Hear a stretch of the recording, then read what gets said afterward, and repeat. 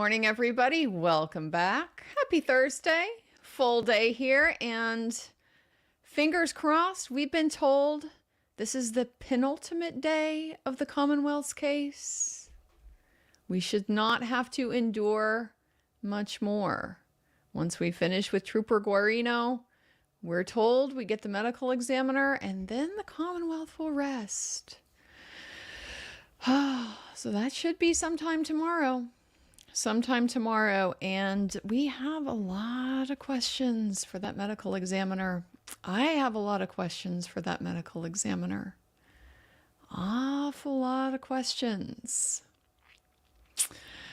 So, yesterday, when we didn't have court, happy Juneteenth, by the way. Happy day that we banished slavery from the private industry and relocated it into the prison industrial complex and gave them a monopoly. Happy day of that. If you think I'm exaggerating, go read the 13th Amendment. Go ahead and read it.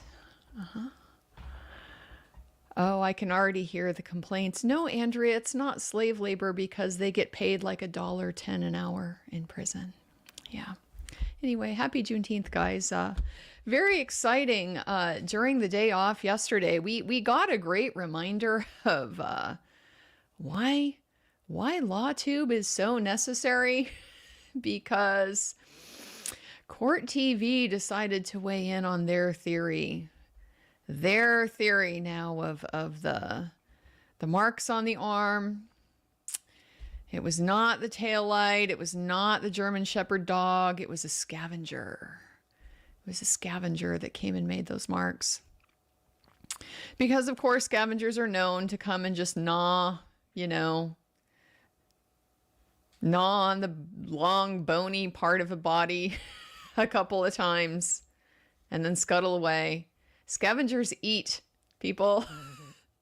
They eat. They're there for food. They're there to chomp on it and take chunks out of it and digest it.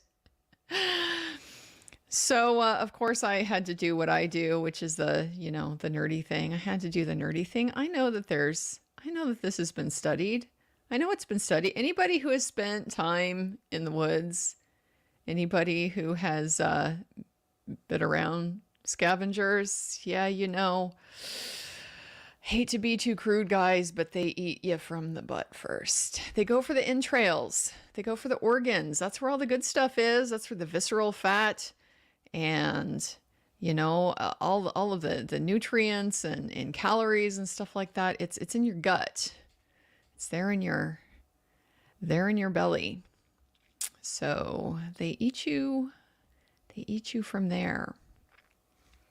They don't come bite your long arm bone a couple of times and then move on. Don't know how that would work with the marks in the shirt. There's no blood on the marks on the shirt, not like something gnawing, through the shirt into the bones on somebody's arm.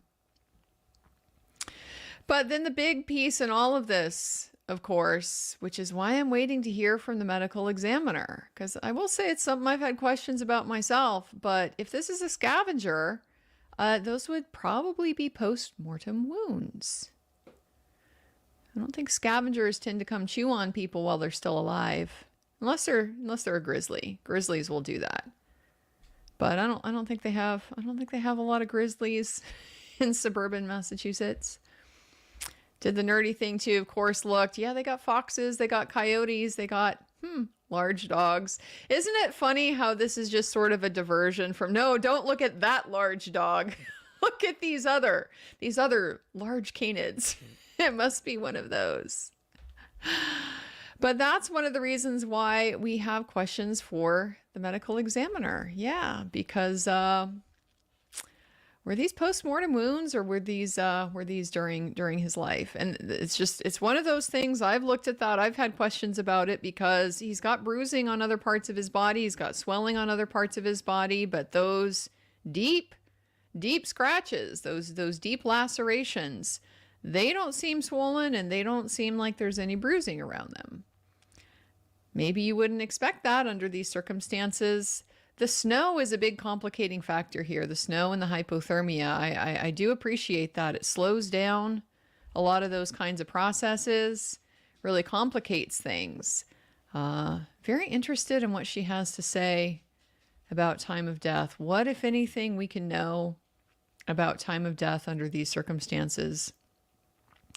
So anyway, that was yesterday. We all had to have a good chuckle at the quality of the discourse that court TV brings to their courtroom coverage.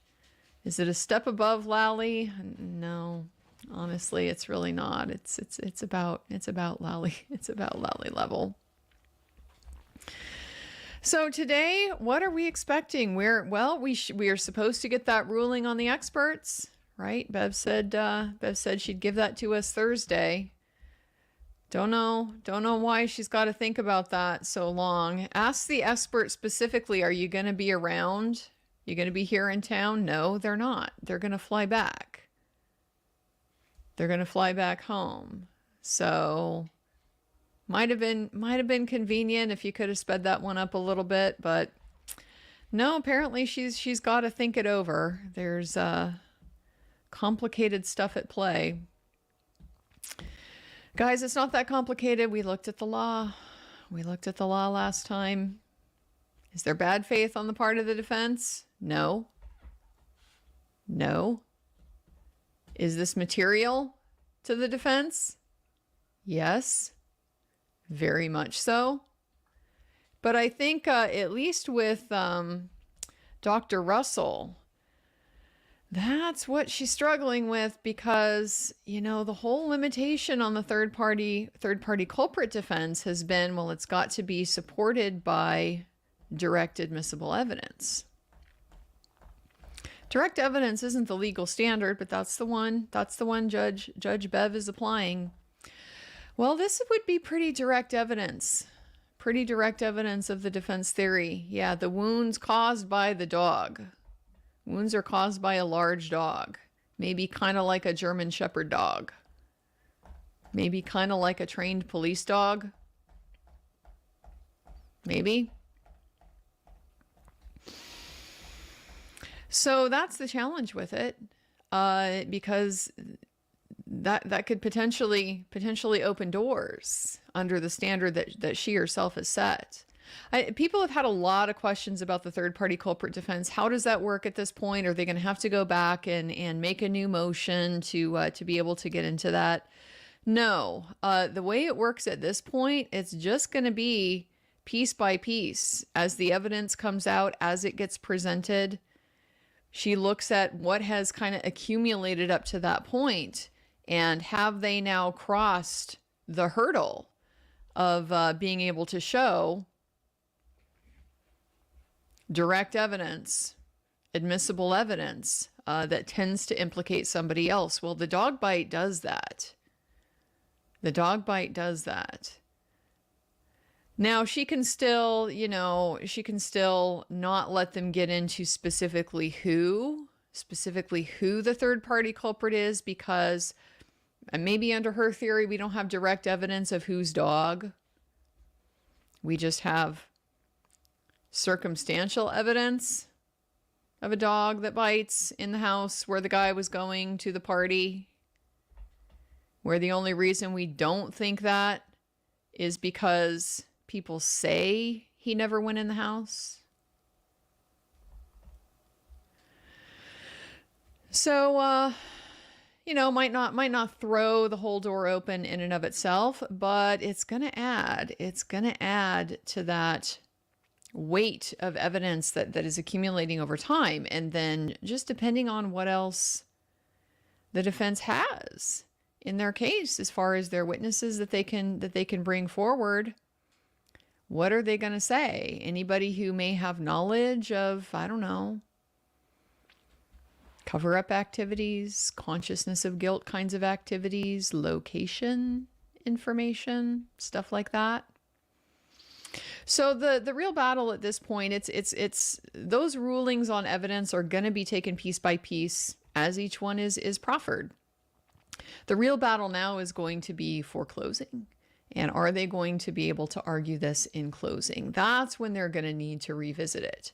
They're going to want to know, can we point the finger at specific people, or do we just have to go through this, wink, wink farce? The examination was or the investigation was flawed on purpose. Somebody else must have done it. It wasn't a motor vehicle accident. We know it wasn't Karen. Who could it be? Are we, we can do that. I mean, I guess we can do that if that's what we're going to be stuck with. But it's just at some point it becomes a question of why are we pretending that the jury doesn't get it? I mean, this is the issue with Bev's direct admissible evidence standard. It doesn't have to be direct. Their own instructions are going to tell them circumstantial evidence is just as good as direct evidence. So you can draw inferences from circumstantial evidence. You can look at this totality of the circumstances and think to yourself, wow, these people sure are acting really shady, and they sure are being misleading about what they were doing and who they were talking to and where they were going at what point in time, what their timeline was. And it sure is weird that these law enforcement people who would know better are having all these early morning meetings, these get your story straights, doing these interviews all in the same room, that kind of thing. Yeah, seems a little weird. Seems a little weird that they're texting each other in their group chat. Well, if the police don't ask the right questions, that's on them. Tell them the guy never came inside. That seems a little weird. These are all circumstances that the jury is going to be able to look at all of them and draw their own conclusions from it. So this idea that we have to muzzle the defense from being able to say out loud what the jury is already considering. They're already considering this possibility. We don't know where they're coming down on that possibility, but they're certainly thinking about it.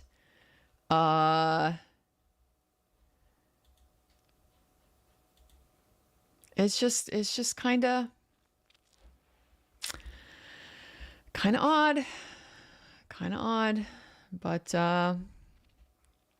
just don't know really what to expect from Bev when it comes to that type of thing, logic. I saw this come up from Bobby Walter. Will Bev rule on Lally's motion to exclude today? Yeah, she said that she would. She said she was going to. They do have to, arrange their lives and their schedules to be able to be back here if they're going to be called. It does make a difference if you want to get this done in a timely fashion. Yeah, the defense needs to know who they're going to be able to put on, what order they're going to be able to put them on in, because it changes when people need to be here. So yeah, she needs to rule soon, and she did say she was going to rule today. So don't know if we'll get it like right off the bat from the bench. Maybe we'll get it before recess. I don't know. But we are expecting that. So then we get back to Trooper Guarino. And of course, where we left was just Mr. Lally stumbling around, putting a whole bunch of things in evidence that we didn't look at, didn't see. He didn't show any of it to us. He was, sort of frantically thumbing through the paper on his desk to find different things, putting things in evidence that already were in evidence. Didn't get a real glory moment with his clothes, right? He really wanted to end with those text messages between Karen and John, where, once again, he's leaving her with the kids.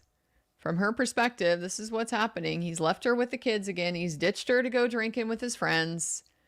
She's not even supposed to be staying at his house, but he's just taken it for granted. He took it for granted that she was going to come give him a ride. He took it for granted she was going to, just get over what sort of problem she had with him being mean to her that morning and apparently saying nasty things to her that morning. Just took it for granted that she would get over that and come right back, come give him a ride, and then spend the weekend at his house, probably to take care of the kids. That was his big gotcha that he really seemed to want to end on, but Bev wasn't having it. No, we have more time. The jury is still here. So yeah.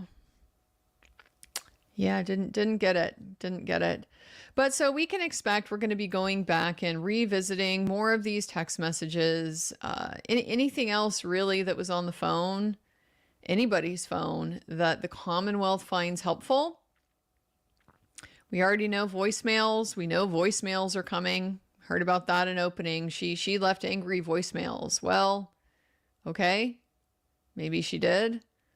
Don't know that it's really going to change anything in terms of what we can already see from the dynamic here. And I think for the most part,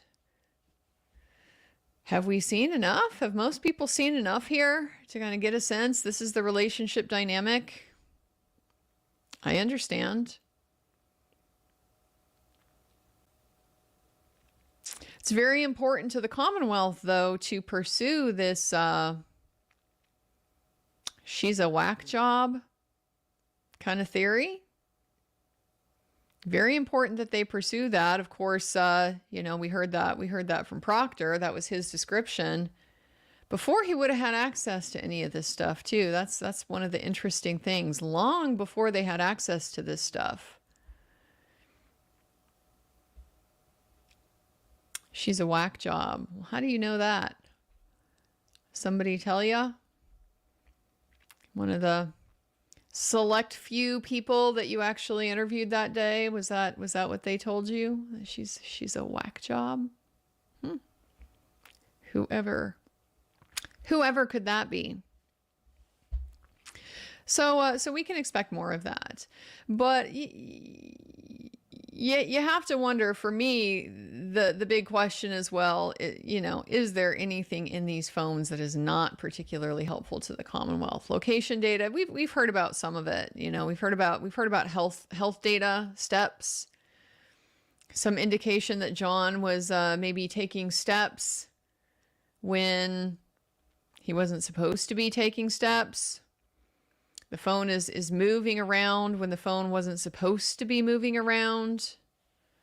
Before he's discovered, before he's in the ambulance, before he's in the hospital, stuff like that. So it's gonna be a question there. Does Lally do what Lally has been doing from the very beginning, and just leave it unsaid? Leave that there on the table for the defense to come in and make some hay out of, or is he going to do something to try to get out in front of it? Only thing we've really seen him try to get out in front of so far are those Proctor texts. It's the only thing he really tried to get out in front of, and he it was not an impressive job. It was not impressive. The defense was still able to dance all over those. Right? Dunk after dunk after dunk. Because they just didn't have a particularly good explanation. You know how bad this stuff is. So we'll see what else Trooper Guarino has in those cell phone extractions. So it looks like Bev is not super timely this morning. Still waiting for the feed to get pulled up. Well, I'll give you a little preview of kind of where my mind has been going, because after finally lots of urging, I started listening to the Case podcast yesterday.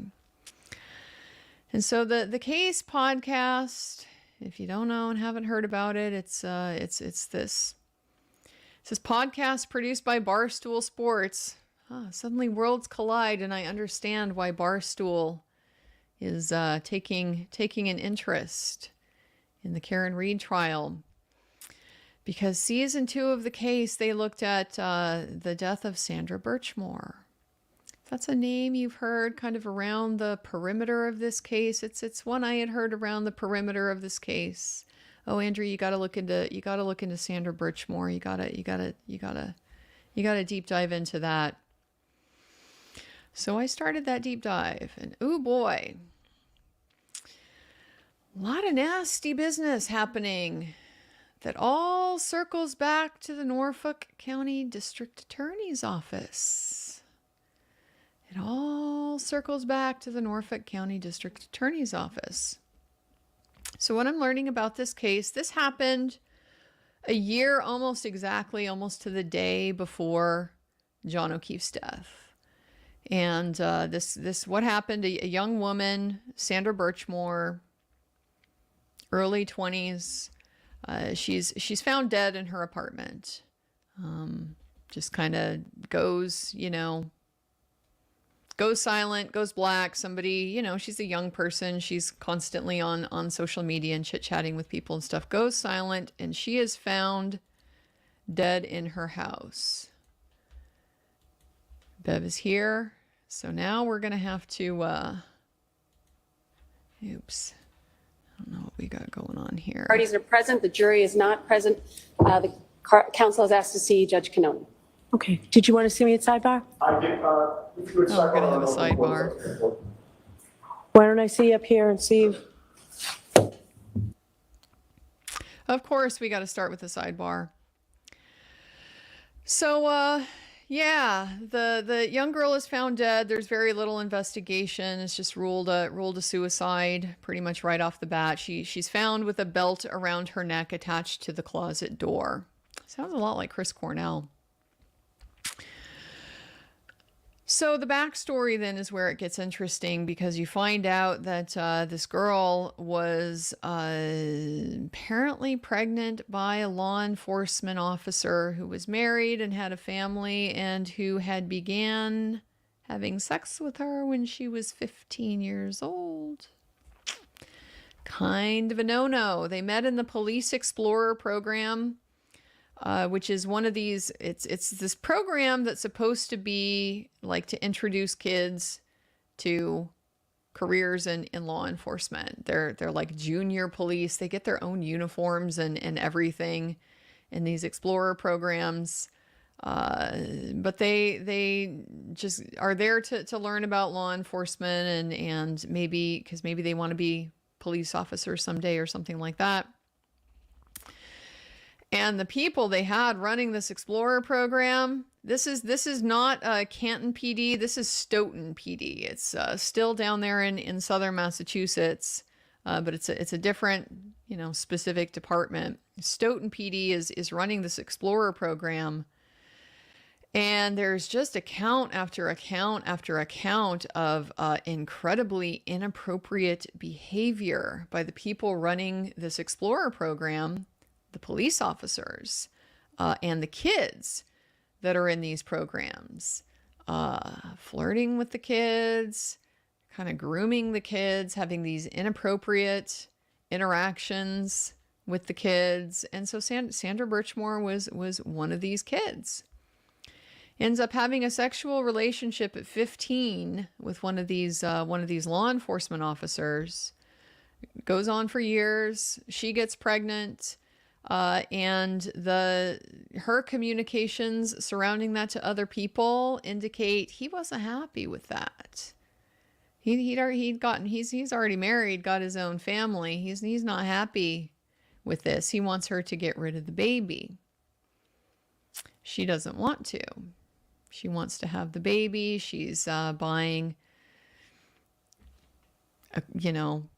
equipment, the stuff that you get for a baby, car seats, things like that. She's preparing to have this baby.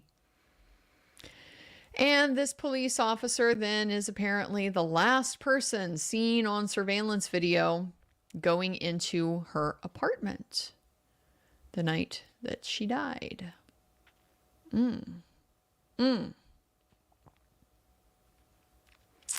So the officer turns his phone over. Turns his phone over to who? Oh, to Trooper Nicholas Guarino, the guy here on the stand, who finds no evidence of communications between Sandra Birchmore and this police officer. But there are communications on Sandra's phone. She's got them. She's got them. But they only go back so far. Right? We know the relationship goes back to when they were 15. Sandra, by most accounts, was a little bit of an oversharer. She talked to lots of people about lots of things. So this relationship was not a secret. The timeline was not a secret. It was out there. It was known. So that's kind of the story. That's where I'm at anyway in this story with Sandra Birchmore. It's another situation where Norfolk County decision not to investigate people who are a little bit close, a little bit comfortably close to a homicide. A little too close with the opportunity, little too close with the motive, but just wrote it off as a suicide and left it at that. Interestingly, apparently, the FBI is also talking to people in relation to Sandra Birchmore's case.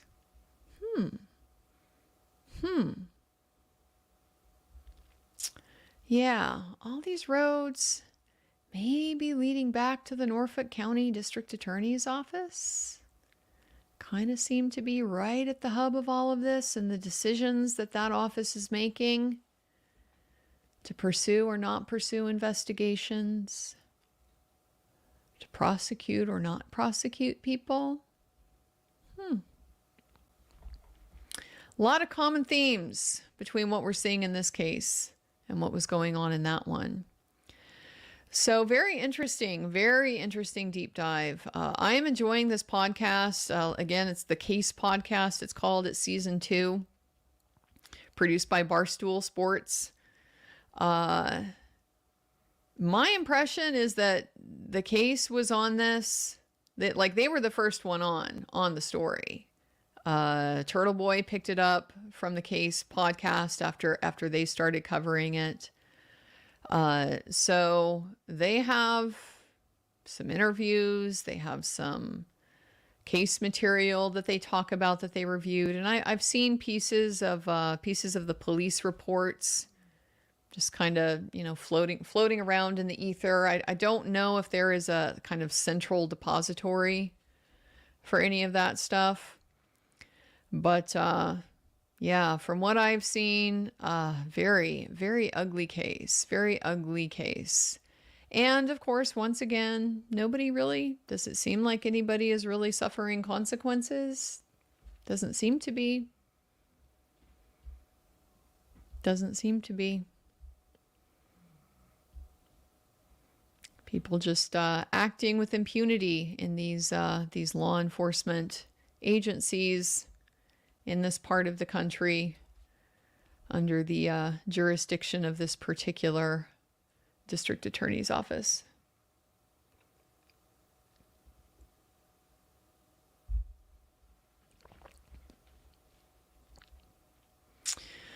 Well, not sure what's taken him so long this morning.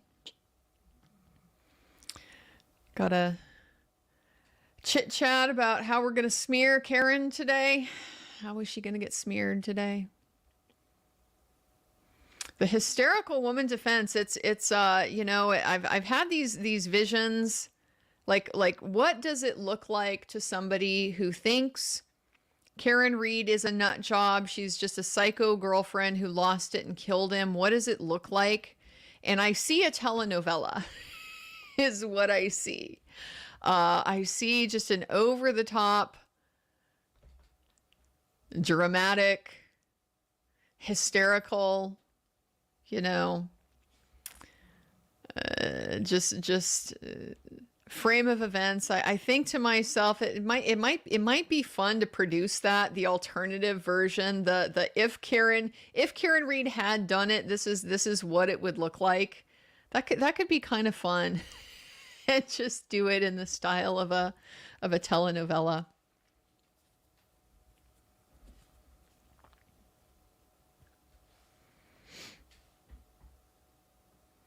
She's got extraction reports there on her phone, on the table there, it looks like. I don't know whose phone, but so maybe they're chit-chatting about that last minute stuff that Lally was putting into evidence. Maybe. I don't know.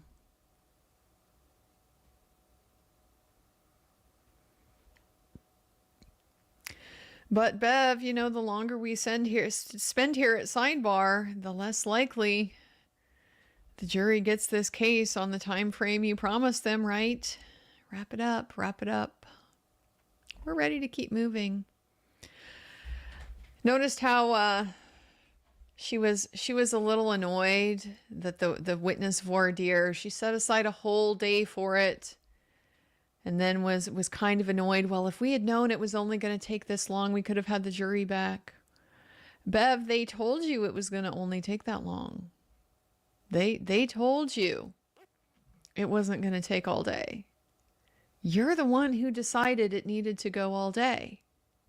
So if the jury's time got wasted, it's your fault. Guess this is the downside of substituting your opinion for what the parties are telling you. They're telling you we don't need to spend all this time with these witnesses.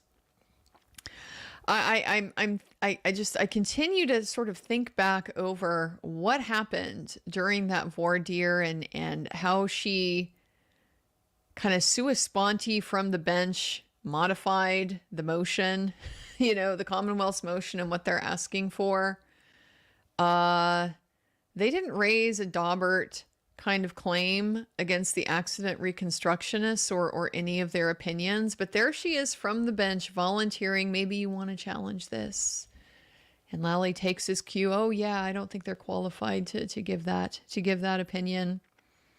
Wasn't even in the motion, but she's going to go ahead and pitch that one up, lay that one out right in the strike zone for Mr. Lally, a little softball there.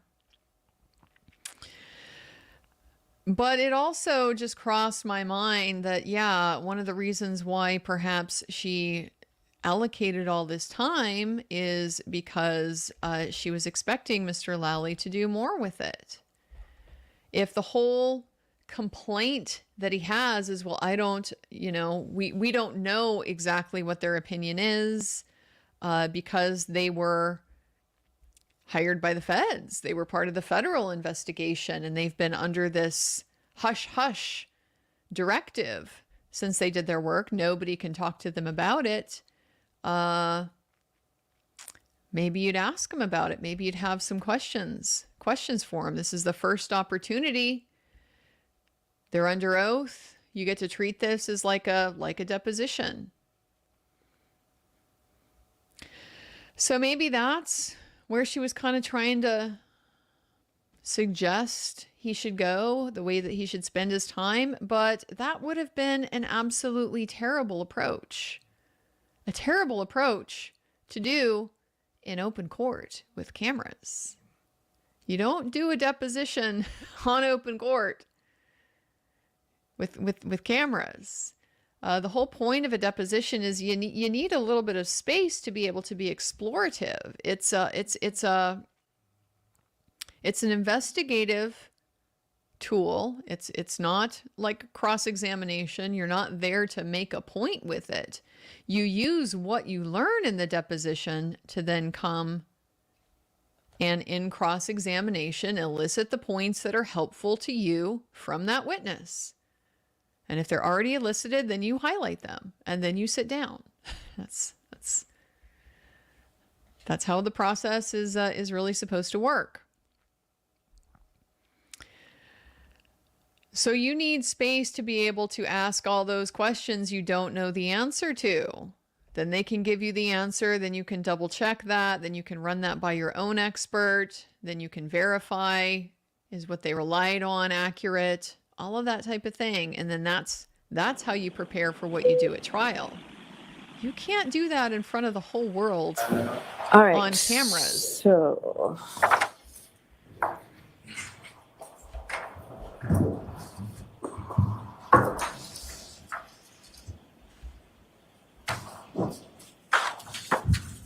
So, moving on to the voir dire motion the other day, or voir dire hearing in response to the Commonwealth's renewed motion for reciprocal discovery and motion to exclude defendant's expert, Dr. Marie Russell. So the Commonwealth was alleging violations of Rule 14's reciprocal discovery requirement, and the Commonwealth asked for exclusion of Dr. Russell. I did find and do find that there was a violation of the reciprocal discovery obligations of the defendants. I was looking for a remedy. You called it a sanction, Mr. Jackson, but I called it a remedy. And I did tell counsel, as you know, at Sidebar a couple of times, at least last week, that I did not want to exclude the testimony if I did not have to. So we had the voir dire, and I'm satisfied that the voir dire provided the Commonwealth the information that the defense should have provided the Commonwealth. So I am going to allow Dr. Russell to testify, but her testimony is very limited, and I think you even sort of acknowledged it the other day, Mr. Jackson. So she'll be allowed only to opine whether or not the marks on John O'Keefe's arm were the result of an animal attack. I find that she is a medical doctor. She's an experienced ER doctor, albeit, several years ago since she's worked in that capacity, but that she does have specialized knowledge in that field that may assist the jury in this regard. But she can't testify as an expert on police activity. There'll be none of that. And she will not be able to testify as to what the injuries are inconsistent with. She cannot testify that they're inconsistent with having been struck by a vehicle, road rash, scratches from broken glass or taillight matter, or anything else. So that's beyond the scope of which she can testify. The second part of the Commonwealth's motion, so now is she going Commonwealth to let the argued that they were not provided reciprocal discovery regarding the biomechanical engineers and others, but specifically ARCCA, Dr. Wolf, and Dr. Rentschler. And I do find, though I understand why the defense didn't respond, but it is a violation of Rule 14. So we had this voir dire. The Commonwealth was looking to see what each person did, their independent opinion, what their testimony would be, and whether they were qualified to render the opinions that they qualified. So from what I heard the other day, Dr. Wolf can testify to what his involvement. Dr. Rentschler, though, I have some concerns.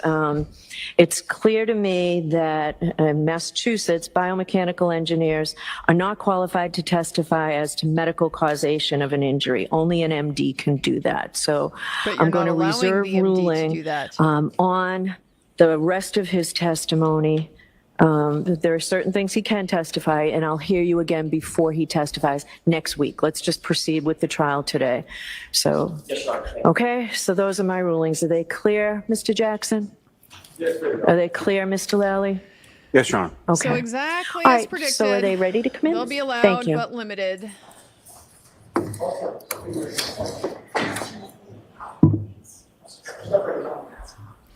Yep, that's kind of what I saw coming. As soon as she said she can't testify to what the injuries are inconsistent with, even though she's also seen hundreds and thousands of motor vehicle accident injuries, she's not going to let the MD testify to it. And then she'll say that the crash reconstructionist isn't qualified to be able to do it. So quite a little roadblock you put in there, Bev, to be able to say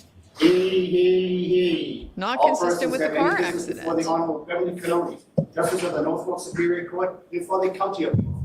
draw near, give your attendance, you shall be heard. God save the Commonwealth of Massachusetts. This court is now open. You may be seated. All right, good morning again, counsel and Ms. Reed. Good morning, jurors. So we appreciate that you were patient, that we got a lot of work done this morning before you came out. It's cool in here now, as long as you're away from the sun from the windows, it should be fine. He got to give The his county opinion has of done a really causation, didn't terrific he? job of making sure that they got this building nice and cool for us today, so I appreciate what the county's done as well. I do have to ask you I those agree. 3 questions. Were you all able to I agree. follow my Appellate instructions issue, and refrain deprivation from of the right to discussing this case defense. with anyone since we left on Tuesday? They're eminently Everyone said qualified. yes, nodded affirmatively. Were you also able to follow my instructions and refrain from doing any independent research or investigation into this case? Yes. Everyone said yes or nodded affirmatively. Did anyone happen to see, hear, or read anything about this case since we left here on Tuesday? Everyone said no or shook their heads. All right, thank you very much. So may we call the witness, please? Trooper Guarino, please.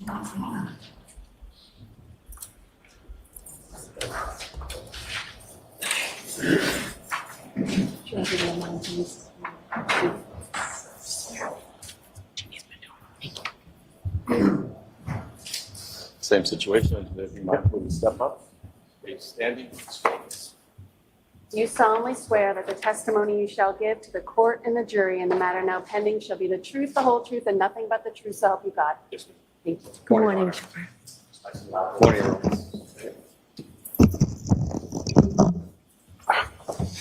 Oh, the white tie. Where's the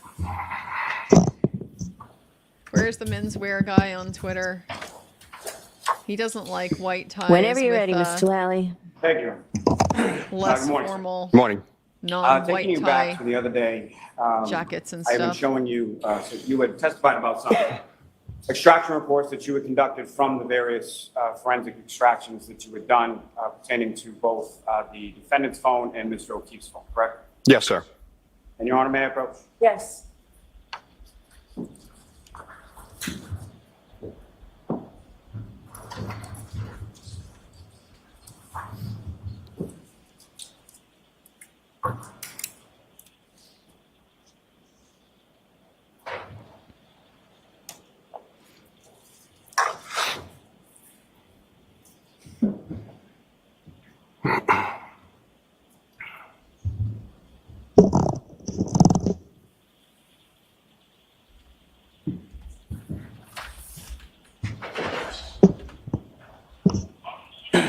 I'm showing you a document, asking to review that with a couple of minutes. Okay. Informal lapels with the white tie is what will kill the menswear guy. Okay. You recognize that, sir? Yes, it's, What do you recognize that to be? sorry. Karen Reed's phone call logs. And that's specifically from January 28th and January 29th, is that correct? Yes, it starts the 28th at 12:33 to, I'm sorry, the 29th at 12:33 to 3:19 p.m. on the 29th. And just for ease of reference, does it sort of go in descending order as far as the earlier calls are on the last page and then the more recent calls are on the first page? Yes, that's correct. May I approach, Your Honor? Yes. May we approach, please? Okay.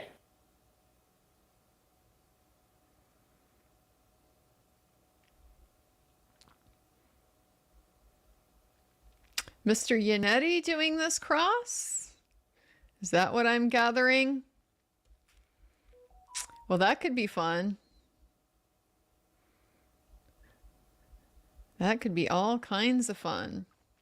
I do like the taupe suit better on this guy though than I did on Mr. Lally. I for one generally love a taupe suit. I just think it looks fantastic. Mr. Lally though, it could not have made him look more red. It does not suit his coloring at all. Works a little bit better on this guy too, but yeah, it's gonna pull out your red. You gotta be careful about that. The slightest little bit of blushing, yeah, you're gonna see it. You're gonna see it against that taupe suit.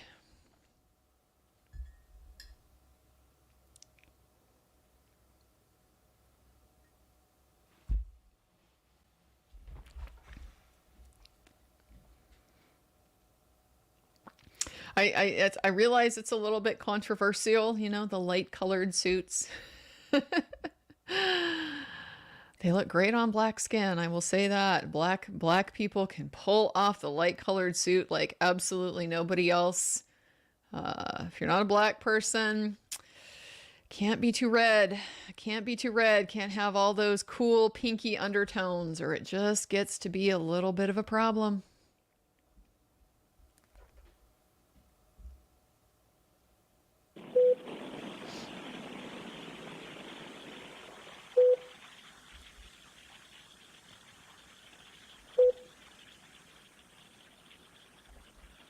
Yes.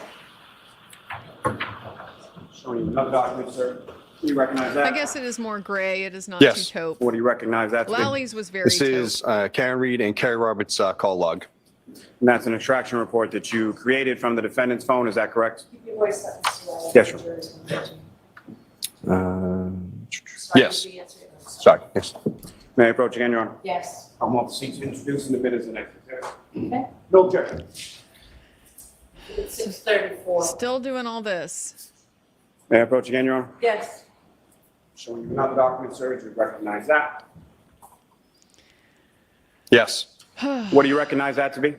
This is the chats from John O'Keefe and Chris Albert. And again, that's an extraction report that you created from Mr. O'Keefe's phone, is that correct? Yes, it is. May I approach again, Your Honor? Yes. I'll move the seat to introduce and admit as the next exhibit. No objection. Mr. Lally, you really do need to keep this. It's 6:35.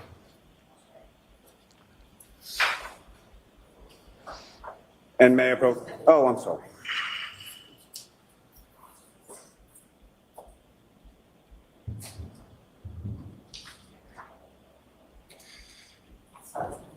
My apologies. May I approach again, Your Honor? Yes. Is he already wanting to kill Another himself again document, sir. I ask you today? to look at that. Look up when you're finished. I saw quite a few people trying to say it was Mr. Lally that had that hot mic moment Yes. last time with Do the you kill recognize me. that, sir? No. Yes, It this was is this Karen guy. Reed's, the full chat report of everyone from the 29th on. So, May I approach, Your Honor? Yes. I'll move the seat to introduce and admit as the next exhibit. We have no objection.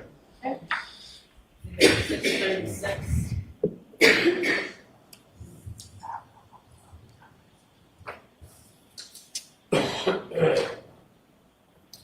I'm sorry, may I have the last one?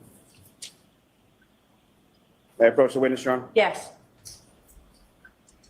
Just dump all The this on returning the, view on is the now jury. marked as Exhibit 636. Your Honor, with the court's permission, may I call this portion of this to the jury? Yes.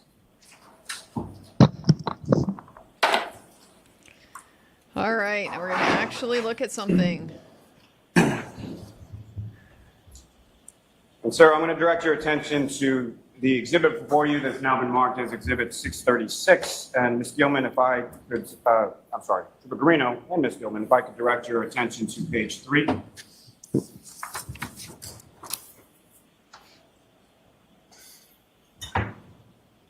And do you have that before you, sir? yes, I do. And on page 3, who was that a conversation with? Laura Sullivan. And that conversation essentially continues from page 3 to page 6, is that correct?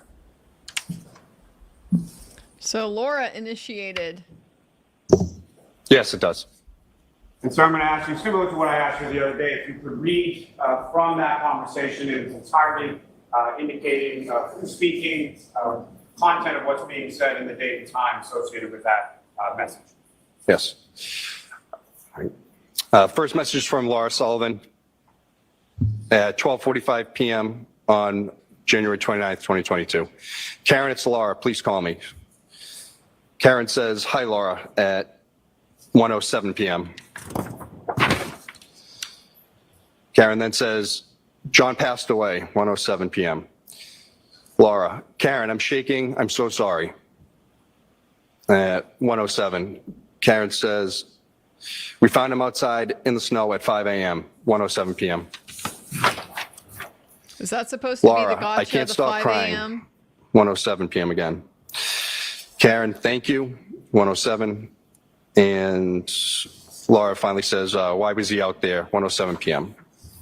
Oh, sorry. Karen replies, he left the party we were at. I don't know what time. I didn't even go in. I went to bed. That's at 1:08 p.m. Laura says, oh my God, 1:08. Karen, my heart breaks for, my heart breaks for everyone at 1:09 p.m. Thanks. So with those text messages, Ms. Sullivan, in the afternoon of the 29th, she indicates to Ms. Sullivan that they located Mr. O'Keefe around 5 a.m. Is that correct? Yes, it is. That's their gotcha. The hysteria. Now, sir, if I could direct your attention to page 28 to the woman 29 who's of in those shock messages in the didn't exhibit check before her you. clock. In page 28 to 29, who's that conversation with? This is Karen Reed and John O'Keefe. These are conversations from the early. I'm Kevin. Yes. These conversations on page 28 through 29 of this exhibit occur in the early morning hours of January 29th, correct? Yes, that's correct. And if you could, sir, again, please read as far as who's speaking, what they're saying, and what date and time these are being sent. Yes. So Karen Reed to John O'Keefe at 12:55 a.m. on the 29th. I'm going home. Followed by, see you later. Yes. We went through these ones already. At Molly has to 1:02 get a.m., she texts John again saying, your redux. kids are cucking alone. And at 1:04 a.m., she says, I'm back in Mansfield. The kids are home alone.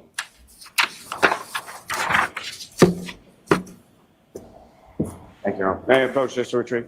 Yes. Yeah, we already saw that one, Lally.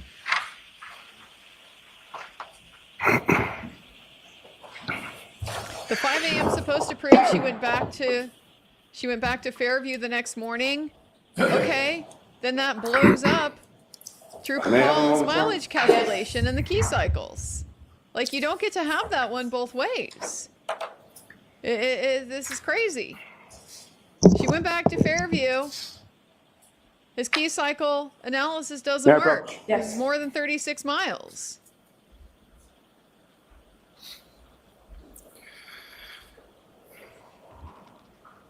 What is the Commonwealth's theory here? Confuse us into acquitting her?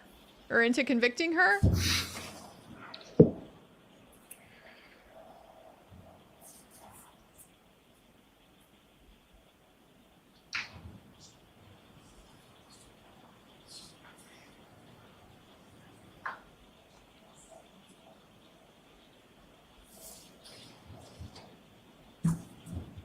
So I'm showing you two documents. And Mr. Officer, we can put the lights on.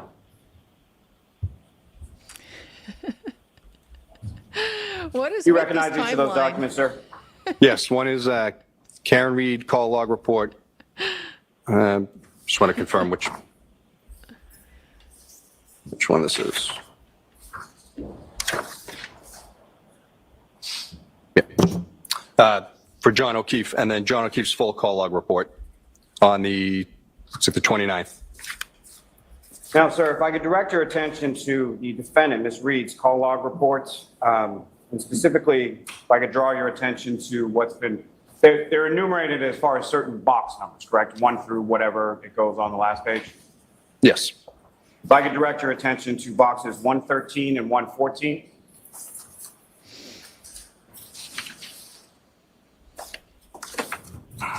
Okay. See those entries, sir? Yes. Now, as far as the time related to box 113 and 114, what are the timestamps associated with that?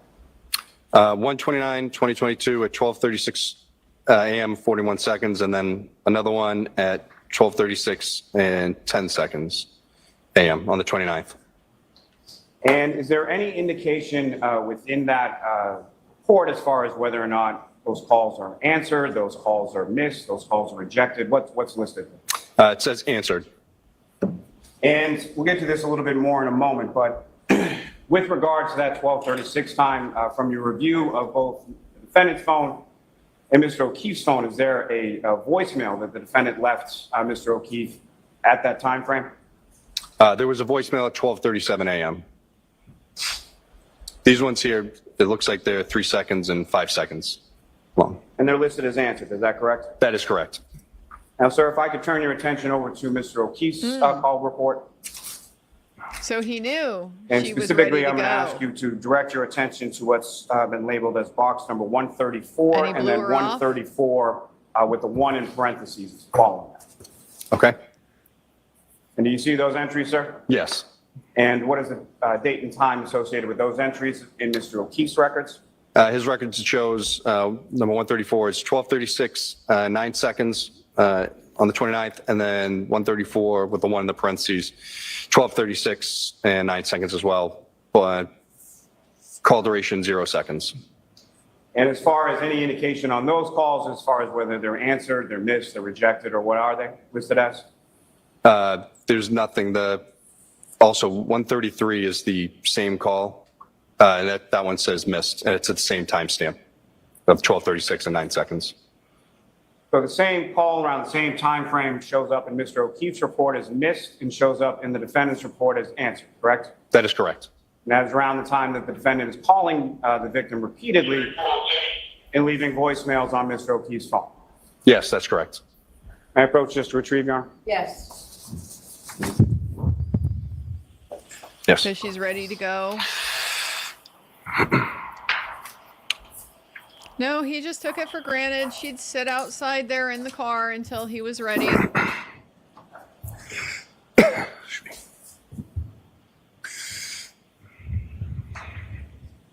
So 12:36. Now I kind of want to hear this voice message.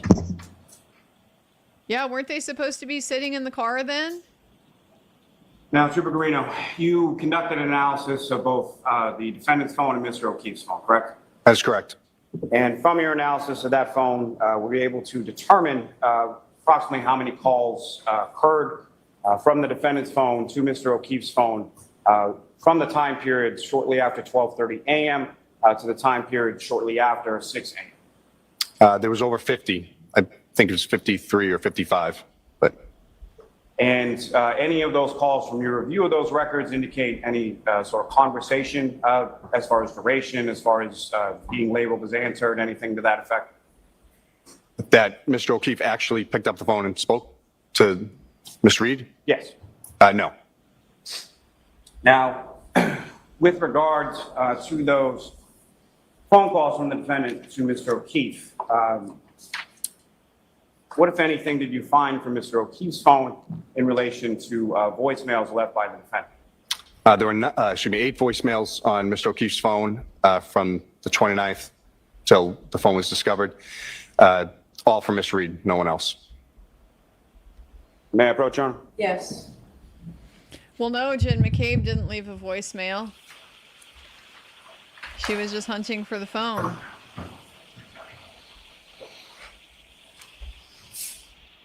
If they weren't When you were this, sir, you recognize that? Yes, hunting for What the do you recognize phone, that to be? it's the why wouldn't you John leave O'Keefe a voicemail? voicemails from Karen Reed on his phone. From that period that we were just speaking about on January 29th? Yes, that's correct. May I approach, Your Honor? Yes. I'm going to seek to introduce in the minutes the next exhibit. We have no objection. Okay.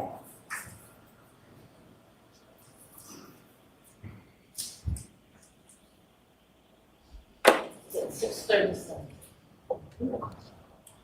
Now, sir, from your review of the defendant's phone, before we get to those, from your review of the defendant's phone, what, if anything, were you able to observe or ascertain that the defendant's phone did at approximately 12:36 a.m.? So by looking at the timeline in the phone, we were able to see that Ms. Reed's phone auto-connected to John O'Keefe's Wi-Fi at his house at 12:36 a.m.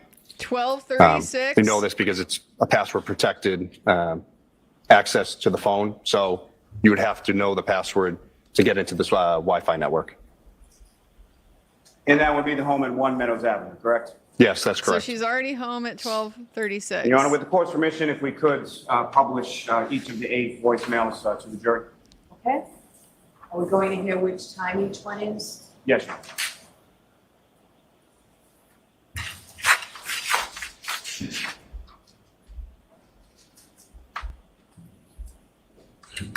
And Trooper Guarino, again, similar to the other messages, just for point of I reference. hope we're going to be able to The hear earliest this. of the voicemails is the last in the list, and the most recent is at the top of the list. Is that correct? Yes. Now, as far as this first voicemail, what time did this occur? 12:37 a.m. And with the court's permission, if I could play that for the jury. Yes.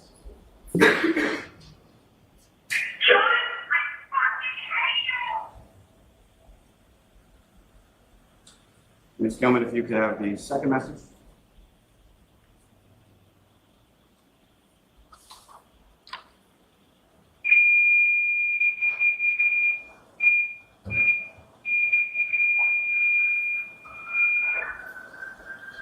Sorry, Ms. Gilman, if you could pause right there, please. I apologize. I just wanted the siren to go by. Oh, that's fine. And before Ms. Gilman presses play again, Trooper Guarino, what time is this second message? 12:42. Ms. Gilman, if you could.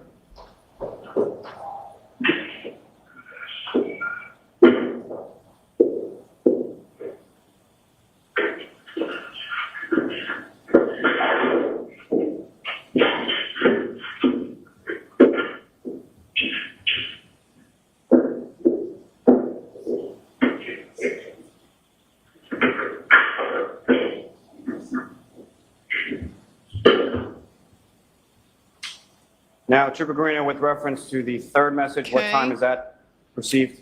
12:59. And again, when I say received by Mr. O'Keefe's phone, is that correct? That's the timestamp of the voicemail in his phone, yes. And Ms. Gilman, if you could, with reference to that third message. John, I'm telling you, a fucking kid. Nobody knows what the fuck you want, fucking pervert. Now, the fourth message, Trooper Guarino, what time was that received by Mr. O'Keefe's phone? 1:02 a.m.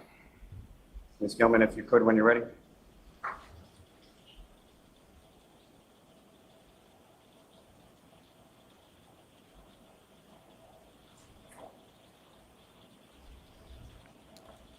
That was it. So We'll can we talk just about turn the this, air too. conditioner off for just a second, please? Crossover with So you Koberger just here, waited? both Yeah, both Your Honor, there was no organized and content. disorganized. It was just like a 1 second long in the crime. message. And Trooper Guarino, with regard to the fifth message, what time was that received by Mr. O'Keefe's phone? 37, 2, 1:11 a.m. Excuse me. And Ms. Gilman, if you could. Yeah, it's 1 in the morning. I'm with your fucking niece and nephew. You fucking pervert. You're a fucking pervert.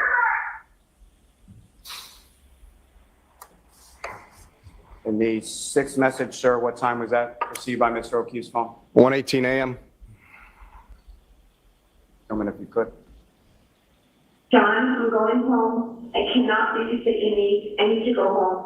You are fucking using me right now. You're fucking another girl. He's sleeping next to me. You're a fucking loser. Fuck yourself. The seventh message, sir, what time was that received by Mr. O'Keefe's phone? 5:23 a.m. Gilman, if you could. John, we're dying. The last and eighth message, sir, what time was that received by Mr. O'Keefe's phone? 6:08 a.m. Ms. Gilman, if you could.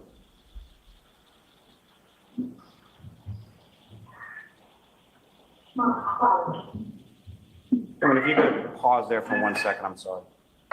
With respect to this message received on Mr. O'Keefe's phone at 6:08 a.m., from your knowledge of the investigation, where was the defendant, who, if anyone, was with her or around her at the time of this message at 6:08 a.m.? Jen McCabe, Kerry Roberts. During the message, you can hear someone on the phone with 911. Thank you, sir. Ms. Gilman, if you could.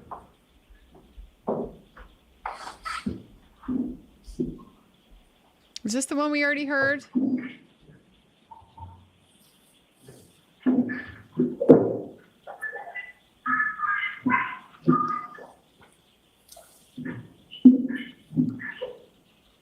Yes, I need someone to be recorded.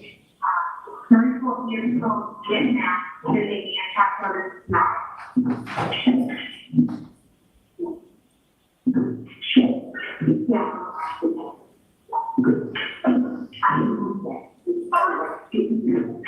Yeah, the wipers. I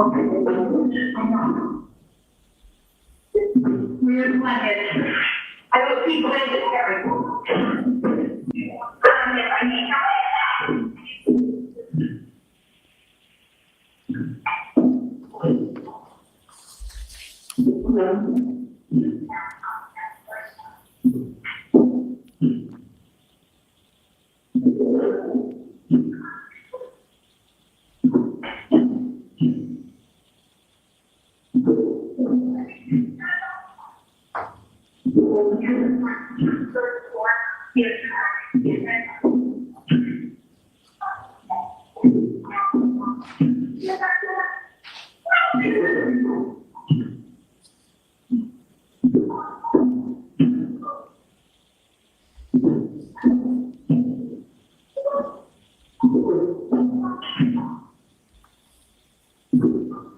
Sure is what that rhythm sounds like, isn't it?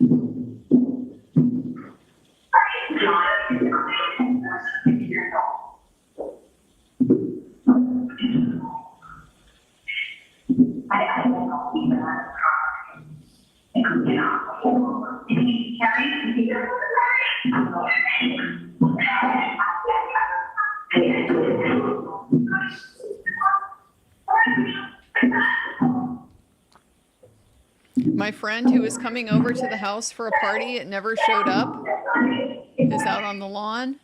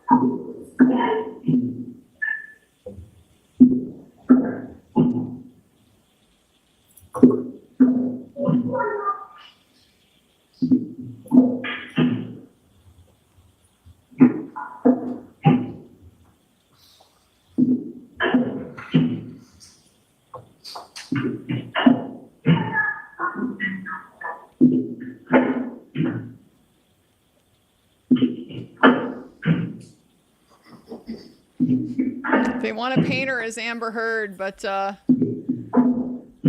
this is an act. She's a lot better than Amber ever was. Thank you, Ms. Newman. Can we turn the air conditioning back on? Thank you very much. Now, Trooper Guarino, in addition to the 53 phone calls that you've testified about, the defendant made to Mr. O'Keefe from that time frame following 12:30 a.m. to approximately just past 6 a.m. Did you note any other calls to a contact listed within the defendant's phone as mom? Yes. And when were those calls placed? I believe there's one at 1:10-ish in the morning. I forget the exact timestamp. There's also one at around 4:40 in the morning, and then at 4:42, right around 4 in the morning. Two of them, the first two weren't answered, and then the third phone call was answered. Now, with respect to Ms. Reed's phone from that same time period, what, if any, phone calls did you observe to a contact listed in the defendant's phone as dad? It's the same number. So when I looked at it in one report, it showed as dad, and then when I looked at it in Cellbrite, it came up as mom. So I don't know how it's attributing. Maybe she has it listed twice. I never looked at her actual phone. So this is what the extraction is showing me. Now, sir, you testified the other day that upon your review of the defendant's extraction reports, you were not able to determine there were no listed GPS locations for the defendant's phone? Correct. Like routes or anything like that. And that was because it was turned off in the phone, is that correct? That would lead me to believe, yes, that location services are turned off, so Objection, move to strike. Yep, so no gas. What can you tell us about that? well, if GPS coordinates and location services on, that's what would get us locations in the phone. So if they're not there, they could be turned off. Objection, move to strike. I'll allow Now, with respect to Mr. O'Keefe's phone, what, if any, analysis with respect to GPS and/or health data? Well, let me ask you this: is from your training experience and your casework with respect to forensic analysis of electronic devices, what is health data in a cell phone? How is that here we recorded, go. and what, if anything, can that tell you? Okay. So in an iPhone, you can have health data. To use that health data, the phone, if you don't have an iWatch paired to it, is basically just a high-tech pedometer. It's just every time you move the phone, it's going to track steps, and that's if you have it turned on. If you have the iWatch on, it'll get beats per minute, and you get a much more robust health data from it.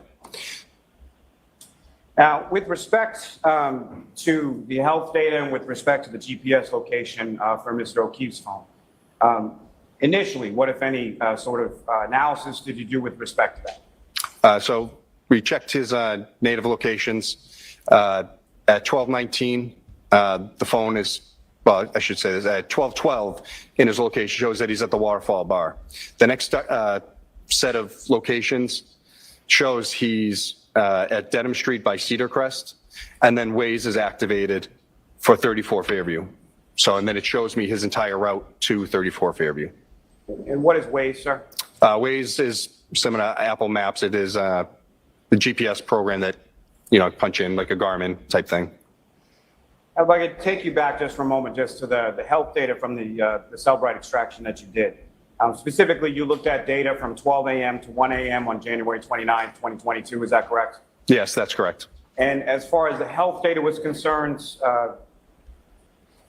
there was some entries from 12:11 a.m. to 12:32 a.m. Is that correct? Yes, that's correct. And can you describe to the jury sort of what you observed and what, if any, significance those entries had to you as far as the health data was concerned?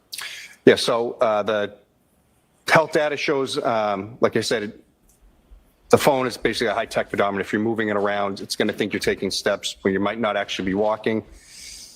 His health data show while he's driving that he's traveling and taking steps. Objection, move to strike. So I need a foundation. Trooper Guarino, over the course of this investigation, your analysis, you became aware of other witness statements, surveillance video, things of that nature as to Mr. O'Keefe's whereabouts from approximately 12 a.m. to at least 1 a.m. Is that correct? Yes, that's correct. And you're aware of around the time just past 6 a.m. When it is. So let's hear the question first. Oh, that's my objection. Go ahead, Mr. Lawler. You're aware of the time being just past 6 a.m. that you already testified to as to when Mr. O'Keefe was discovered and 911 was called. Yes, that's correct. So, sir, with respect to, again, that time period starting at 12:11 a.m., what, if anything, did you observe with respect to the health data of Mr. O'Keefe as signified within the phone? So it marks when he's taking steps, ascending, ascending stairs, and distance traveled. And so from that period of 12:11 to 12:32, there were essentially 4 time periods that you delineated. Is that correct? Yes, that's correct. And do you remember the precise times and sort of the distance traveled within those time frames? I don't remember the precisely off the top of my head. Need to refresh? Your Honor, with the course permission, may the trooper refer to his report just for those numbers? Do you have it with you, Trooper? Yes, Your Honor. So Thank you. he's trying to get out ahead of the health data because 12:32, if there's health data, if John is doing stuff at 12:32 and Karen's back at his house at 12:36. Okay. And sir, if you could just Pretty tight list for the jury what timeline you there. Yes. So at 12:11 and 9 seconds in the morning to 12:21 and 5 seconds on the 29th, it shows that he's taking 170 steps going 99.6 meters or 326 feet. At Sorry. At 12:21 and 10 seconds to 12:24 and 22 seconds, it shows 80 steps and 87.74 meters, or 287 feet. At 12:21, 14 seconds to 12:24 and 37 seconds, it stated ascending, descending 3 floors. And then at 12:31, 56 to 12:32, 16 in the morning, 36 steps, 25.46 meters, or 85 feet. Now, sir, with respect to what's listed as steps, does that indicate, from based on your training experience and familiarity with this sort of health data, what, if anything, does that tell you as to whether or not the person with the phone is physically taking steps? That's not the case. What is the case? Like I said, the phone has internal measures. No objection. The phone has internal measures in it. Like I said, it's basically a pedometer. So the movements of the phone, the distance traveled, it's going to register as steps. You don't have to physically be walking and moving the phone for it to register movements. Just waving it around and then could potentially cause it to think you're walking and moving. You mentioned that from your review of Mr. O'Keefe's phone, you indicated there was a Waze search for 34 Fairview Road. Is that correct? Yes, that's correct. And if you could just explain to the jury sort of what is Waze and what kind of information are you looking at there? Waze is a GPS program. So you put your address you're looking to go to. It's going to tell you the fastest route, where the police are, etc. And when that Waze search was conducted, is there a precise time pursuant to your review of Mr. O'Keefe's phone associated with that Waze search? Yes, it was at 12:20 in the morning. And so from all of those steps and everything that you, if Mr. O'Keefe is searching for 34 Fairview Road, inferably he's not at 34 Fairview Road, is that correct? That is correct.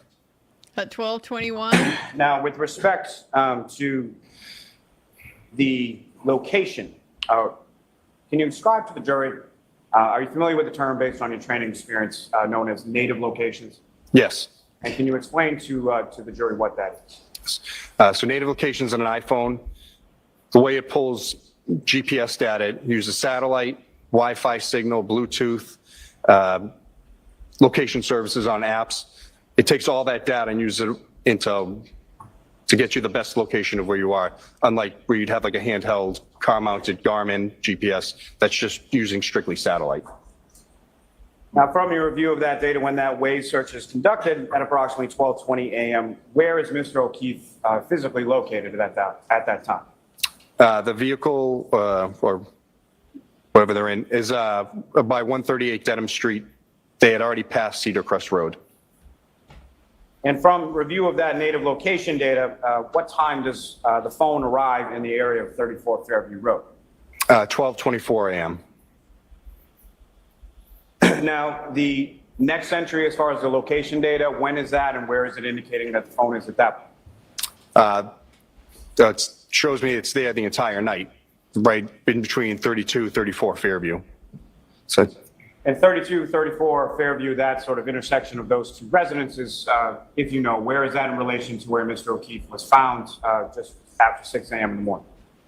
I was only going by the photos that Sergeant Good had taken and from the Canton PD cruiser cam, but that area would be within 3 feet, give or take, of the area where the GPS signals all plot for the rest of the night. Now, Trooper Guarino, you testified the other day to a tool that you use called Axiom, is that correct? Yes. And with regard to the location data in the tool of Axiom, what, if anything, can you tell the jury as far as how that works and how accurate it is? So, like Cellbrite, Axiom will also show the native locations in an iPhone. They're able to display the range of accuracy in meters, and then also the speed of the phone in meters per second. And were you able to ascertain from using the Axiom tool and the location data for Mr. O'Keefe's phone as far as its speed in meters per second at 12:25:36 a.m.? I don't remember it off the top of my head. Sorry. Your Honor, with the court's permission, may the trooper refer to his Thank you. report for the numbers? Go ahead.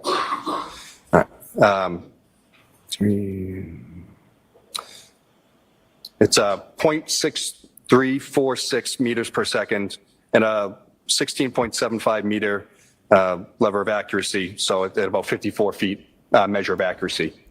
Oh, Now, But sir, if you within could, just based on 3 your feet training of where it experience and your was use, familiarity with this Axiom tool, for the record, that's AXIOM, is that correct? Yes, that is correct. So as far as that degree of certainty or accuracy with regard to the measurement, can you speak a little bit about that and explain that to the jury, how that works and what that means? Yeah. So, as I said, the iPhone tries to use multiple things to get you the best area of location where you're at. I can tell from personal experience that being at 34 Fairview, it's at the bottom, Fairview, where 34 is on Fairview. It's at the bottom of a hill, and it's also at the bottom of Cedar Crest where they sort of intersect.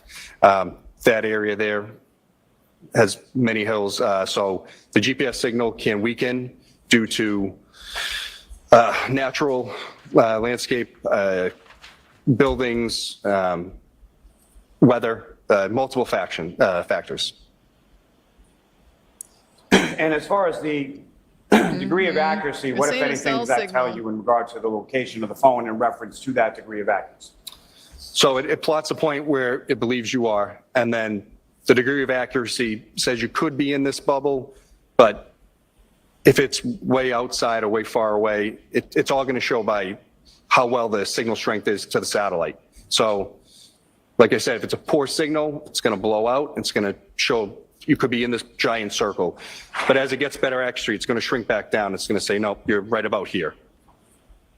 And to that point, or to elucidate that point that you were just speaking on, we'll get to this more in depth in a second, but at some point in 2023, did you go to 34 Fairview Road to conduct some GPS mapping? Yes, I did. And when you were in that area of 34 Fairview Road, what, if anything, did you observe with reference to satellite connection, cell phone connection, things of that nature as far as the strength of the signal? So on my way to work, I actually drive Fairview quite often, and being there in person with my phone, I'll go from 4 or 5 bars of service. When I'm there, it's 1 or 2. So that tells me that strength of signal there is not great. Now, turning back to this cell service. location data from Mr. O'Keefe's That's the phone, land-based you mentioned that it's, you testified that at system. 12:25:36 a.m. Not the satellites. It has a certain accuracy and was traveling a certain speed, correct? Yes. Now, what, if any, speed is recorded in this location data between that 12:25 a.m. and 6:15:36 a.m.? Your Honor, may I just Yes. read? Thank you.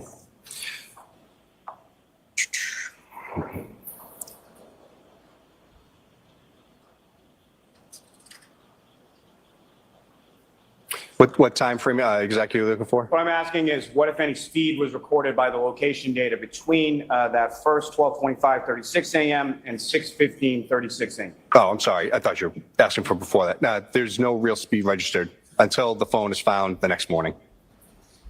And so that would be at the 6:15:36 a.m. time frame, is that correct? Yes, that's correct. And what speed Tell is us about recorded the at that location time at services after the 6:15:36 phone in the was morning? found. It shows 0.24 meters per second for speed, and then with an accuracy rating of 7.58 meters, which is 24 feet. Thanks. So more accurate than you said before, where you said 54 feet. Now, sir, if I could turn your attention to May 8, 2023, where did you go with relation to this investigation on that day? I went to 34 Fairview. And who, if anyone, went with you? Trooper Proctor. Now, what was the purpose of going to 34 Fairview Road on that date in May of 2023? We wanted to take measurements of where Officer O'Keefe's body was found, and then basically a diagonal straight line to the door, how the distance that would be. And what, if any, tools did you bring with you, and what, if anything, did you use in the course of this analysis on this day? So I loaded in the GPS points into a program that the CERT team uses called SARTOPO. It's a GPS mapping program that you can view through an app. So that way I was able to see exactly where I was via the app. We also used one of the big long tape measures that's on like the big thing that would get us from wheel, where a we thing? believed his body was to the front door. And from that, Measuring as far wheel? as the determination of where Mr. O'Keefe's body was Or a big located, what, if long anything, tape? did you use to determine that? As I said before, the photos and video from Sergeant Good of KNPD and the KNPD cruiser cam video. So the cruiser cam video that from Officer Sarah's cruiser, is that correct? Yes, that's correct. The one that shows where Mr. O'Keefe's body is when Officer Sarah arrives on scene, correct? That is correct. Now, with regard to those particular GPS points, what time frame did you start as far as your mapping was concerned?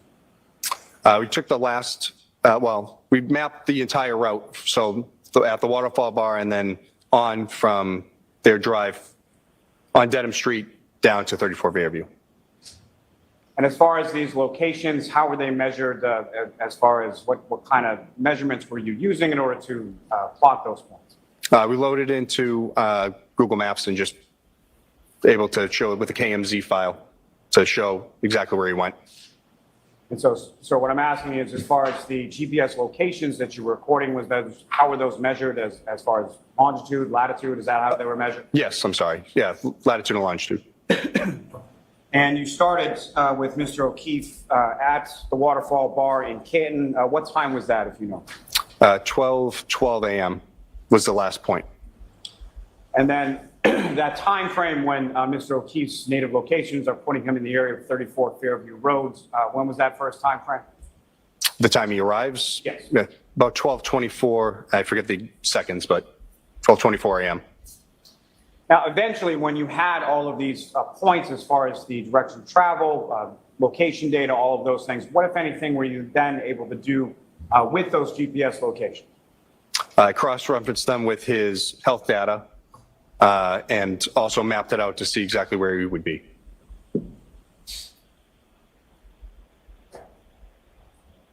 Okay. Now, with respect to the data that you were able to recover, if you could describe to the jury sort of the path of travel, starting with the waterfall as far as where Mr. O'Keefe's phone was, where it traveled in it, and where you noted it at various time points along that sequence. Okay. So, as I said, 12:12, it's at the waterfall bar. Then there's a 7-minute break in location data. When the phone comes back up with location data at 12:19, as I said, he's by Dedham Street and Cedar Crest Road. At 138 Dedham Street, right around there, 12:20 a.m., 34 Fairview's put into Waze. He then proceeds down Dedham Street, takes a left onto Oakdale Road.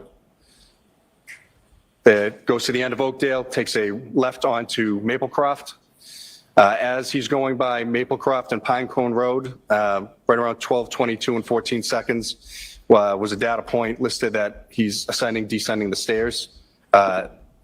So he's over a half mile away from 34 Fairview at this point. They go down Maplecroft, take a right onto Cedar Crest, all the way down Cedar Crest. They do not turn onto Fairview Road. It goes by Fairview, does a 3-point turn or turns around somehow, and then goes back to Fairview and takes a right, where it finally stops between 34 and 32 Fairview.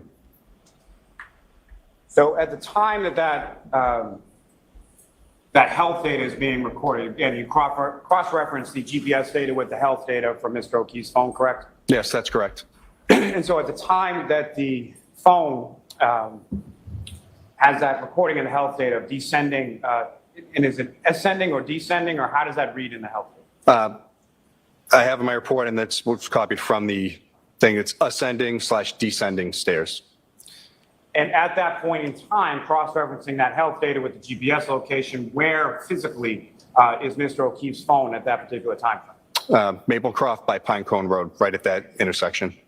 And has Mr. O'Keefe's phone arrived or been in the area as far as the GPS, specifically of 34 Fairview Road? At that time? Yes. No, not at all. And so from the GPS locations that you observed of the defendant's phone, initially the phone passes by Fairview Road and then reverses direction to come back, correct? Yes, that's correct.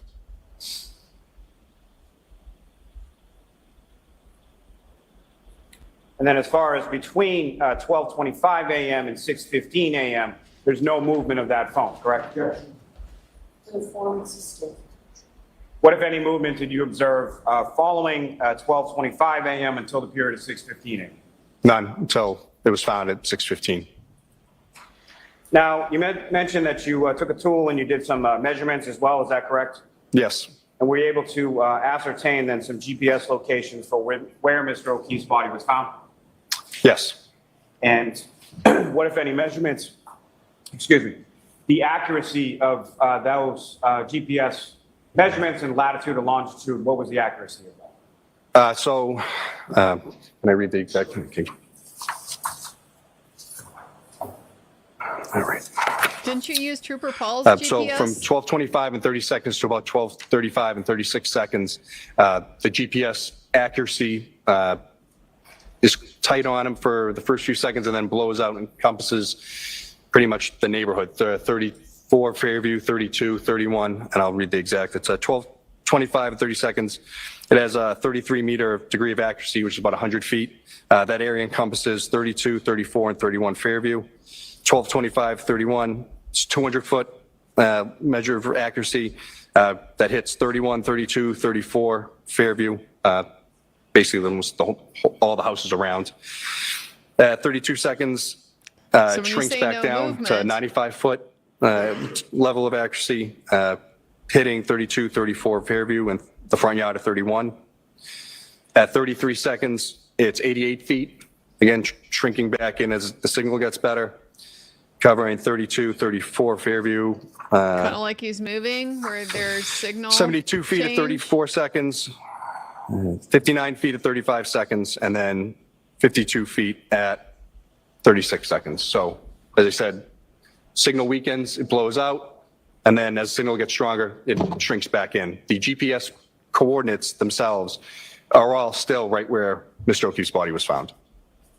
And so as far as, if I can take it back just for a second, the initial GPS coordinates that you marked as far as where Mr. O'Keefe's body was found, how accurate was that measurement as far as to itself where it was?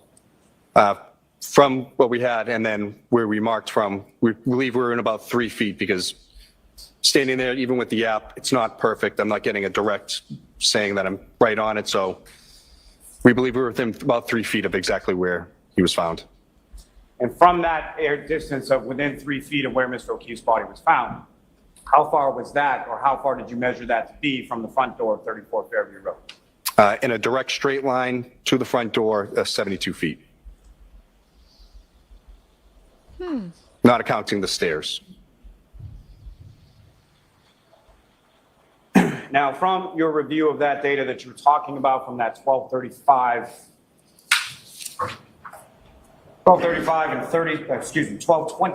and 30 seconds through 12:25 and 36 seconds when it fluctuates, what time period of that or what time period of any of the times that you observed is it possible that John O'Keefe was actually anywhere near 34 Fairview Road, the house? Objection. Ask it differently. Yeah, what kind of question is that?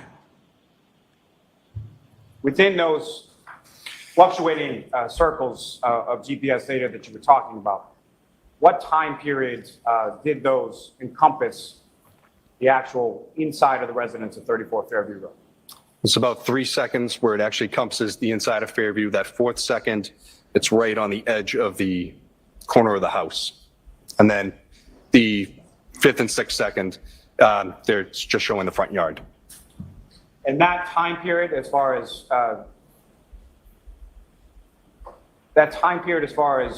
those GPS data from those circles, with reference to the following time periods after those, what, if any, based on your training experience, what, if any, opinions were you able to draw from sort of that data? What? So he would have to go from the GPS point that's listed. It would take him, a second and a half to get to the house and then a second and a half back where his body was found, where his phone was underneath him. He'd have to go about 48 feet a second when I did a velocity calculation, which is about 32 miles an hour, a second to the house, a second back. There was no GPS points ever showing inside the home, the backyard of the home. There's no lat and long listed. It's just the degree But of accuracy from range the encompasses the GPS entire signal. house. So the 72 feet from where Mr. O'Keefe's body was found to the front door of 34 Fairview Road in order for him to be inside of 34 Fairview Road during any of those measured timeframes. He would have to travel 72 feet and 1.5. The objection sustained. The objection sustained. It's accurate, it's not accurate. This guy is all over. And sir, again, if I could ask you from Mr. O'Keefe's health data, as far as his specific physical location at the time that it indicates ascending and descending, how far away from 34 Fairview Road was it when it registered that? It's over a half mile away, so Maplecroft to Pinecone Road. In your opinion, sir, at any point in time from the data that you reviewed, did Mr. O'Keefe enter 34 Fairview Road? I'll sustain the objection. Mayor Proctor? Yes. They can't say, he just said the range was all over. And we're only looking at 12, 25, 36. Why don't we look at the ranges after that?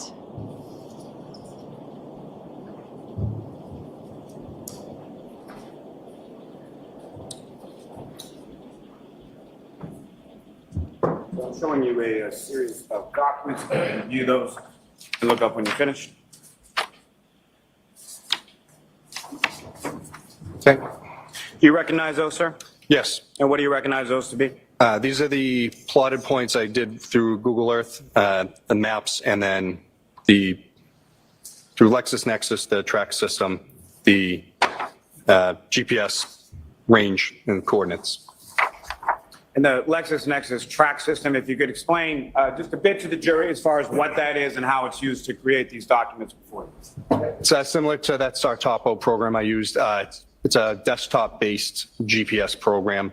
You put the points in, and then it will map them out and create, like I said, a KMZ file for you, so you can load it into Google Earth. Mayor Proctor? Yes. Commonwealth teaching. Okay. Okay. Thank you. 6:30. So we get a demonstrative now when it's less Yeah, return to the helpful witness stand. because Yes. we're so confused by his words. Yes.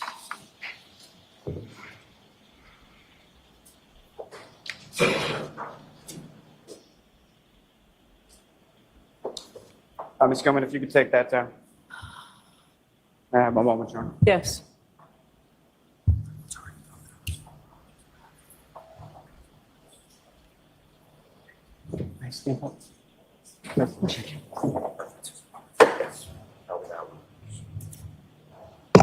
In fact, Trooper, if you're more comfortable standing for some of your testimony, you certainly can. Thank you, Holly. Gilman, if you could enlarge that just a bit. Now, Trooper, there should be a laser pointer up on the stand before you. If you could, first of all, let me just ask you, recognize what's up on the screen now as the next exhibit. Yes. And again, if you could just explain to the jury sort of what we're looking at in this slide, and then using that laser pointer, if you could, direct the jury's attention to what, if anything, of significance you have in this particular slide. So I took an overview of the town of Canton. So this here is the GPS route, and then down over, I can barely see. Let me just look on the map here. It's not much better. The waterfall bar is right up. Keep going south. I can't really tell, honestly, from this, but it's on Washington Street. It's down here. I'm sorry. That's why I included an overview of everything so you could see the full range from the time period with that GPS locations. Your Honor, if I may, just if it's possible, I don't know. Keep your voice up. I'm sorry.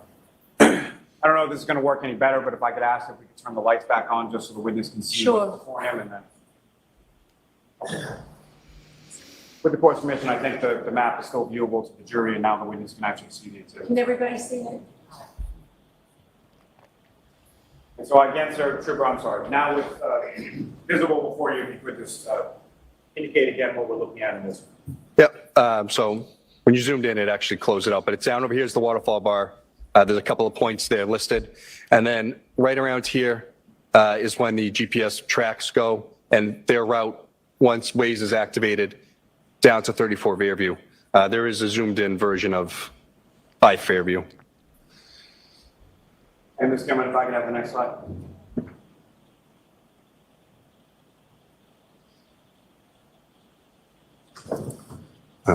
So. Sir, what are we looking at in this slide? Yep. So this is the track. This one shows the 12:22 and 14 second GPS point where right here where the little arrow is. That's exactly where they were when the phone is registering the ascending, descending stairs, like listed in Cellbrite. If you could, using that laser pointer to illustrate to the jury where that point is in relation to where 34 Fairview Road is. Yes. So this is where they were with the ascending, descending stairs. They would continue down through this little piece here, take the right onto Cedar Crest. They continue down Cedar Crest, missing Fairview right here, and then turn back around and then come to the house. And Ms. Gilman, if I could have the next slide.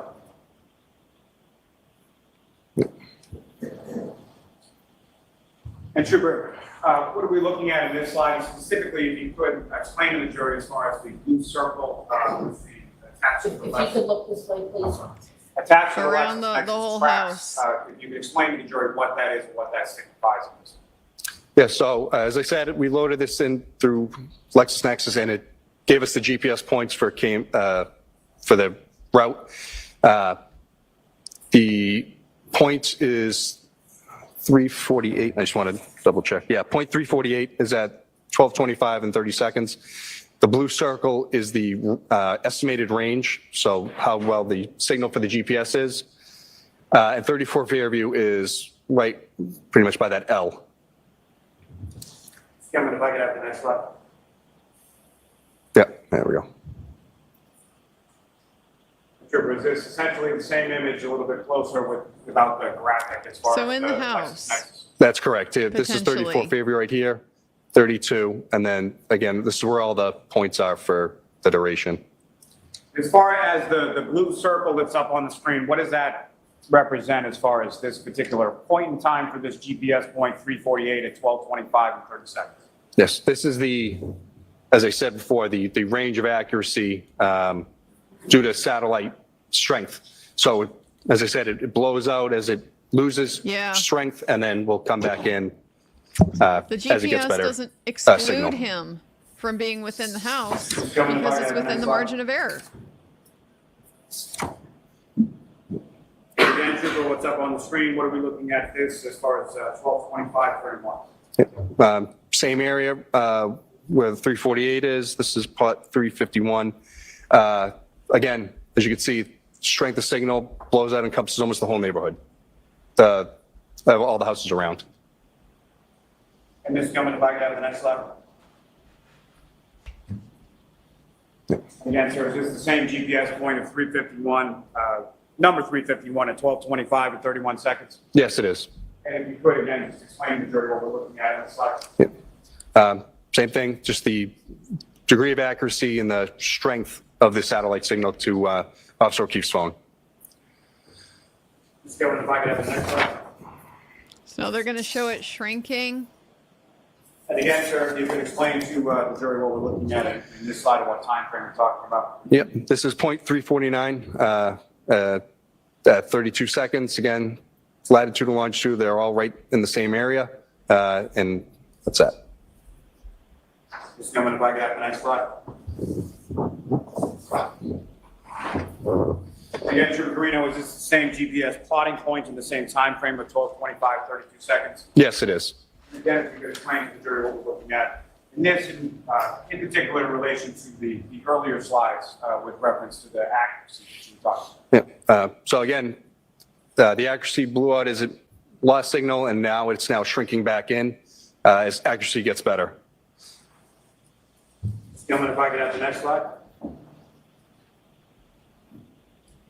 And sir, what GPS point or what time frame are we looking at in this particular slide? It's 12:25 and 33 seconds. Again, same area, lat long, right in the yard of 34 Fairview. And Mr. Gilman, if I could have the next slide. Trooper Guarino, is this the same GPS point of number 348 and 12:25 and 33 seconds? That's correct. And if you could explain to the jury as far as the accuracy and what we're looking at in this. Yep, so I believe they actually wasn't that much of a drop off. Yeah, so it went from 88 feet to 72 feet. So the circle still doesn't look like it really shrank much. Ms. Gilman, if I could have the next slide, please.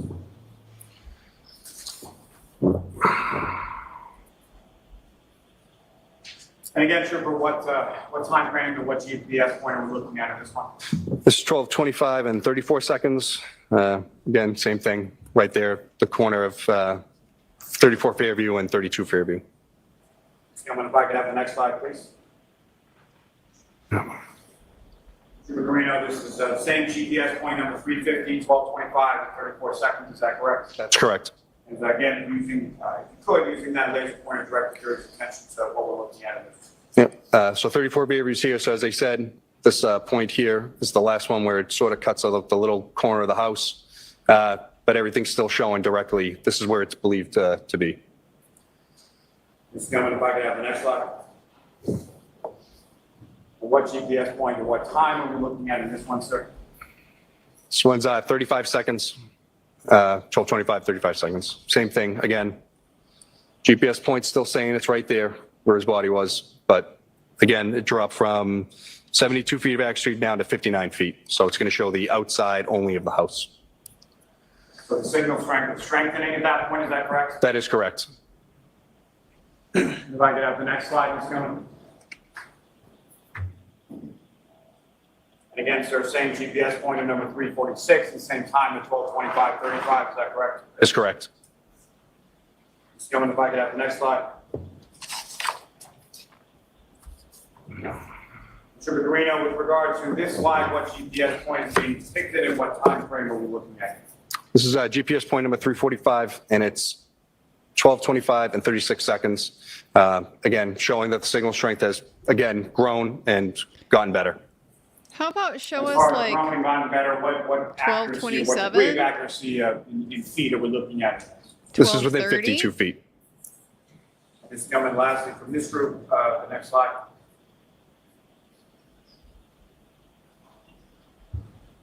Again, sir, this is the same as the previous slide, GPS point number 345, 12:25, 36 Okay. seconds. That's correct. And again, if you could, using the laser pointer, just to illustrate to the jury what we're looking So at. 12:25. As I said, if they arrive at there's no any 12:24, plotted points anywhere other than right in this area They're for the sitting rest of the night. This is outside. where it stays. And what about there's varying after degrees of this? accuracy, What is but the it's- accuracy? there's nothing ever showing it anywhere else in that neighborhood. Yes, well, we Yeah, know go, that, Tom. but show us how the signal strength.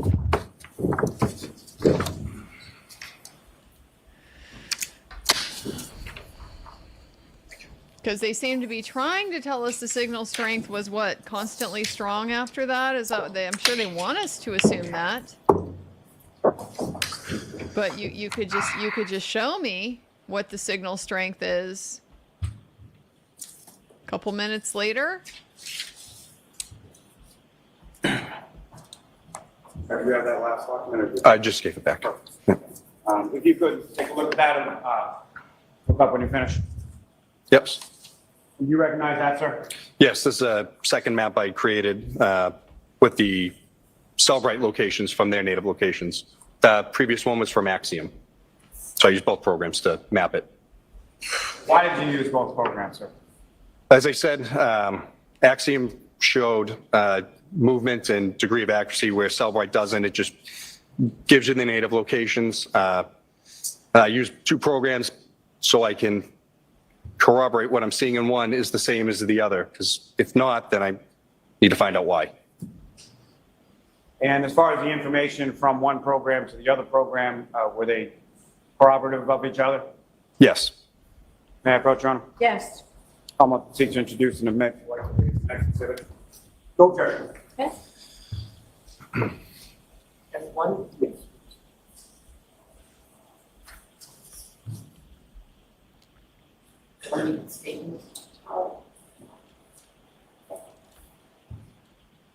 May I return to the witness room. Yes, With the court's permission, may we publish this adjourned? yes, with the lights on still? I think so. I think so. Thank you, Your Honor. Trooper Guarino, starting with the first page that you have before you, first of all, do you recognize what's up on the screen as the first page of that next exhibit? Yes, sir. And again, if you could, using the laser pointer you have before you, direct the jury's attention to what, if anything, of significance you observe in this first page of this next exhibit. Yes, so again, this is from the Waze app. They're tracked from 34 to 34 Fairview, down Cedar Crest, again, returning back here. So that's just the bottom half. I just wanted to get a closer view of where the GPS plots were from Southwick. I don't know what the Commonwealth is And, doing with next their slide is time going- frame here. I really don't. Their timeline is just so convoluted. And again, sir, if you could explain to the jury what we're Because you looking got to at in this- reconcile this with Jen McCabe's phone So calls. the purple dots are right? the GPS points and the route taken. That's her explanation. They're As I still said, out goes there. up to, I believe that's 51 Fairview. That's why excuse me, she's Cedar texting Crest, him, "Where and are then you at?" reverses back. And then this is the final point. It's right here. 34 Fairview is right here. There's a little yellow push pin on it. And again, sir, I'm sorry, just from the timing of the plotting of the points, purple dots that you have there, if you could just, using the laser pointer, direct the jury's attention to the path that Mr. O'Keefe's phone takes in reference. If I could ask you first, if you could just illustrate to the jury this particular. All right, I'm going to be real snobby now and point Right out here. that's a super And if I green could pool ask you right with, there. the laser pointer to direct the jury's That is a attention very to green the pool. Who path is taking Mr. care of that O'Keefe swimming follows. pool? Sequence, or how it travels. Look how arrives at nice that and location. blue the other pools are. As I shown, goes down That Cedar one up at Crest, the top. That's Mrs. a nice Fairview. blue pool. goes up to here by the Good house with the algae pool, control. turns around, comes back, takes a right onto Fairview, and then Very stops green ultimately down there. right in between 34 and 32 Fairview, where there's like a flagpole and a fire hydrant right there. Coming back to the next slide. And Trooper Guarino, directing your attention to this slide, what are we looking at? Again, I cross-referenced it with the points. This is Pine Cone Road, and then Maplecroft intersects here. And this is the I would agree, ascending, descending stairs point in his phone. but it's just doing a getting Google Earth impossible to tell what their elevation case check. actually is. There's about a 20-degree dip, and then it goes up. What is And then their as you go down case? Cedar Crest, the hill is about a 50-foot elevation change again. So it's pretty significant. They aren't trying to reconcile And any so I'm of sorry, this sir, for me. as They're far as just the throwing it all elevation out change there. that you're talking about, Am I how was that supposed to measured believe and it how- all? None of and it? where is that in reference to what's depicted up here? So again, like I said, in this area here, there's about a 20-foot drop, and then as you go down Cedar Crest, that hill, it's about 50 feet. This spot here is the ascending, descending stairs. So as I said before, he doesn't have an eye watch on, so it's not collecting that great health data. It's still acting as a pedometer. So again, whatever movement he's doing is triggering something in the phone as he's ascending and descending these hills. Essentially, it could be tricking the phone into thinking it's stairs. Let's come in if I could have the next slide. Is Trooper Guarino, what are we looking at in this one? This timestamp is 12:19, 32 seconds. That's when the phone initially starts creating the GPS points before Waze is activated with 34 Fairview searched. So this looks to be the time Waze is actually opened up. And so from the purple dots that are depicted on the screen, as far as where is Mr. O'Keefe's phone at 12:19 a.m. in reference to 34 Fairview? 12:19 is right here. 34 Fairview is down all the way here. Number, you can't really see, but it's right in the bottom corner. That is very effective, isn't it? And the next slide. I won't blame Trax for their failure to zoom in on the map, This is the same map, but just minus the tracks. but that is the quite tracks, well done. graphic. I'm sorry, Trooper, I lost track of what page we're on. Is there any other pages in Trax, that isn't exhibit? that, isn't that Cy-Rays? No, that's the Isn't last that one. Cy-Rays company that he founded, so he May I sold approach it this to retriever? LexisNexis? Yes. Oh man, that is a rich man now. Your Honor, may we approach? Okay.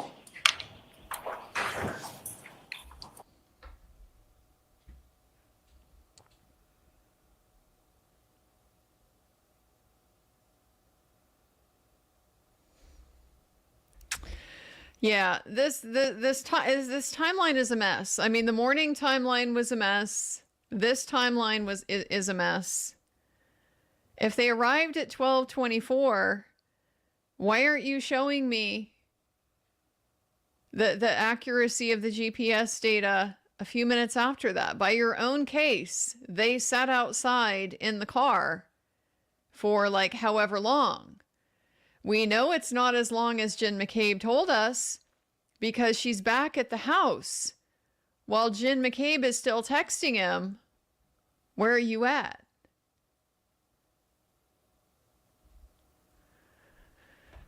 So these things are very, very difficult to reconcile here.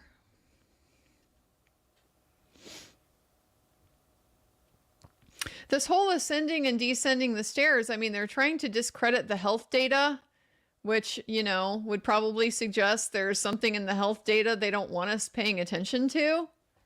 The steps that he took. Guarino, we're going to take our morning break. You, of course, have to stick around, but you can file out when the jury does. So jurors, the lawyers and I have something that we have to do, so it'll be a little bit longer. I hear it's nice and cool back in the jury deliberation room. So we're going to take a half an hour, 45-minute break here. All right.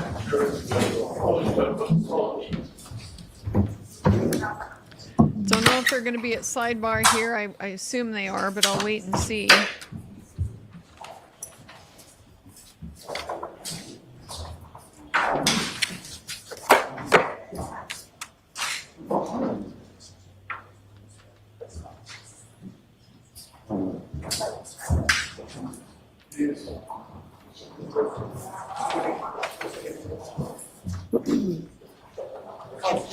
Yes.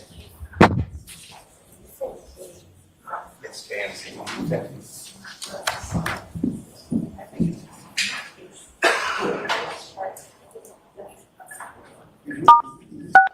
You are muted. All right, so they're just going to go to that fan now.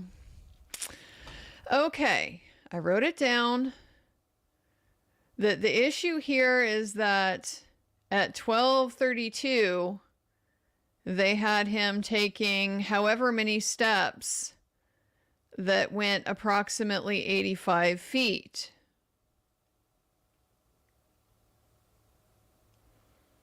$12:32 is a problem for them because that's well after they've arrived.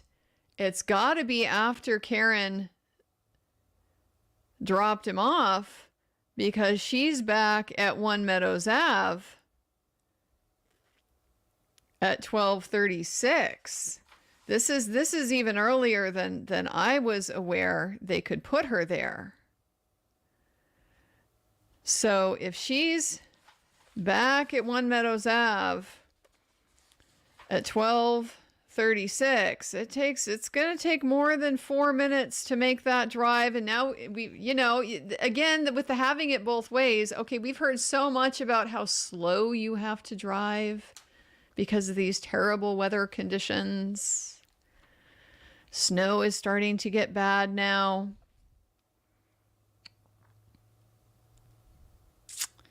So he's already there. That's why they have to discredit the health data, because if he's taking steps going 85 feet at 12:32, that's after she's out of that neighborhood. She's gone. So they have them arriving at 12:24. And then it stays at the same data point, but the signal strength varies, but they only show us the variation until 12:25. I mean, even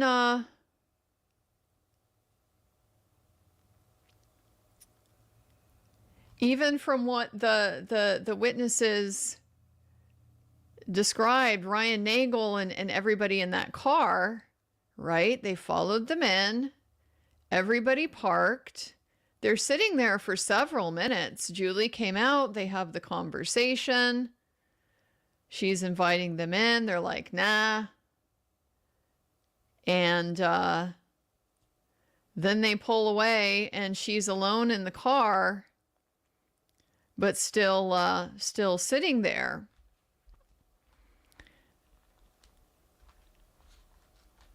That took more than a minute. It took more than a minute for Julie Nagel to come out and for them to have that conversation and then change her mind, and they drive away. So why is that the only time frame we're looking at here for the accuracy? Yeah, they could still be right there, or John got out of the car and is walking towards the house at that point. I don't see that this has been ruled out.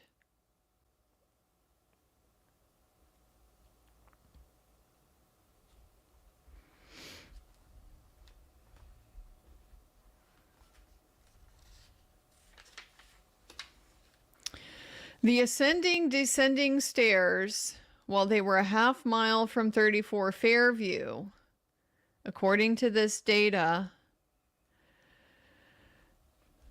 Is there a hill? I mean, I don't know. I don't have an Apple. I don't know how this stuff gets recorded. I don't know what can affect it. Is it an altimeter that tells you you're ascending or descending stairs? Like, what's the basis for that conclusion? Is it your heart rate along with the movement? You know, working harder while you're moving? I don't know. I have no idea how they get that piece of data that goes into the health. I would be interested if this is Health Watch stuff. Don't they record things like your heart rate? That's when I haven't worn a fitness watch in a long time. But when I did, that was why, is because it was when I was running a lot, and I did heart rate based training, your quote unquote zone training, right? You have your different rates of your heart rate. That was the most interesting piece of data for me. So that's what I want on the health phone and pay attention to on the Health Watch. I don't know if Apple picks that up or not. Seems like an important data point. Don't they tell you when you're sleeping and stuff? How do they do that if not by things like your heart rate? How would they know you're not just like sitting down watching TV? I don't know.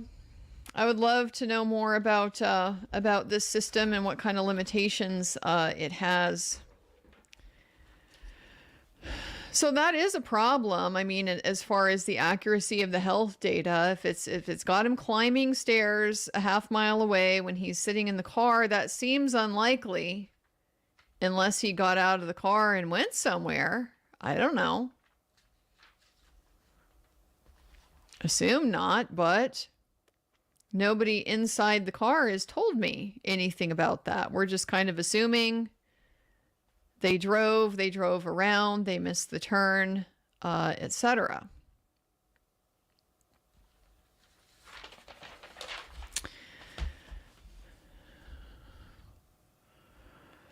Well, I'm not sure exactly what this is getting us, other than I'm still not sure when any of this stuff is supposed to have happened. I'm going to pull out my notes for Jen McCabe's testimony here.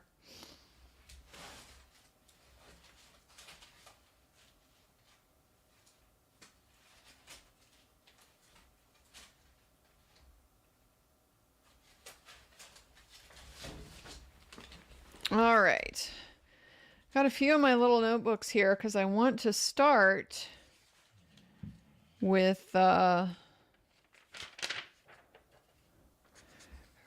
Nagel and those guys.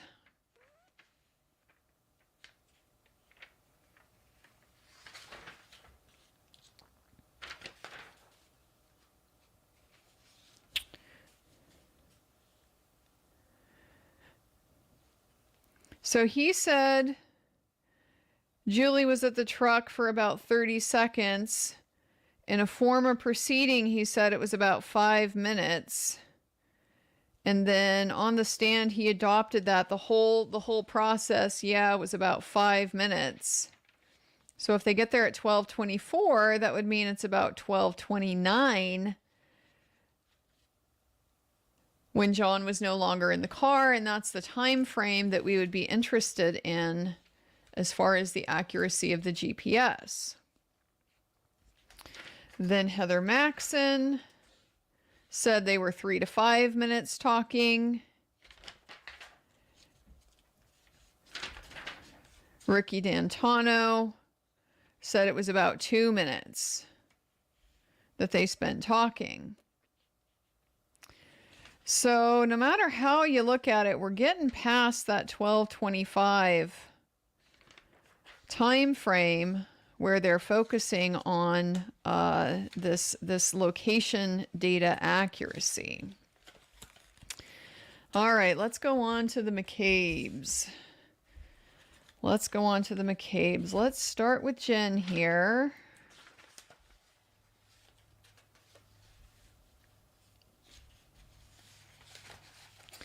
So she first sees the vehicle. 12:27 is when she texts John here. 12:31 is when she says, pull behind me. 12:40 is when she says, hello. 12:42, where are you at? 12:45, hello.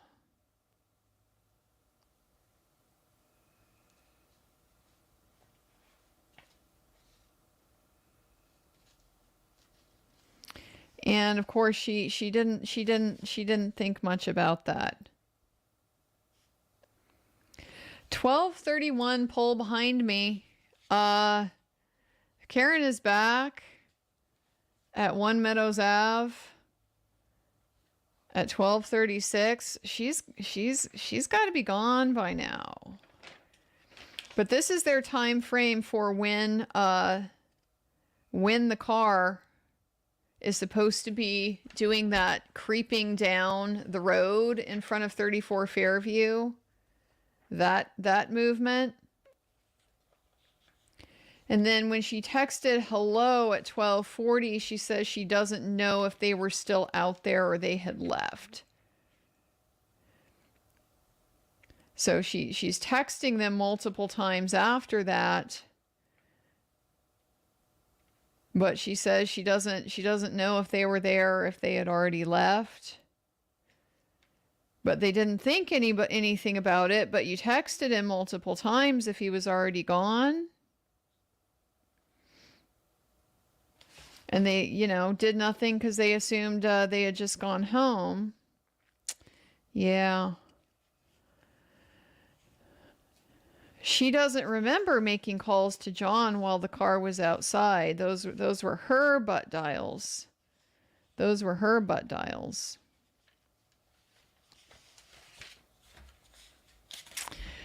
Karen connecting to the Wi-Fi at John's house at what time? Remind me exactly what time.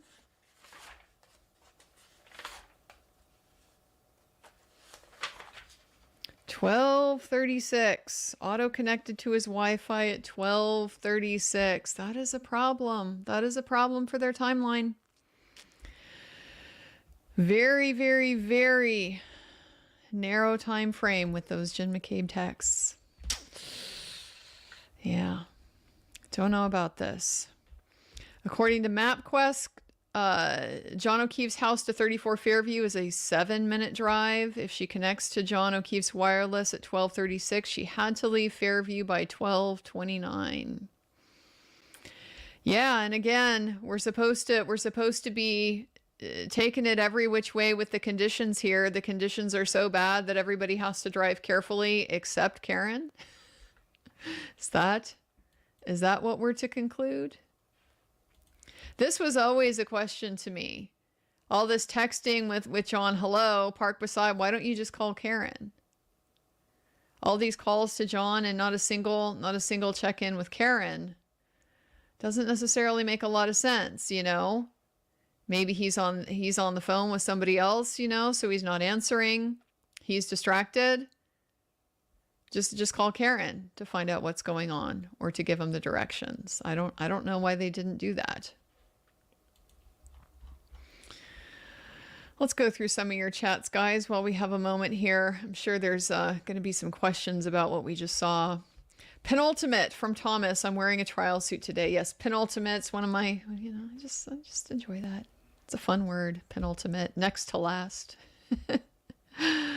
I'm wearing a trial suit today. Well, I don't envy you. I am not wearing a trial suit today.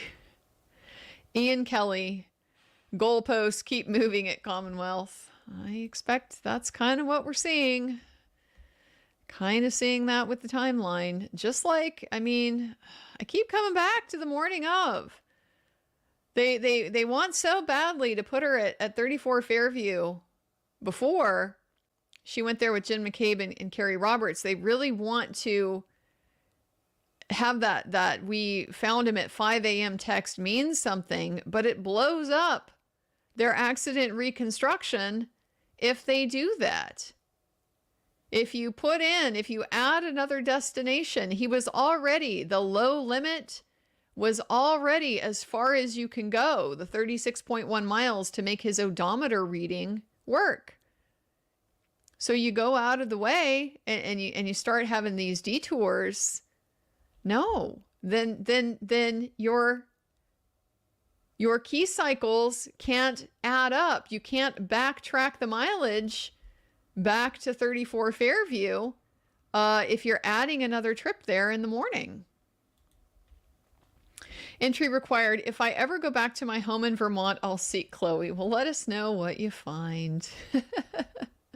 Quite frankly, Samantha Teresa. Andrea, I get the impression after all of these days from the state's case that they have to spend more time defending the witnesses than laying out the case for murder against Karen Reed. Do you think the jury feels the same? I have to think the jury is wondering about the strategy here. I mean, yes, the pre-Buttle case, everybody's noticed that this is a pre-Buttle case, that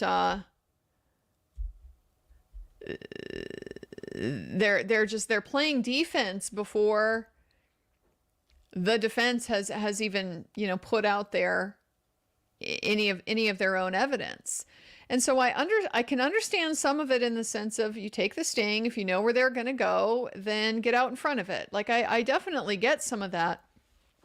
But yes, when you haven't counterbalanced that with your own independent proof that your theory is right, when you are the Commonwealth with the burden of proof, it doesn't make a lot of sense. It seems like the Commonwealth is kind of litigating this case like, well, we can't prove our case, but if we can try to disprove yours,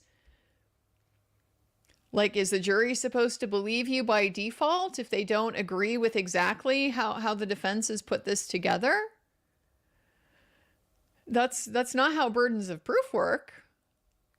The defense doesn't have a burden to prove anything at all, let alone any specific theory about how this happened. They don't have to prove how John O'Keefe died, that it's some other way than what the Commonwealth describes. They only have to convince the jury that the Commonwealth hasn't proved their theory.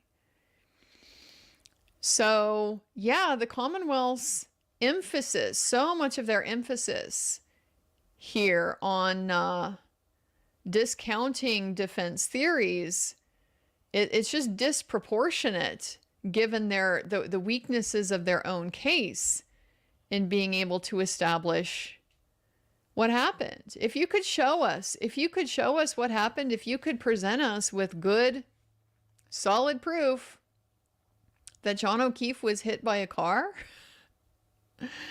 then a lot of this debate would be unnecessary.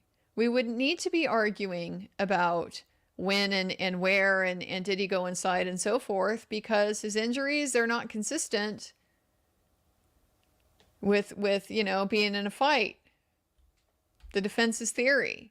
It doesn't work. If it's consistent with the motor vehicle accident, the damage on her vehicle is consistent with the motor vehicle accident.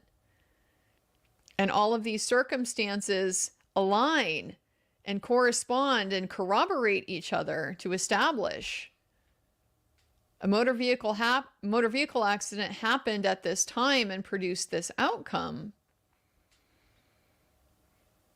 That's what they're trying to do. They're trying to make it look like that's what they have, but the problem is we have our own eyes and we have our own reason.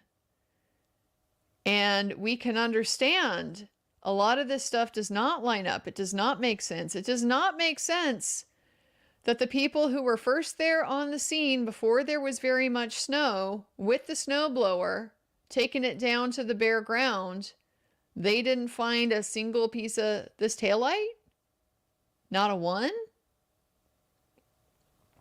Doesn't make a lot of sense if this happened at 12, whenever. We don't even know now. We don't even know when the Commonwealth is saying this happened. 12:30-ish, before there's a lot of snow on the ground. Doesn't make a lot of sense that John is on top of a whole bunch of snow. There's no bare spot on the ground where John was lying. If he was there at 12 some in the morning and was lying there for 6 hours and the snow fell on top of him, the ground beneath him is bare. That did not happen. We saw the scene. They photographed it. He's lying on top of compacted snow and his blood is dripping on top of the snow. It doesn't align. And so that's the problem. That's why I think they have to fight so hard against the defense's theory, because their own is so weak. Fighting Usyk, Lally, gonna lally. Yes, he is.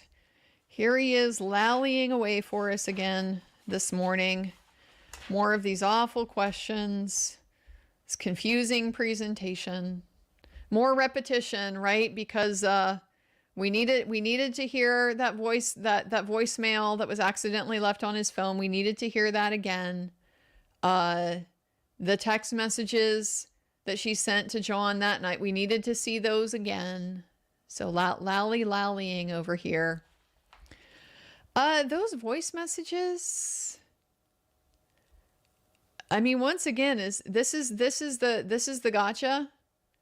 This is the gotcha. John, I fucking hate you. Yeah, she's mad. She's mad. And then as all this time goes on, it's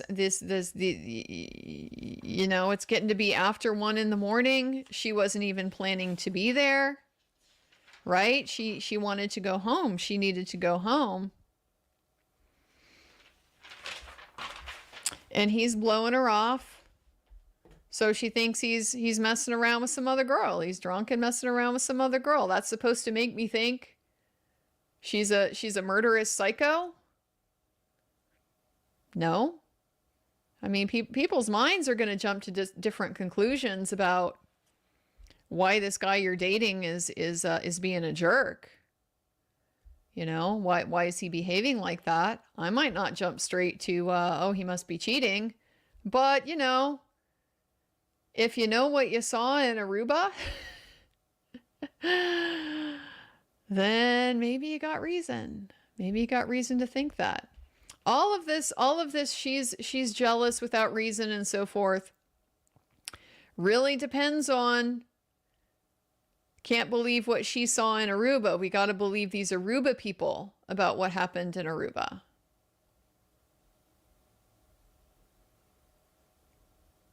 Really depends on believe what they say. Well,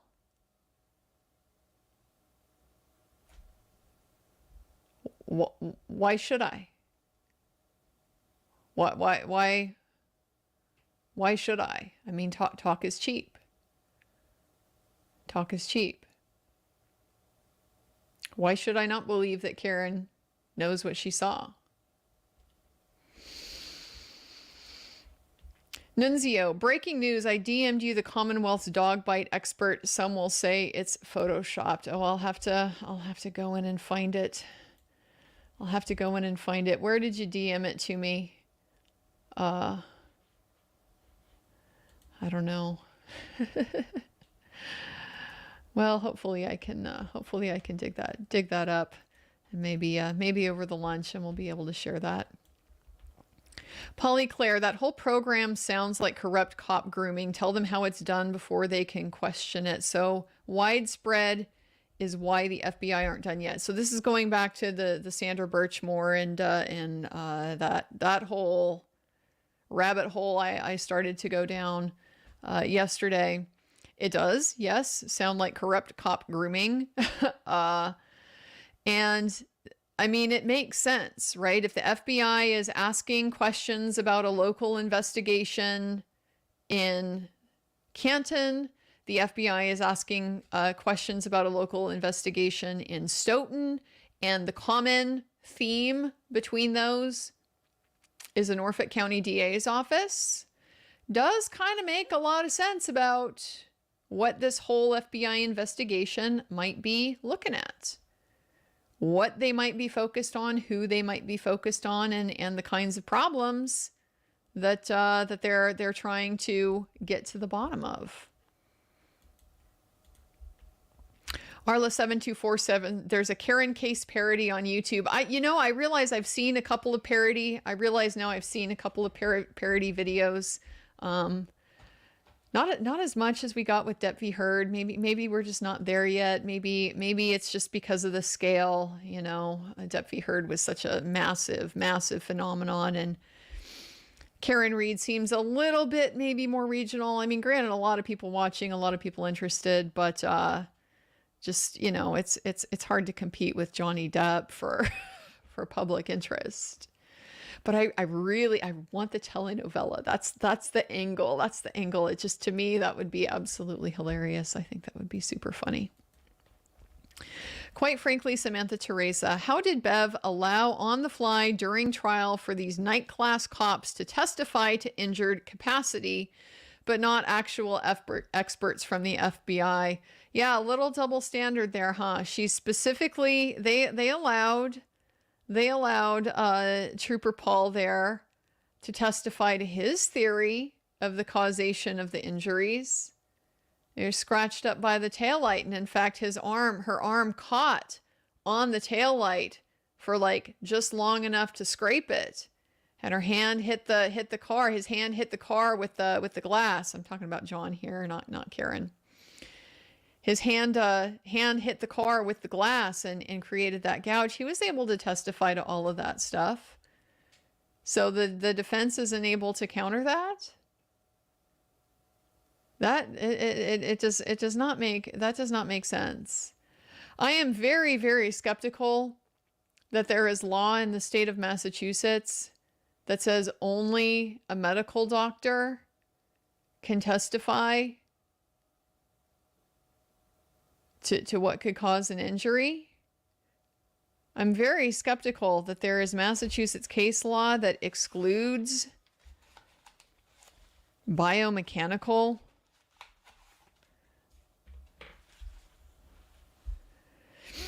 His whole explanation, I thought it was very helpful and very, very apt the way he described it. He says a medical doctor is there to get the history and the symptoms, and then from that diagnose the injury and the treatment program. So that's the angle that they're working at.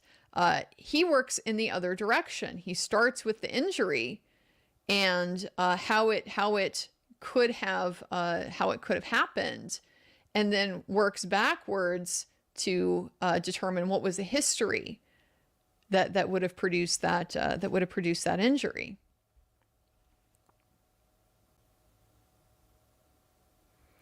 Only an MD can testify to medical causation of injury. He's not testifying medical. He's testifying about physics as applied to the human body. I mean, Judge Bev's ruling is basically saying biomechanical engineers are aren't admissible in Massachusetts? I have a very, very hard time believing that that's what the law is. Farrell Drake, why didn't Jackson argue the law showing Bev she could be overturned? Why let it go to appeal? So many options to fight this ruling to limit experts.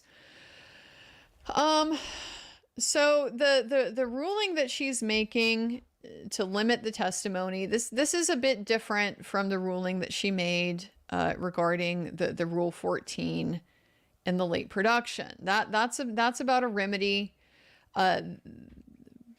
Because it's not timely, so is the Commonwealth prejudiced by that? She's ruled that having this voir dire cured that. So there's no need for a Rule 14 remedy here.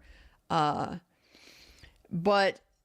what she's getting at with them being limited in what they can testify to, this is foundational stuff. This has to do with basically establishing that there is a good basis, a scientific basis for them to have the opinions that they're offering. So in general, you know, I've quibbled a little bit with the way that the defense has argued some of these issues. They don't argue the law. They really don't seem to focus on the law. They focus a lot more on the facts. And that can be a matter of style. I understand. But it can also just be because it, you know, researching the law takes a lot of time. Takes a lot of time. You got to think of your search. You got to put your search in. You got to see how many cases you get. You got to sort through them. You got to read them. You know, you get 20, 30 cases on expert qualifications to be able to synthesize all of that, articulate the standard to the judge. It takes time. So could be that that's just not their biggest priority, trying to look up the case law. They preserved it for appeal, and the reality is, frankly, I think they have a fair amount of confidence that they're not going to have to deal with an appeal. The only way they have to deal with an appeal is with a guilty verdict. And my impression is that at this point, they are feeling pretty confident that that's not going to happen. But I'm kind of with you. I would like to see a little bit more of the law, in here being laid out, because it's allowing Judge Bev to characterize it her way. You know, she'll just throw out on the stand, well, the law says that in Massachusetts that this type of opinion has to come from an MD. Well, the law? What law? What law? What case? Where's the case? If you come and you put that case law down on the table, it just limits her ability, I think, to be able to do that, because she knows you know. You've researched this area. Here's the case law on this area. Here's what it says. Not as easy for her to be like, I'm well within my rights to exclude third party entirely. No, under the case law, you're not. The case law makes it crystal clear you're not. Because the right to the defense gets high consideration in that calculation. Fighting Usyk, Commonwealth intentionally ignoring normal human behavior. I think this is about the voice messages and the texts and stuff. They want to spin it their way. And the question is just, you know, is that going to be successful or not? It really doesn't work on me because, I mean, yeah, none of this seems so far out of the range of what normal non-murdering people do. To really be alarming. This is not, this is not a recording of Amber Heard outside the house. If you go inside to talk to the kids, you're killing me. Okay, this isn't that. This isn't that. I feel like this is, pretty well within the range of what people understand to be normal. And it just doesn't fit their theory. She killed him intentionally, right? Intentional murder, they've charged. She killed him on purpose and then went home and started leaving him angry voice messages to fabricate an alibi. If everyone at the bar, everything at the bar was fine, looked fine, nobody knew there was any fight, why would you even put that in people's minds, that there had been a fight? Just go ahead and generate a motive for yourself. It just doesn't make any sense. Freedom Ring. Massachusetts troopers marry Stepford wives. That's why they think woman who stands up to them is abnormal and crazy. I don't know. I don't want to be, I don't want to be too stereotypy, with women. I would like to take each person as an individual and just evaluate what I think about them on an individual basis. To me, my personal impression, Karen, way less of a whack job than Jen McCabe. It's just my read. But Jen McCabe is different from Nicole Albert. I don't think we didn't get Lizzie Proctor. We didn't really get other cop wives to be able to compare it to. We just got Nicole Albert, because the rest of the cops in this scenario on this night have relationship problems. Higgins and John.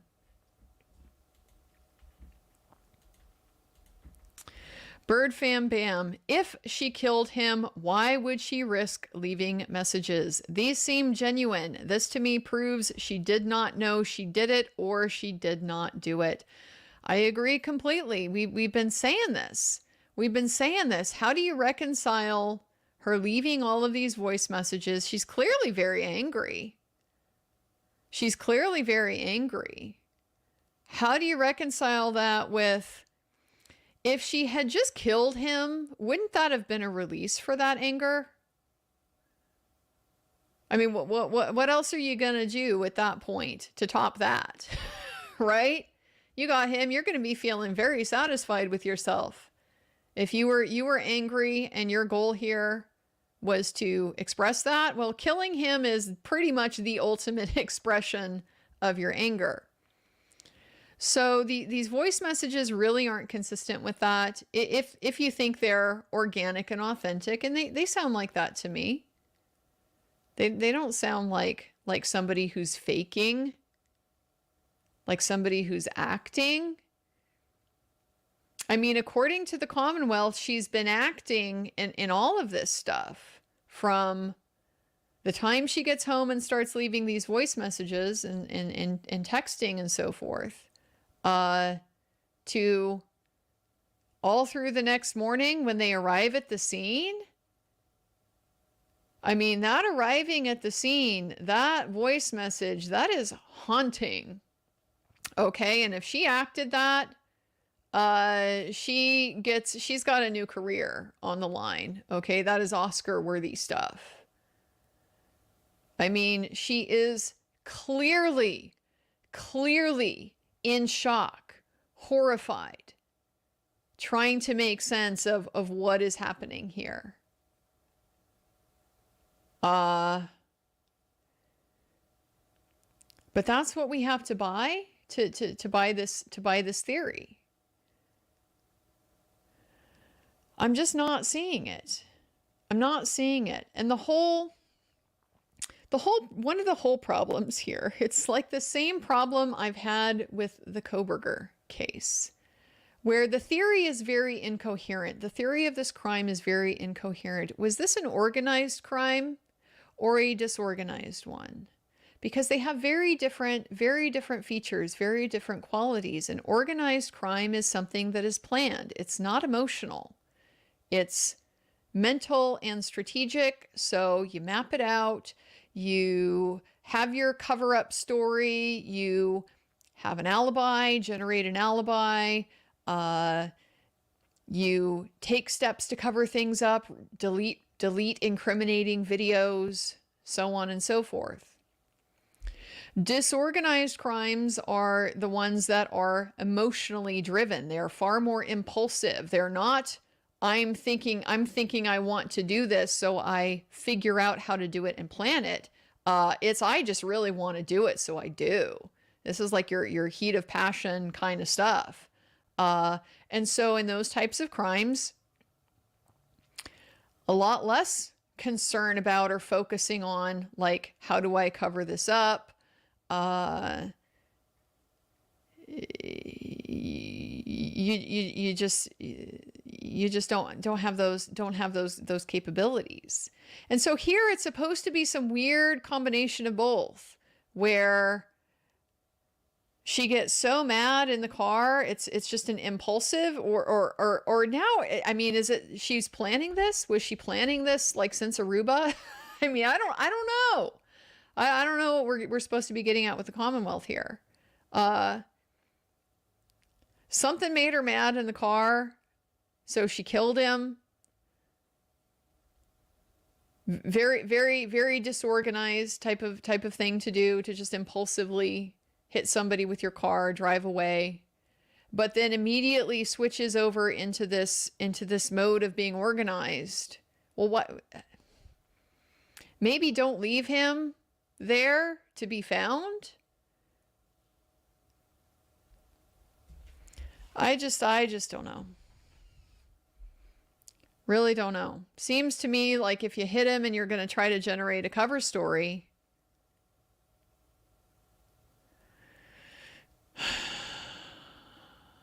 I gotta think there's better ways to do this. Even if it's just, call 911, it was an accident. Call 911, the somebody driving by hit. I mean, I don't know. All right, so Ms. Giannetti, did that give you enough time? Very difficult to make sense of what their theory is. Okay. All right, so Ms. McLaughlin, why don't I hear you just briefly? If you could frame this, or Mr. Lally, whoever wants to.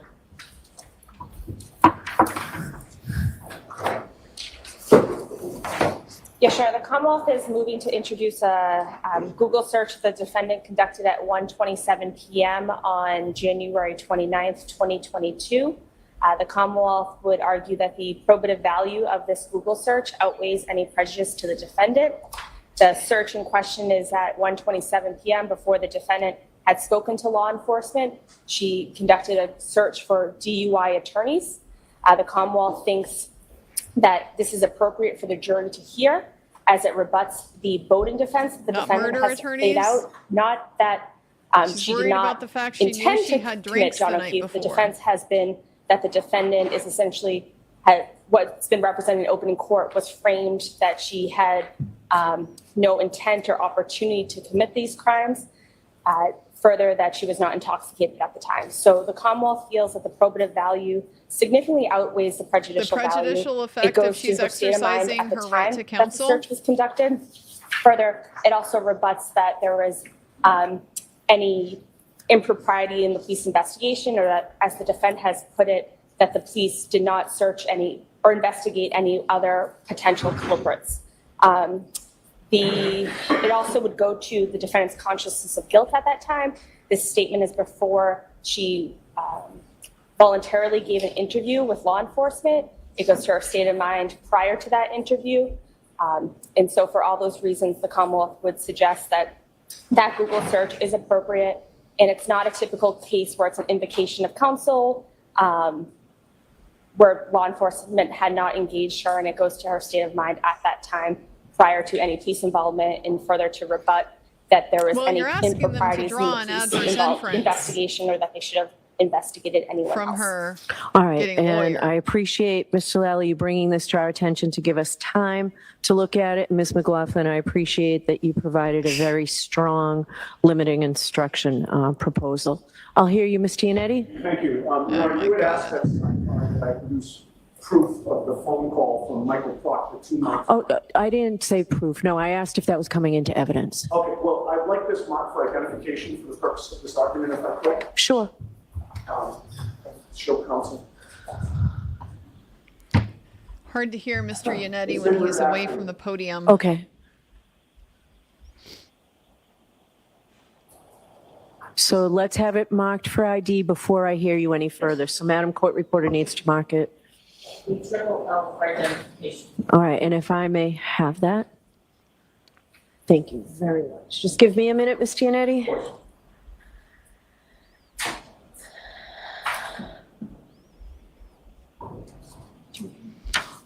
Not sure what we All right, so marked this is here. just that a call occurred, right? That a call was made from Michael Proctor's personal cell phone number, you can see the last 4 digits there, to my client at 1:19 PM on January 29th. Okay. Approximately 8 minutes before she calls to investigate a potential DUI attorney. Okay, so focus on the law for me and tell me why I should exclude this. Of course, yes. With regard to the cases that the Commonwealth has cited, I think the court has seen, one of them is an unpublished opinion, the other is a homicide case. They couldn't be more distinguishable from this case. With regard to the unpublished opinion, that appears to have been a gun charge where the defendant in that case did a search for a 9mm handgun on his cell phone. He did not ask for Google or search in Google for a handgun attorney. He made a specific inculpatory search that the court ruled was relevant and was not outweighed by the danger of unfair prejudice. In this case, we have a person being contacted by the police and then doing what a citizen has every right to do, which is to look for an attorney for representation. There's zero probative value to that, other than she's presumed to be innocent and she's seeking an attorney to defend that presumption of innocence. That's it. There's zero probative value. But there's an extreme and unfair prejudice in this case. Your Honor, the limited instruction that the Commonwealth has provided asks this court to instruct the jury whether her action in doing an internet search for an attorney indicates feelings of guilt by a defendant. I can't even believe that argument. So let's just focus on the law. I'm trying to. We are focusing on the law, So Judge. what I'm going to do then is I'm going to stop you. So on the balancing act that I have to do, I find that the probative value is outweighed by the prejudicial impact. All right, so I'm not going to allow it in, Mr. Lally, in your case in chief. Now, if you feel that through this witness or through any other witness, Mr. Lally, that it then is admissible, I just ask that you come to sidebar beforehand. Absolutely, Your Honor. Okay. All right, let's bring Trooper Guarino back in, please. Yeah, it's definitely more prejudicial than probative. There is Yes, no please. way. I can't believe they even tried that.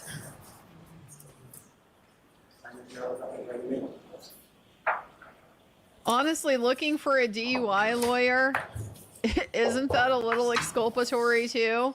She wasn't looking for a homicide lawyer. She wasn't looking for a murder lawyer. DUI lawyers often are not the same people. Trooper, if you have a bad back and you defending need to stand, murders. just stand at any time. Thank you, Your Honor. Okay. Hadn't even crossed her mind they were going to accuse her of killing him. She just thought, oh, she's on video at the waterfall. People saw her drinking and then she drove. That's what she might be getting in trouble for.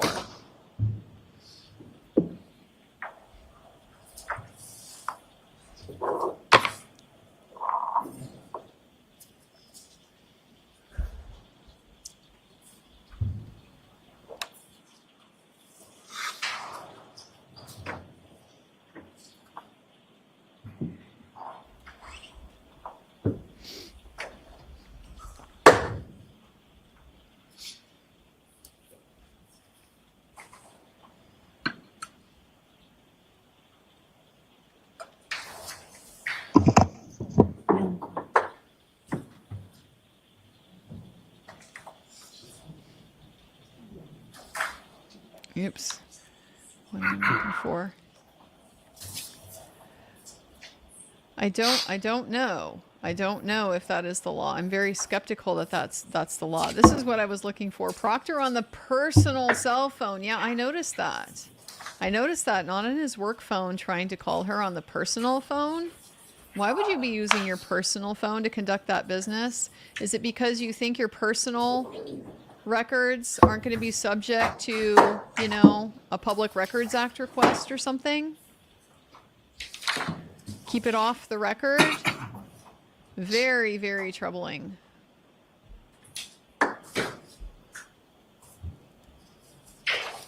Rise for the jury.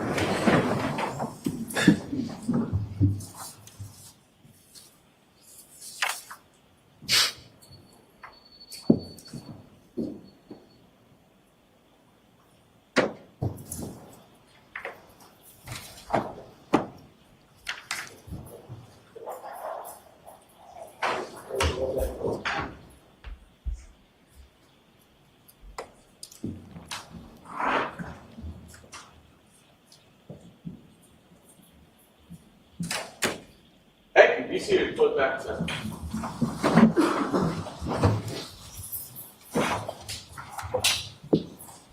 Mr. Lally?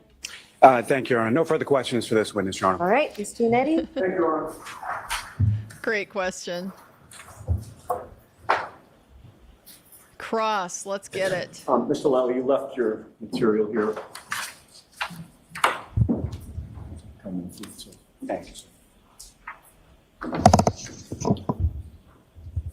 Trooper Guarino, you've testified that you disagree in many respects with the findings of the defense expert, Rick Green, which he outlined in his affidavit submitted in connection with this case, correct? Yes, that's correct. I'd like to ask you some questions about your training and education and your qualifications in the area of computer forensics. You graduated from Westfield State University in 2003. Yes, that's correct. You majored in criminal justice and mass communications, correct? Yes, I double majored. You chose not to major in computer science, correct? Yes, that's correct. 2 years after graduating, you became a patrolman in Norwood, correct? Yes, that's right. The town of Norwood is right next to Canton, is it not? Yes, it is. You stayed as a patrolman in Norwood for 10 years with the Norwood Police Department, correct? Minus a stint in the National Guard, but yes. You then became a Massachusetts state trooper in 2015, Yes, I did. and you spent 4 years in the patrol division of the Mass State Police, correct? Yes, I did. And that was until 2019? Correct. And 2019 was the first time that you took a forensic computer course. Would you agree with that? No, that's not true. Would you agree with me that since then, your training has mainly consisted of online courses and webinars? That is also not true. Okay, well, you list, with regard to your training, some in-person trainings, sir, but you list 1, 2, 3, 4, 5, 6, 7, 8, 9, 10, 11, 12, 13, 14, 15, 16, 17, 18, 19, actually, over 20 online courses, do you not? Yes, that was during COVID. Yeah. Well, 2019 was not during COVID, was it? 2020 was All right. when I took most of them. I got you, but you say 2019 to 2020 in terms of your online courses and webinars, correct? There's quite a few, yes. All right. And with regard to some of the courses that you were taking during that time period, would you agree with me that one of them was Introduction to Computer Networks? So that course was through the NW3C. I didn't ask you where it was from. I asked you whether one of the courses that you took was called Introduction to Computer Networks. That's correct. And another course that you took was Introduction to Cell Phone Investigations, correct? Yes. Introduction to Previewing, correct? Yes. You hold no degrees in the field of computer forensics, do you? I hold certifications. You hold no degrees in the field of computer forensics or computer science, correct? Like college degree? Correct. Yeah, correct. You have no publications in the field of computer forensics, do you? No, not yet. Not And you've yet. never taught a course in computer forensics, have you? No. All right. Well, as a Norwood police officer for 10 years and a Massachusetts state trooper for 9 years, you would agree that you've written a lot of police reports over the years, have you not? Yeah, you could say that. Prior to becoming a Norwood police officer back in 2005, you attended a police academy, right? Yes, I did. And at the academy, one area of focus was the proper way to write a police report, was it Tying not? him to his report. Amongst others. You were taught that it's important to write police reports close in time to the events in question while they're still freshest in your memory, correct? That's not necessarily the case. Okay, so is it your testimony before this jury that it's preferable to wait months before you submit a police report on something that happened months ago, sir? Well, it depends on the data that I'm using. If I can't get into a phone, then yeah, I have to wait months. Okay. But once the information But is then you write it received when you do that you get in the need phone. to write a police report, Right away. would you agree with me that it's important to record it in a report as soon as you can? No, I stand by my previous statement that as soon as the data is available that I can do it, I will. And if, things come up, then, I do it when it's able. So You're saying I think the you same just thing. answered my question. You said as soon as the data is available and you've completed your investigation. I never said I completed. I said if the data is available, Well, then let's say you've completed can't. your investigation, sir. Are you going to argue with me that it's preferable not to wait to record that data in a report? Objection. Ask it differently, Mr. Yannetti. You were also taught It that is it's the witness important to being include all the argumentative here, important details not in him. your police report, correct? Again, it depends on the report I'm writing. Okay, so in other words, there are times when you're writing a police report when you intentionally leave out important details, Trooper. Is that your testimony before this jury? Objection. I'll allow that question. Is that what you do, Trooper? No, ma'am, Okay. Your Honor. So you would agree with me, going back to my question, that it is important to include all the important details in your report, is it not? Again, it depends on the report that I'm writing. There's some data that goes in, there's some that doesn't. I can't have everything in. Again, for phone, I'm speaking to technically phone reports or cell phones, computers. I can't include everything. That's why we have the program that if I need to add something via Cellbrite or Axiom, I can create a report through that. He's not If I did asking you to a include handwritten everything. He's report for asking you to everything, include the they'd be thousands of important pages stuff. for the amount of data in these devices. One purpose of writing a police report is to share information with your fellow investigators, is it not? I suppose so. Another purpose of writing a police report is to be fair to the people that you're investigating by explaining as best you can what happened, correct? I don't understand that question. Of course you don't Okay. understand. Fair? The fact Fair to is the you person did I'm write some investigating? What early does that police mean? reports in this case dated February 4th, 2022, just 6 days after John O'Keefe was found mortally wounded on Brian Albert's front lawn, correct? That is correct. When you wrote those police reports, you knew this was a homicide investigation, correct? I was told that it was believed to be yes. So that underscored the importance of being accurate and truthful, correct? Especially in a homicide investigation?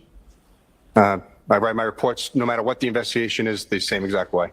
And the purpose of one of your February 4th, 2022 reports was to explain how you came into possession of John O'Keefe's cell phone and to note the extraction that you did on Here the we phone. Do go. you recall that report? Yes, I do. And before writing that particular report, you spoke with Trooper Michael Proctor, did you not? I received the phone from him, but I'm sorry? I received the phone from him originally, yes. And when you received the phone, the two of you did not remain mute, right? The two of you chatted, I don't remember the exact conversation. but there was a conversation, correct? I'm sure there was. And you recorded what Michael Proctor told you about that cell phone in your February 4th, 2022 report, did you not? No, I didn't. Michael Proctor told you that on Saturday, January 29th of 2022, he and Sergeant Bukhenik had responded to 34 Fairview Road in Canton. Did he not? Objection. I'll allow that. No, he didn't. Well, you wrote in your very first sentence in that report the following, quote, on Saturday, January 29th, Objection. 2022, Trooper Michael Proctor and Sergeant Irini Bukhenik of the Norfolk County District Attorney's Office responded to the unattended death of John O'Keefe at 34 Fairview Road in Canton. Those were your words, were they not? All right, so the objection sustained, you can ask it differently. Did Michael Proctor tell you that he had received or retrieved John O'Keefe's cell phone from 34 Fairview Road in Canton? Objection. I'm going to allow that. No, I didn't know where it was retrieved from. You didn't know where it was retrieved from? Correct. All right.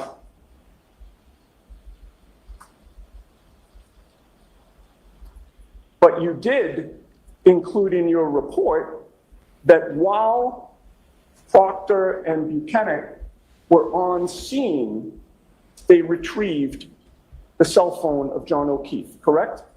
At some point during the day, they did. I don't know where from. So there's multiple. Yeah, I'm asking about your report, Trooper. You know I'm questioning you about your report. No, I understand, and I'm explaining. I don't know what scene You don't get to it's explain, sir, most respectfully, until Mr. Lally questions you. Objection, Your Okay, Honor. so no comments. I think to speed things along, do you have your report with you? I do, Your Honor. I think it'll make it easier, Oh, Mr. can you read the Yannetti. first two lines of that? Let him grab it.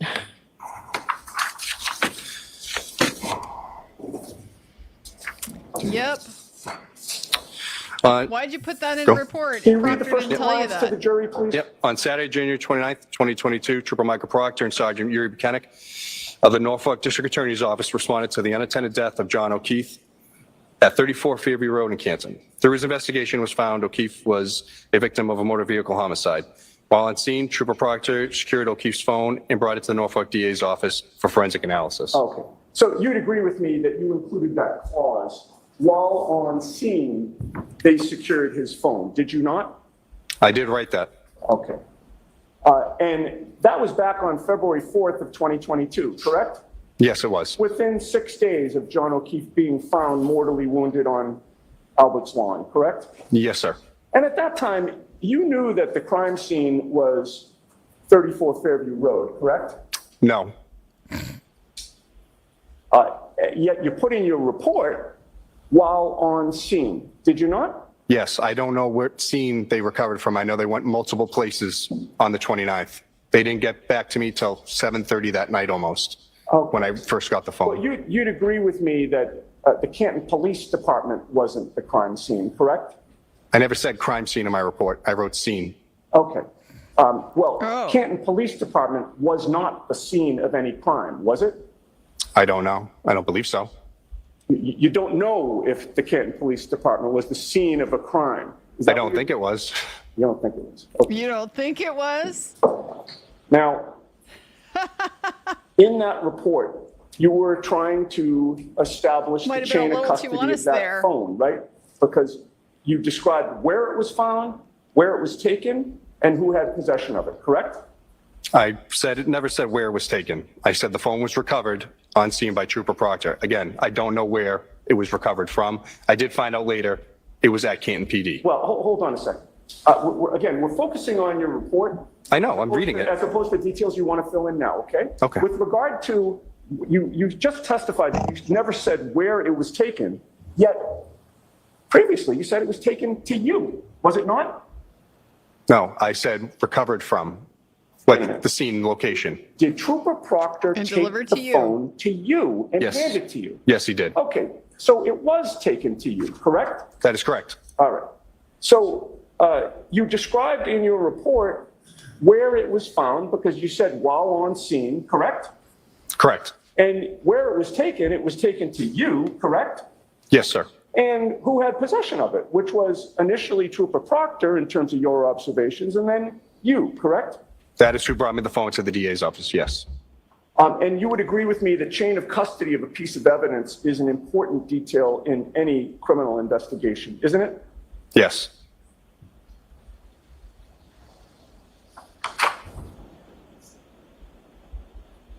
Would you agree with me that someone reading your report or listening to it as the jury listened today would understand you to be saying that Michael Proctor seized John O'Keefe's cell phone at 34 Road in Canton? Objection. Sustained. All right. I'd like to ask you some legitimate. questions about the extraction that you discussed in that same February 4th, 2022 report, the very same report. In that report, after you name the tools that you used to extract data from the phone, you indicated that a copy of that cell phone extraction was placed on a state police server or was it a DA's office server? DA's office server. Okay, on a server so that it could be accessed there, correct? That is correct. But that extraction you placed on the server did not include all the potential data on John O'Keefe's phone, did it? How do you mean? Well, didn't you indicate in your report that the extraction was not inclusive of all potential data contained within the device? No, that's not true.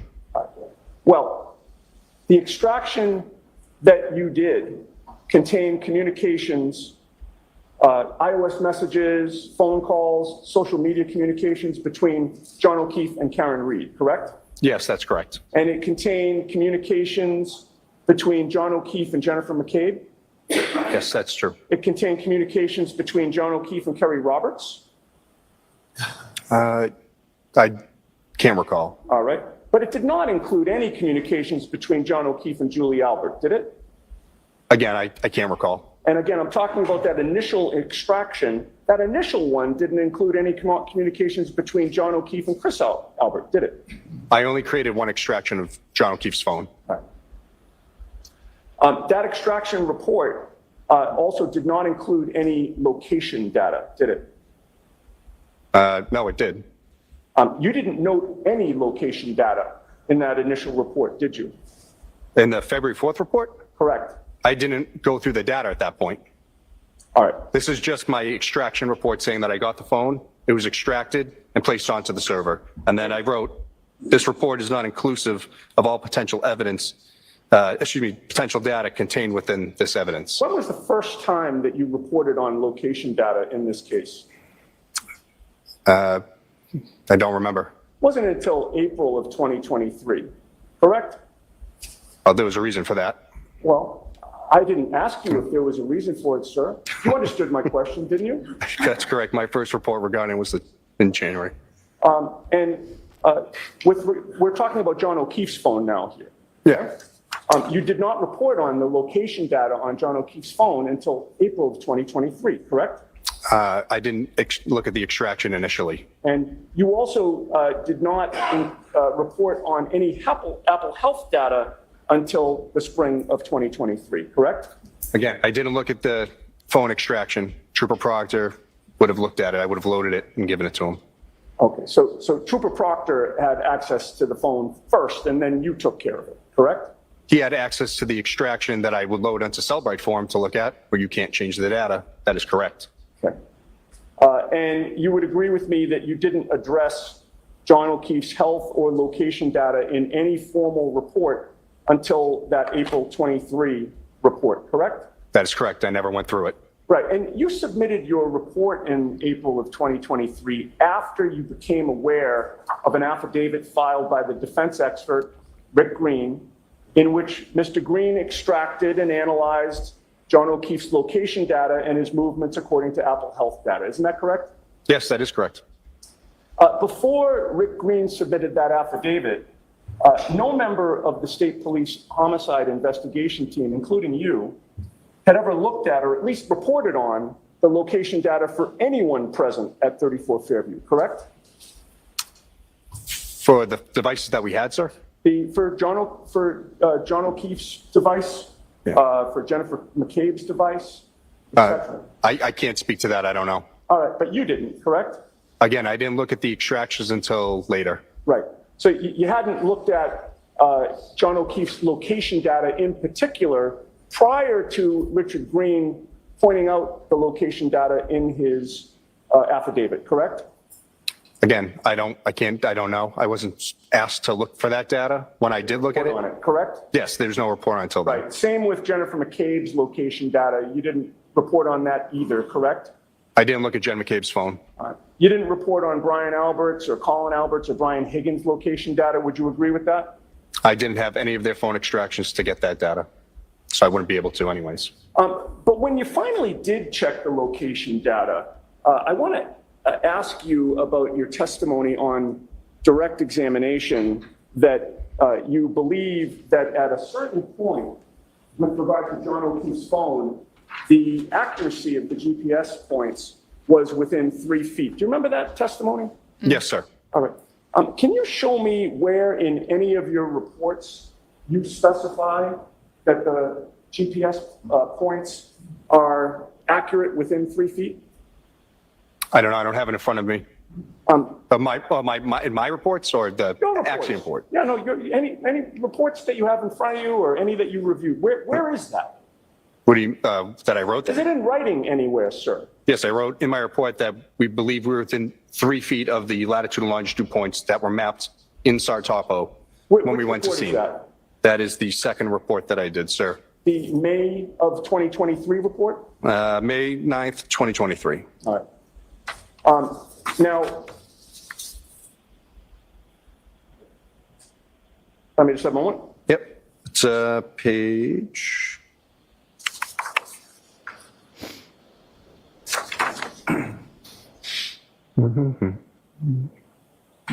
It'll be page 4 or 5. It should be in the top there. Paragraph 9.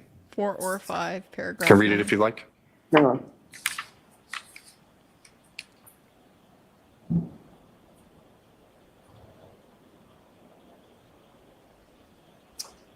Would you agree with me in paragraph 9, there is nothing that mentions that the accuracy is within 3 feet?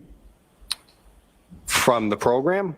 No, I'm asking you about a report that you authored, that you just mentioned to this jury. It's in paragraph Now, 12, I'm sorry. It says, Trooper Proctor and I began to measure. I'm sorry. Oh, sorry. I'm sorry. I wrote, Trooper Proctor and I began measuring the approximate I'm not location. asking you to read it. Oh, okay. You're mentioning paragraph 12 and Yes, sir. you're talking about one particular spot in that, correct? Yes, that is the spot that we All right. pointed on our Now, with location. regard to John O'Keefe's phone, would you agree with me that it's important to properly handle and secure a cell phone that is seized in connection with a homicide investigation? Yes, Was it important in this investigation to properly handle and secure John O'Keefe's cell phone since he was the homicide victim? I mean, it was. We locked it in a secure evidence lab. All right. Well, you testified that the first time you reported on in your investigation or your evaluation of the location data, that was in your April 24th, 2023 report, correct? Yes, sir. And in that report, you revealed that you looked at his location data using Axiom software, correct? Yes, sir. And Axiom is a competitor of Celebrate? Did you say that? Yeah, And Axiom is relied on by law enforcement across the country? I believe so. And you relied on it here in terms of this issue of the location data, did you not? I used multiple programs, but yes, I use Axiom as well. And regarding the location data that you examined with regard to John O'Keefe's phone, you noticed, or you noted, I should say, that after a period of no speed having been registered for a period of time, John O'Keefe's cell phone started registering movement at 6:04 or 6:15 a.m.? 6:15 a.m. 6:15 a.m., and that's actually 6:15 and 36 seconds, correct? I don't have it in front of me, but I believe that's correct. Sounds right? Yeah. And at that point, his phone Yes. registered a speed of 0.0484 meters per second? Just want to confirm. Sure. Yes, where did the phone go? Is that the back second end report or the first location report? I'm data will sorry. be quite interesting. There it is. Yep. Did it go to 0.0484. Dighton or not? 0.0484 meters per second? Yes. And that's at 6:15 and 36 seconds? Yes, it is. All right, so now, as you were examining that data, sir, you certainly knew from this investigation Did by it go to that Country point Road? that when the phone was moving, according to that data, at 6:15 and 36 seconds on January 29th of 2022, John O'Keefe had already been found mortally wounded and incapacitated, correct? From the voicemail message, that's how I was able to. I don't know the exact timeframes that he was found and transported, but I know 6:08 from Ms. Reed's voicemail that the 911 call is made, and Okay, they are on scene. I think we're talking over each other here Yeah. because what I'm asking is, you knew that by 6:15 and 30 seconds in the morning on January 29th, John O'Keefe had already been incapacitated and mortally wounded. That was my question. Oh, yes, that's sorry. I misunderstood. So you knew from your investigation that meant it could not have been John O'Keefe moving with his phone at 6:15 and 36 seconds, correct? That is correct. It had to be somebody else, correct? Yes. Would you agree with me that once investigators took possession of John O'Keefe's phone, any movement of his phone after that would not help in your homicide investigation, would it?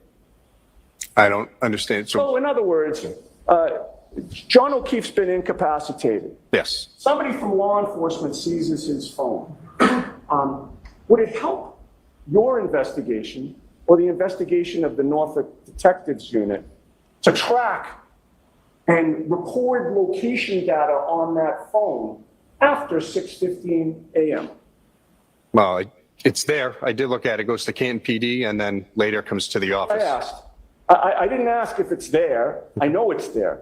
I'm asking you, does that help you in your investigation of a potential, of a homicide, to track the phone and have that location data recorded on the phone after John O'Keefe could not have been the one moving with it? No, not necessarily. In fact, if the phone is manipulated in some way after investigators take possession of it, that could potentially harm an investigation, couldn't it? Objection. Sustained. What is wrong with that? To preserve the integrity of the data on the phone as it existed before the police took custody of the phone, there is a way to stop the phone from recording location data, again, after the police take custody of the phone, isn't there? Yes, if you can, place it into airplane mode. Yes, yeah, you mentioned on direct examination that it could be accomplished by putting the phone into airplane mode, correct? That is correct, sir. But when that phone was seized, no investigator put the plane into airplane mode that early morning because you know that location data was found on that phone, correct? I don't know when it was placed in airplane mode, But you know it wasn't by 6:15 a.m., correct? that is correct. All right. And there's also another way to prevent any signal from entering or exiting the phone. You'd agree with that? Yes, there is. During your direct examination, you mentioned the concept of a Faraday bag. That is correct, sir. A Faraday bag has special fabric that blocks electromagnetic signals entirely, does it not? Yes, sir. So putting the phone into a Faraday bag would be another way to stop the phone from recording location data while the phone's in police custody, correct? Yes, sir. And you'd agree with me that during that early morning hours, as of 6:15 a.m. and thereafter, no investigator in this case put that phone into a Faraday bag on January 29th, correct? Not to my knowledge. In fact, after John O'Keefe's cell phone started registering movement at 6:15 and 36 seconds in the morning on January 29th, it continued to record location data the rest of the morning until 11:56 and 1 second a.m. on January 29th, correct? I don't know the exact end time, but I know it does have GPS data points throughout the day.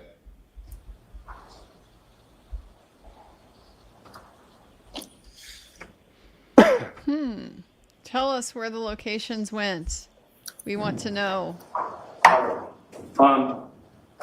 So you would agree with me that for several hours after the police had the phone, it was not put in a Faraday bag and it was not put into airplane mode, correct? That is correct. All right.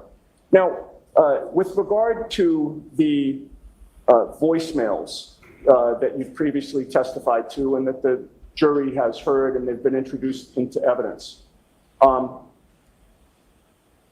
you had testified on direct examination that Karen Reed's phone connected to the Wi-Fi at 1 Meadows Ave at approximately 12:36 in the morning. Yes, sir. So you can testify based on that by 12:36 in the morning, Karen Reed was not at 34 Fairview, correct? That's correct. And that was the first of those voicemails that you testified to, correct? That was the I hate you voicemail? Yes, that's 12:37, correct. Okay. And that voicemail and every other voicemail that the jury heard was left after Karen had left 34 Fairview, correct? Yes, sir. And except for the one at, after 6 in the morning, the 4-minute one when she went back, we heard that one. But all the other ones were apparently left when she was at One Meadows, correct? I can't speak to where she was, but But she wasn't at 34 Fairview. yes, that's correct. She wasn't at 34. And you would agree with me, based on those voicemails and what you know about them and what we've just discussed, that no one at 34 Fairview, including Jennifer McCabe, could have witnessed Karen Reed outside that residence at 12:45 a.m., correct? No, I don't believe so. So you would agree with me? No one could have, including Jennifer McCabe, could have seen her at 12:45 at 34 Fairview?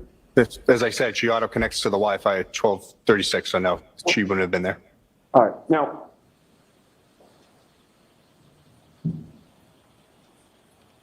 we've talked about the findings of, or the fact that you reviewed the findings of Rick Green by reading the affidavit that he submitted, correct? Yes, sir. And you learned in that affidavit that Rick Green was able to track not only when John O'Keefe arrived at 34 Fairview, but also the route that he and Ms. Reed took to get there on January 29th, correct? I don't recall his report fully, but You learned that he was able to accomplish that by examining the data from the app Waze that you spoke of, correct? yes, I did find that myself. All right. And Waze is spelled W-A-Z-E, correct? Yes. All right. And you've previously testified it's a commonly used app for driving directions and navigation. Yes, sir. And regarding your analysis of the phone, you learned that there was Apple Health data from John O'Keefe's phone on January 29th of 2022, correct? That is correct. And Apple Health data can reveal a number of steps that a person has taken during a given time period, as well as whether that person is going up or down stairs, correct? Yes. And on John O'Keefe's phone, you learned that there was Apple Health data that tracked his steps from the time he's seen on surveillance video leaving the Waterfall Bar and Grill and moving forward after that, correct? I don't know anything about the Waterfall Bar video. I just have the timestamp from the phone showing it at around 12:12 at the Waterfall. All right, and it actually was between 12:11 and 9 seconds, and then the ending period of that first time period was 12:21 and 5 seconds? And then you... Oh, yes, from the health. Thank you. Yes, yeah. Okay, from the Apple Health. And the data showed that he took a total of 170 steps between that time period, correct? That's what the phone registered, yes. All right. And regarding those 170 steps, isn't it true that this data from Apple Health signifies that 170 steps took place at some point during that 10-minute approximate time period? No. So is it your understanding that those 170 steps all took place at 12:11? No. Again, like I said, the phone is a high-tech pedometer. It doesn't mean that steps were taken. It means the phone was manipulated in a way that it believed it was moving and taking steps. Oh, I see your objection. Yeah. Okay, so Sorry. Yeah, let's assume there were steps for the purpose of this discussion here. Yeah. Okay, and they could have been steps, correct? They could have been, yes, but All right. So let's no way to prove. let's assume that for now. Okay. Assuming there were 170 steps taken, that could have meant that John O'Keefe took 170 steps beginning at 12:11 within that time period, correct? It's saying again, the time frame that it gave me is 12:11 to 12:21. Right. Yeah. So in other words, he could have started walking at 12:11, correct? Yes. All right. But he also could have taken that 170 steps closer in time to 12:21, correct? Well, at that point, he's in the car. I'm not asking about where he was. Could not have been. Testimony. No. I'm just asking about with what the data shows. And I would say no. If it shows 170 steps between 12:11 and 12:21, then strictly based on the data, you don't know where those 170 steps took place within that 10 minutes, correct? To a degree, yes. Okay. And it's possible it could have been toward the beginning, toward the end, or maybe fairly evenly spaced, right? You just know that there were 170 steps that were taken in that 10-minute time frame, correct? Again, that's assuming that they are steps. Right, and again, I'm asking you from the data itself. Again, the phone says it's steps, doesn't mean they are. All right, well, the Apple Health data also showed a total of 80 steps between 12:21 and 12:24. Correct. As part of your investigation of this case, were you aware that there was a 12:23 text message from Ryan Nagel to Julie Nagel in which Ryan texted his sister Julie he had arrived at 34 Fairview? Objection. Sustained, you can ask it differently. In any case, you would agree with me that 12:23 is between 12:21 and 12:24, correct? That is correct. And that is the 12:21 to 12:24 time frame where the Apple Health data showed that the user of John O'Keefe's phone took 80 steps, correct? Yes. All right. Now, John O'Keefe's Apple Health data also showed that he climbed up or down 3 flights of stairs between 12:21 and 12:24, correct? Yes. And that's the same period in which the data reflects 80 steps, correct? It's off by about 12 seconds. 12:22, 22. That's right, 12:24 and 22 seconds was the ending for the stamps, but 12:24 and 37 seconds. Okay, but approximately. Yeah. Approximately, yes. All right. And regarding going up and down those 3 floors, Apple does not provide data precise enough to determine when within that range the 3 floors were transverse, correct? No. There was a second point at 12:22 and 14 seconds that said specifically on stairs. Okay. And you would agree with me that, and again, assuming that they were stairs as Apple Health data reflects, those stairs could have been ascended or descended toward the beginning, toward the end, or throughout that 3-minute time period, correct? In this case, no, because there's a set point that's in the Celebrate report that shows it's 12:22 and 14 seconds. All right. Finally, his Apple Health data also showed a total of 36 steps between 12:31:56 and 12:32:16, correct? Yes, that is correct. All right. So I would like to direct your attention to your May 9th, 2023 report, which is the second report that you wrote that we've already referenced. Yes, sir. Specifically paragraph 15. Okay. You wrote that O'Keefe's health data in Celebrate shows him ascending, descending 3 flights of stairs at 12:22 and 14 seconds. Did I read that accurately? Yes, sir. And the native locations in Celebrate and the cached locations in Axiom both show O'Keefe's phone location by the intersection of Oakdale Road and Pinecone Road, which is in front of 36 Oakdale, and which is approximately a little over a half mile from 34 Fairview. Did I read that essentially correct? Yes, sir. All right. Do you stand by the statement that he ascended and descended 3 flights of stairs precisely at 12:22 and 14 seconds? I'm going by what Celebrate has given me from that time point, and that's what I used. Isn't it true that what the Apple Health data actually state is that John O'Keefe's phone went up and down 3 flights of stairs sometime within the time period that began at 12:22:14 and ended at 12:24:37? I can't speak to it. I don't know. This is what, again, I'm looking at the report. This is what the information that is parsed out of the phone is giving me. Right. I'm just asking about the data itself. It gives you that time period and tells you 3 flights of stairs, correct? Yes, that is correct. All right. Assuming that those 3 flights of stairs were ascended or descended closer in time to 12:22:14, which was within that time period, that would still give him time to arrive at 34 Fairview within a couple minutes later, would it not? I'm sorry, the time? Yeah, so we have a time period that you've agreed with, which is 12:24:14, ending at 12:24:37, right? A little over a couple of minutes, like 2 minutes and 23 seconds? Yeah, about that. All right. So the 3 flights of stairs, again, just according to the data, could have been ascended or descended at the start of that time period, correct? No. I'm confused what you're trying to say. So you're saying that he's at the house already at 12:22? I'm not asking about the house. I'm asking about the data. No, I know, but I'm asking about when you're saying he arrives in that data range. No, I'm confused. I'm strictly asking you just to look at the data. Yeah, we know And you're. you agree with me, whenever there's a time period. You're trying and to be Apple Health turns confused. either steps or stairs, you can't pinpoint just from the data when they occurred within that time period, correct?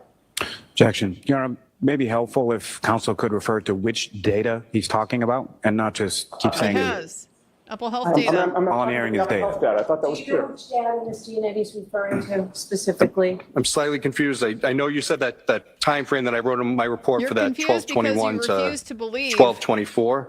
And then, 12/22. as I stated before, Celebrate could've shows a been specific time point going up or of down. 12/22 and 14 seconds when the stairs are ascended, descended. So that's why I'm confused. We've already seen conflicts We're gonna between get to that, but Celebrate I'm and not other. asking you about that. I'm asking you about systems. the fact that there's a time period and you can't place where within that time period, just based on that data itself. Yeah, that's what's recorded and shown to me. So that's what it's shown. I Okay. can't say otherwise. Your conclusion was that John O'Keefe could not have been at 34 Fairview Road at 12:22 and 14 seconds because Waze put him on Oakdale Road about a half mile away, correct? 12, yes, correct. All right. And that caused you to disregard the Apple Health data or to attribute it not to steps or to stairs because he was a half mile away between that 12:22 and 12:24 time period, correct? Yes, I attribute it to movement. All right. So I want you to assume for a moment, Trooper, that John O'Keefe's phone location actually showed him on Oakdale Road 3 minutes earlier at 12:19 a.m. Okay? Do you have that in mind? You okay? All right. With that assumption, would you agree with me that the Apple Health data about him taking 80 steps and climbing up or down 3 floors at 34 Fairview Road would make more sense? Objection. Sustained. May we approach, Your Honor? Sure. Offer of proof. So Waze is inaccurate as to time or something like that? Quite interesting. Yeah, he's cherry picking from the different applications depending on I guess what he likes to see. He's already said there's all kinds of different sources of location data, but he's really focused in on the Waze app.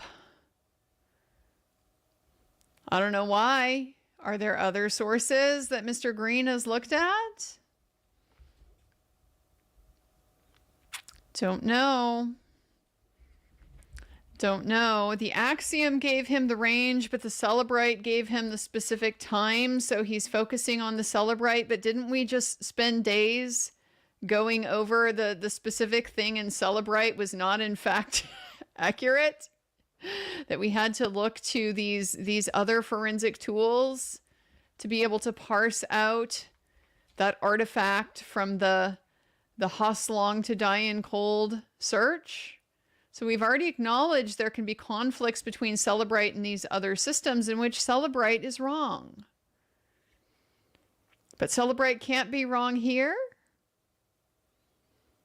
Well, anyway. Yeah, he's up there giving an offer of proof right now. He's asking him to assume something that Mr. Green is going to be testifying to. That'd be my guess.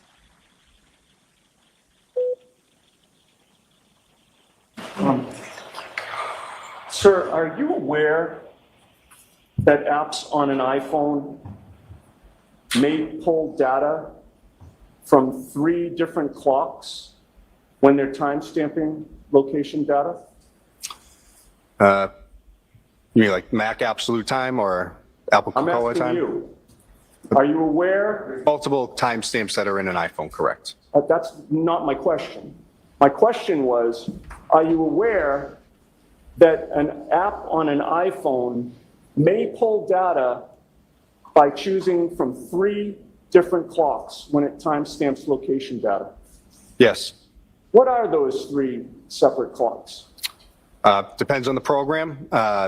It could be the Mac absolute time. It could be the Unix epoch time. And sorry, there's like 2 others. I don't remember them all off the top of my head. With regard to John O'Keefe's actual iPhone, did you research what clocks were available for apps to pull data from? No, I didn't. That seems like a shortcoming. That those 3 clocks can vary in time? Yes. Sometimes for a matter of seconds. What do you mean? So In other that words, the 3 clocks could be seconds apart, correct? I would have to see the data. And you would agree with me that sometimes the clocks could be off by 3 minutes, correct? No, again, I would have to see the data. May I approach? Yes. Mr. Lally, did you get a chance to look at that?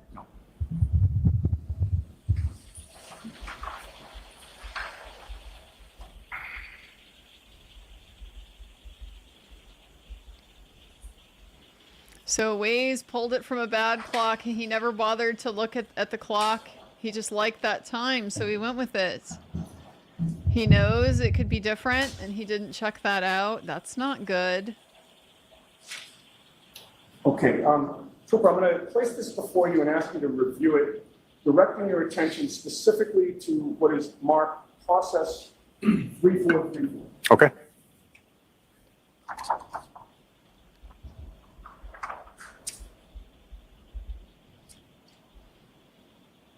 Okay. Do you see the process 3434 highlighted in blue on what I've placed before you? Yes, sir. And with regard to the right side of that exhibit, do you also see process 3434 with more information on the right side? Yes. And do you see the 3 different clocks that are listed on that printout? I do. What are those 3 different clocks? Sorry, it's a bit blurry. Monotonic date time, baseband date time, and then display date time. And looking at that, and by the way, do you recognize that as being information that was available from John O'Keefe's phone from the extraction? Yes. I would offer that as an exhibit, Your Honor. Any objection, Mr. Lally? No, Your Honor. What are we going to call that, Mr. Yannetti? How are we going to refer to that? Number it. It could be called, you know, a printout regarding 3434. Okay. Or printout from John O'Keefe's phone. Thank you. Thank you. Thank you. Now you have Exhibit 640 in front of you, sir. Looking at 640, is it clear to you that those 3 clocks were not in sync regarding that one process number? Yes. In fact, the monotonic clock regarding this particular Waze artifact from John O'Keefe's phone says 2:22 a.m., while the baseband and display clocks have timestamps 3 minutes earlier, correct? Yes. So if there's a 3-minute difference between the clocks, well, strike that. Do you know, with regard to that 2:22 a.m. location data on Waze, do you know which clock Waze was using for that? Or the iPhone was using with Waze? I don't. I didn't look through Axiom. I was using Cellbrite for that. Okay. But certainly that would have been available to you had you looked at it, correct? Well, but the artifact you show me is from the power log. It has nothing to do with the GPS, so it's not correct. You could have looked at that exhibit, right? Yes, the information in that exhibit to see the 3 different clocks, sir? Yes, but I can explain why this is incorrect. All right, maybe Mr. Lally will ask you. Sounds All right? good. But you would agree with me if there's a 3-minute difference between the clocks and you don't know which clock was used to put John O'Keefe's phone on Oakdale Road at 2:22 a.m., that could explain. Let me just have a minute. It's not 2:22. No, I know what you meant. Mr. Jackson, thank you. I'm sure everybody else did. With regard to the 3-minute discrepancy between the clocks, and you've said you don't know which clock Waze was using to put John O'Keefe's phone on Oakdale Road at 12:22 a.m., that could explain the discrepancy between the Apple Health data and the Waze data, could it not? No.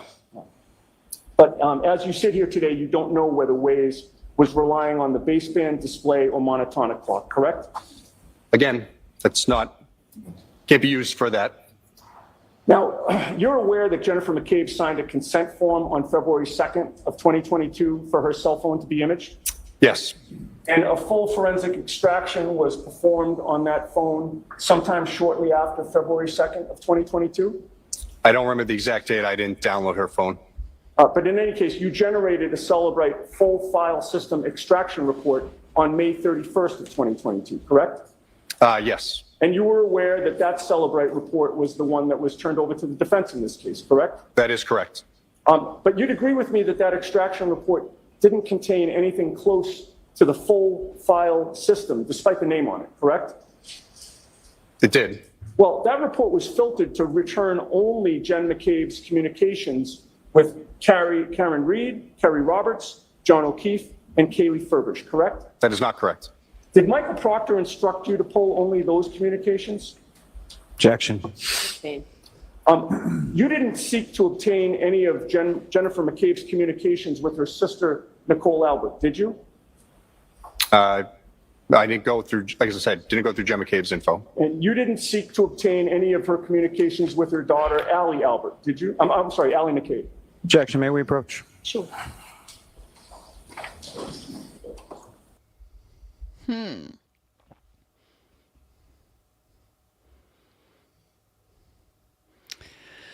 If he says it's not a full extraction, I have to think he's going to be able to back that up.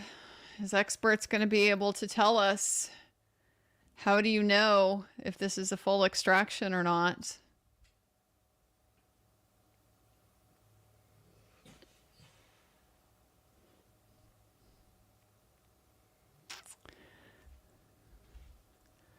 So, we already know there's a clock problem that he's going to explain as, well, that's not the right artifact.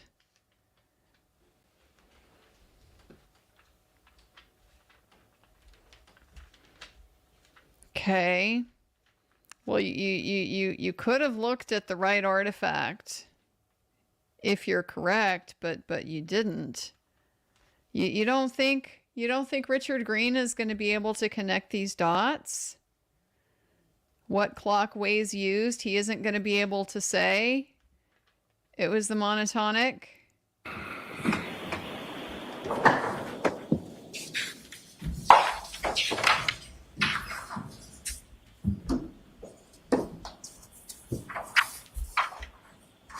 You would agree with me that the full forensic image of Jennifer McCabe's phone was not shared with the defense until it was requested by us in October of 2022, sir? That is not true.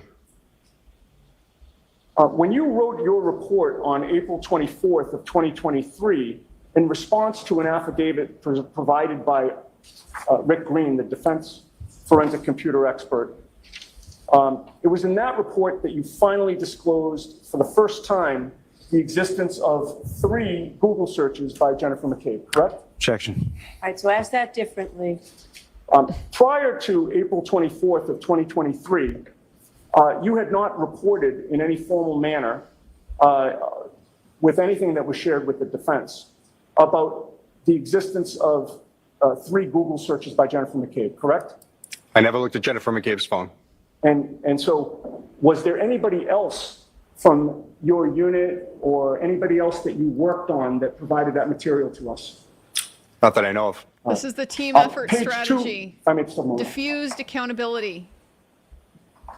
If nobody's in charge, nobody can be blamed. Wasn't my job. I didn't do that. A lot of deniability in there. Why would the cell phone guy look at the cell phone data?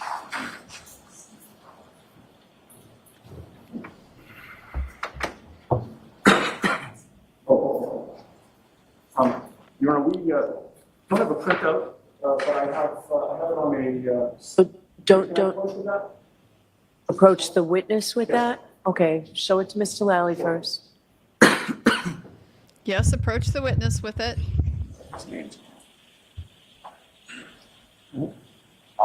So I'm going to see if I can place this before you without destroying the computer. Yep. Sorry, sir. You take a moment to familiarize yourself with that. Do you understand, or can you tell the jury what that is? Yep. This is a, you could put in a PDF. This isn't one I gave to you. This is a PDF version of the UFED reader report that I gave. So I gave the portable Cellbrite version to you. This is a copy of it, and I will not testify that anything in this is correct, because this could have been filtered. But your name is on there, is it not, sir? Yes, it is. All right, and what's the date? May 31st, 2022. Thank you. Yeah.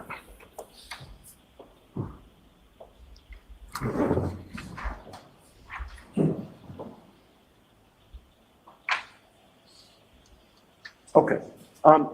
You'd agree with me with regard to that April 24th of 2023 report, on page 2, you state, quote, in my initial Celebrate UFED reader report, and then you put version 7.53.0.29, that was created on May 4th of 2022, the search history for Jennifer McCabe's phone had 2 Google searches in Safari, correct? Yes. And you list out how long TI die in CIKD at 6:23:51 and Hoslong to die in cold at 6:24:37, correct? That is correct.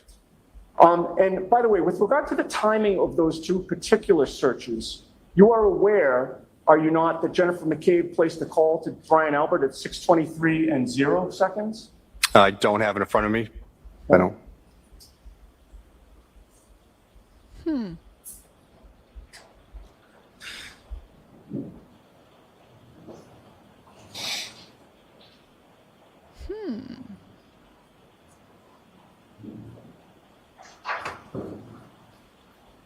Another interesting time frame there.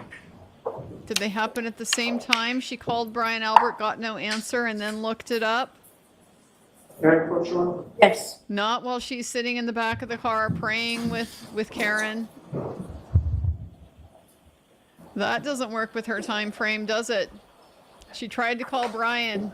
Thanks. They got him. They found All right, him. sir, I placed before you a document. And then she You've, panicked. Is he going to be familiarize yourself with dead, or that, will and they then be able to Sergeant revive Jared, do you him? recognize what it depicts?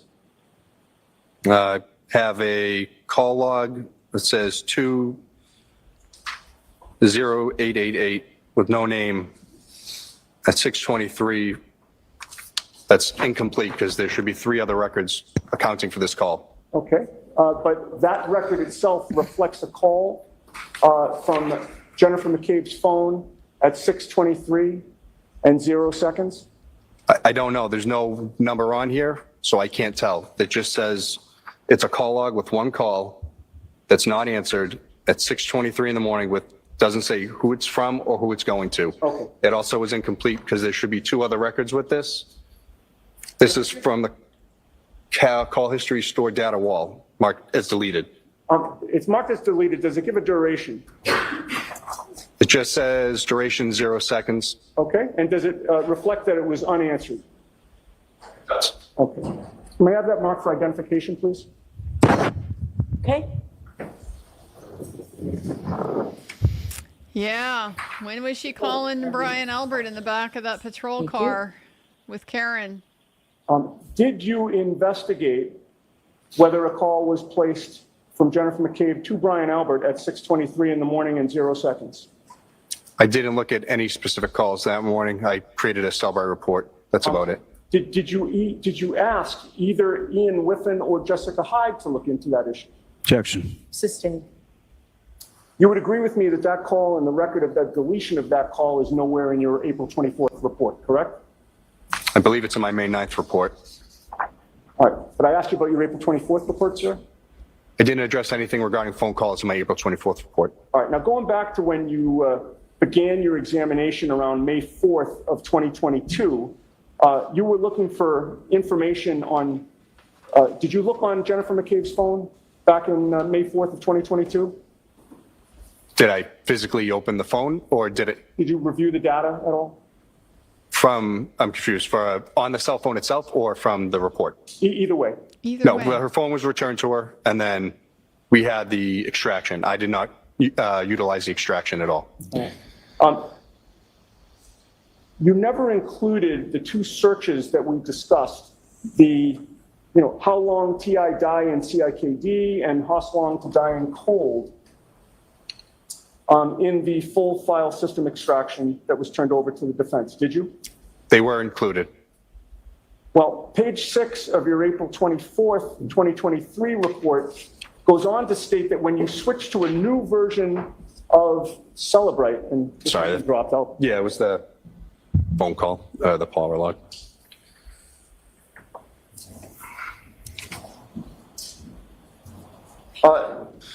Page 6 of your April 24th, 2023 report says that when you switch to a new version of Celebrite Physical Analyzer, which was version 7.61.0.12, you found an artifact from the browser state DB wall file for a Google search of Hoslong to dying cold at 2:27 and 40 seconds, correct? Yes.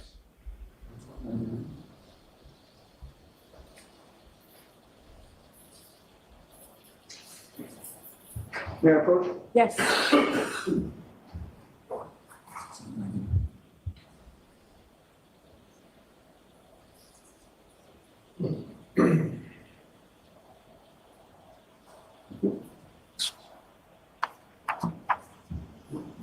Trooper, I'm placing before you what has been marked as Exhibit 99. Do you recognize that?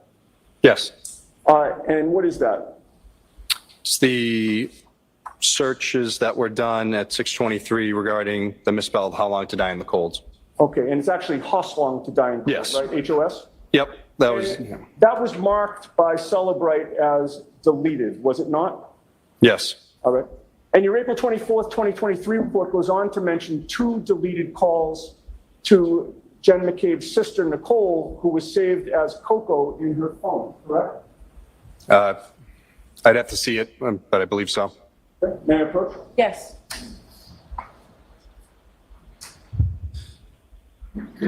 Coco. JJ and Thank you. Coco. Showing you what's been marked Y for identification. If you'd familiarize yourself with that and look up at me when you're done. Okay. Does that show the 2 deleted calls to Jen McCabe's sister, Nicole, who was saved as Coco in her phone? I don't know who it's coming from, but it does say it's going to Coco, and then, again, coming from wall files, correct. All right. And your report doesn't mention it, but what was the duration of those 2 calls according to that log? On this sheet here, it says 9 seconds for the first one and then 7 seconds for the other. All right. And those calls, both of them, which actually had durations, were marked answered by Celebrate, correct? Yes. May I offer that, Your Honor? Do you need both? Objection? I believe it's already in, but I'm sorry? I believe it's already, Why for identification? no, I understand. I believe Ms. McCabe's phone calls and all of that is already marked as an exhibit months ago. Your Honor, We I don't think there's any disregarded harm in months marking ago. this, and Remember? I want to display it. All right, I'll let you display it if it's already in evidence. I just don't want duplicates. I understand. So what I'll do is I'll let you display it, and then, Mr. Lally, at some point you find where this is, and we will mark this like A to whatever Okay, the that makes a lot of whatever sense. the number is. Thank you. All right. Mr. Bates, if you could display what was marked Y for identification. Remember they had everything pre-marked and then she threw all that out? Trooper, with regard to what is displayed on the screen now, is that consistent with what I had just handed to you? Yes, it is. All right. And with regard to the first entry there, you had stated that it doesn't say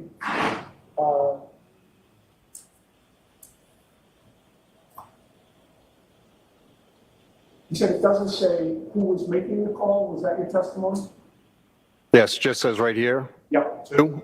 I'm guessing that's the last 4 of the number, since the rest is blurred, and then, yeah, that's it. Okay. And you know that that 0204 last 4 digits, that is to somebody who was listed as Coco in the phone, correct? I don't know any of these phone numbers or people. But you previously testified these 2 calls were somebody who was named Coco in the phone. Oh, yeah, from the sheet you gave me that shows it. Okay. And the time of the first call was 6:07:42, is that right? That's correct. And you testified that that's the one that had the duration of 9 seconds, Yes. listed as answered Correct.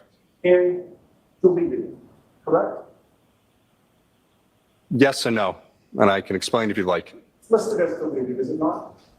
There's a reason why. Is it listed as deleted? It is, but there's a reason why.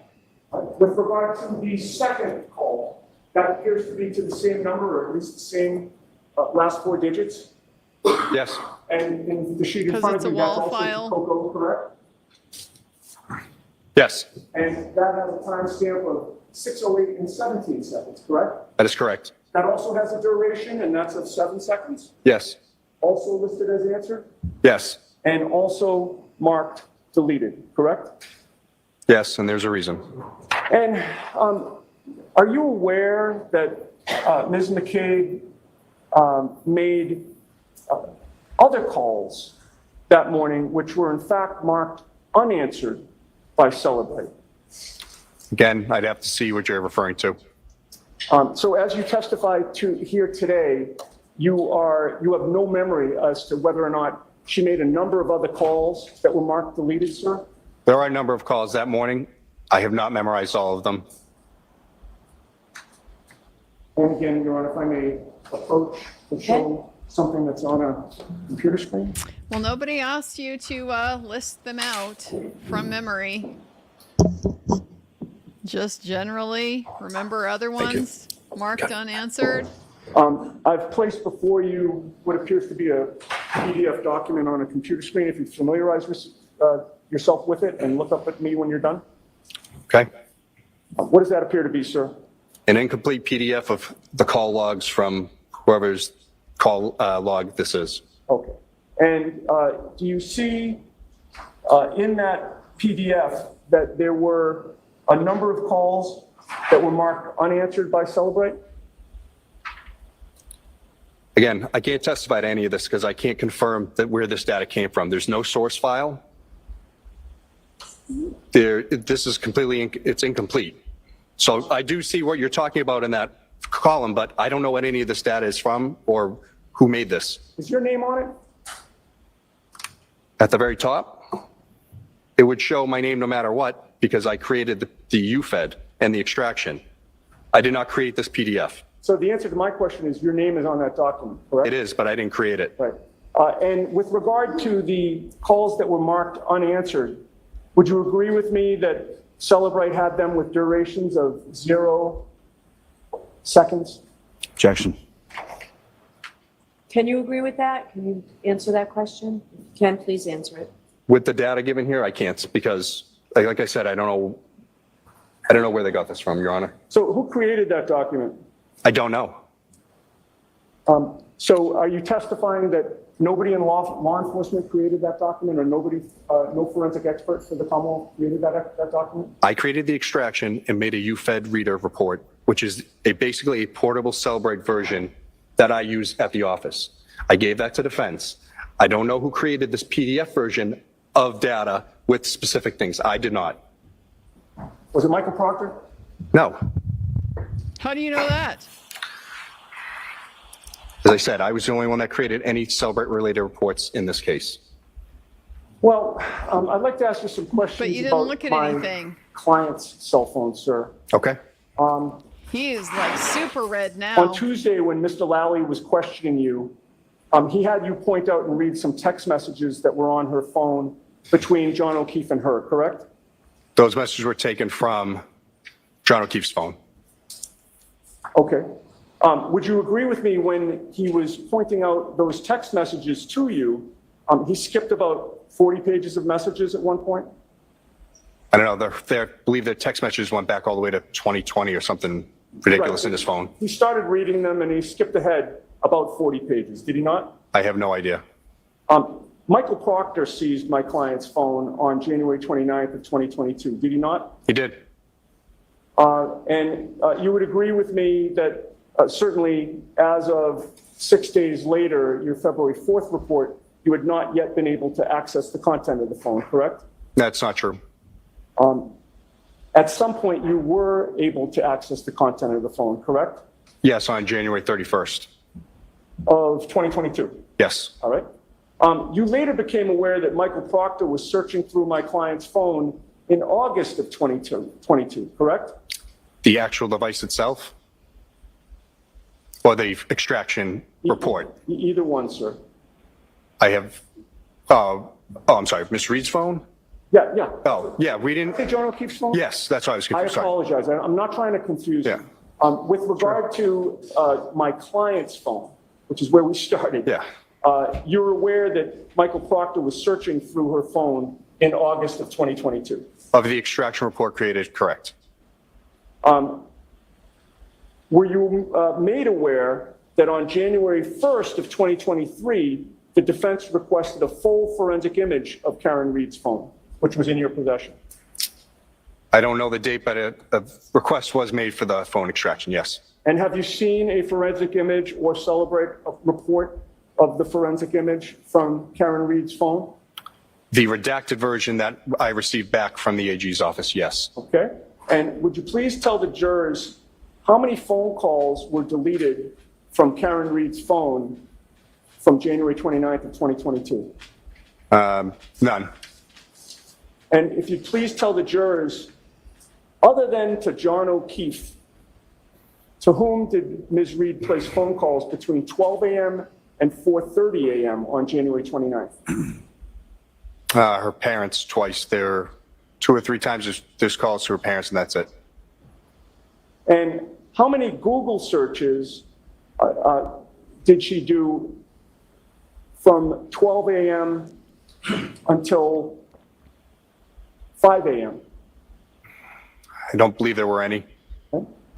And how many Google searches were deleted by Ms. Reed at any point on January 29th of 2022?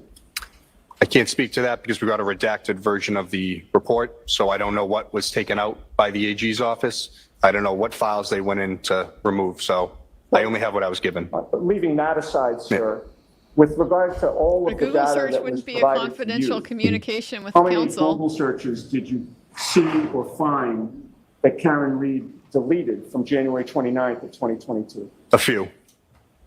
During what time period? The afternoon, but again, there was artifacts that I found that weren't date and time stamped, and there were some that were with corresponding timestamps, but I can't say for sure when that was done. Okay. But you saw no deleted calls, correct? No, not that I know of. All right. I may have a moment? Yes. Sorry. No further questions, thank you. Okay. Yes. Okay, thank you.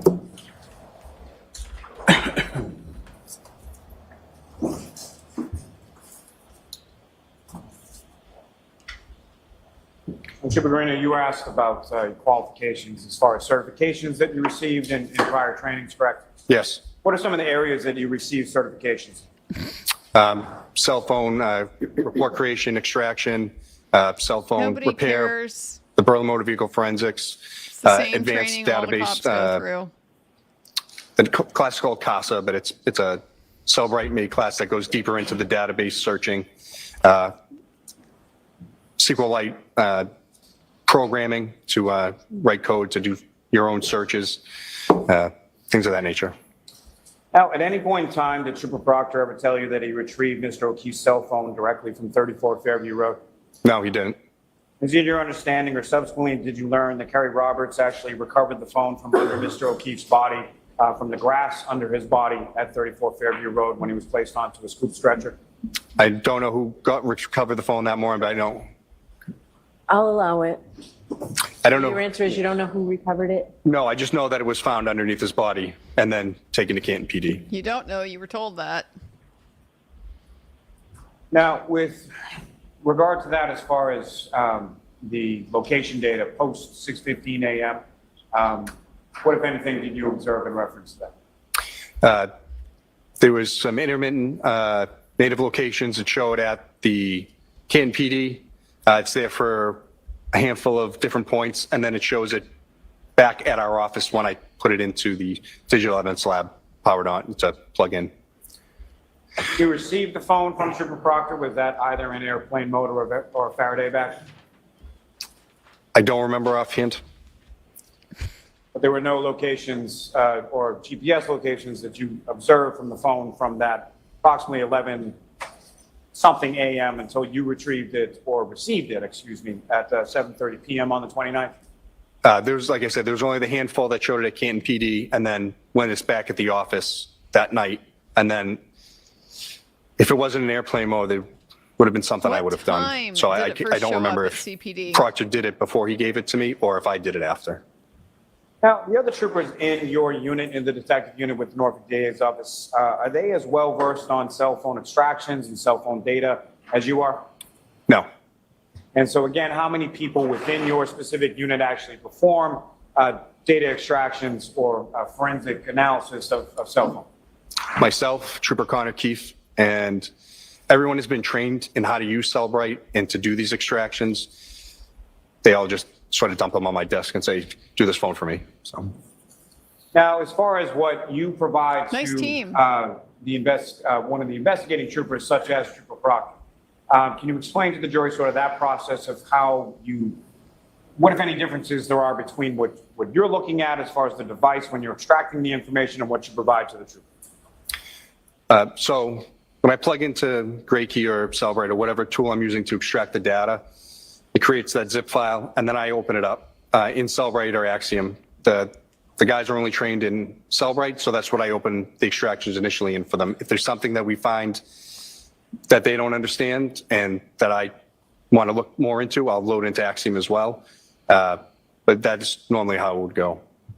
Now, is there any way from the version or the extraction that you provide to the trooper, is there any way for that or any trooper to change or manipulate that data from what is initially contained on the phone?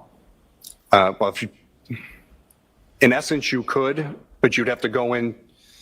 So once I create like that UFED reader, which is the portable case, you would have to go into the folders and then delete stuff, which would change all of the data. And then when I would load it up later, it probably wouldn't work right. But that's why we save the encrypted extraction onto the server. So if anything ever messes up, we can go back and reload it, and I can create whatever reports I need with it. And so from your review of the data in the phones in this case, what, if anything, did you observe in regard to any manipulation of data or deletion of data or removal of data from what you observed? From the encrypted files that we have, none. And then we didn't have passcodes for the phones for John O'Keefe's until the 31st, and then again for Miss Reed's until, like I said, August, once the program was able to open it. Now, you were asking questions about Mr. Green's affidavit. Following your review of Mr. Green's affidavit, what, if any, steps did you take in relation to what was indicated in there? So as I said, I didn't really go through the phones much when we first got them. I don't know everything about the case as the investigators do. So I got his report and I went through it and basically just went step by step. So he says, this happened, I went to confirm it. If it didn't, then I need to find out why he was either incorrect or slightly off and either just completely wrong or just misinterpreted the data. And that was it. And in addition to yourself going through some of the data, who, if anyone, did you contact to assist or to also, in addition, go through the data specifically as it related to the search and dismissal case? So initially, when I first found it, I spoke with Chris Vance of Magnet Forensics. He's their head technical guy for Axiom. He's like their forensic specialist. So he was at the cybercrime conference. I brought him. I'm going to allow this.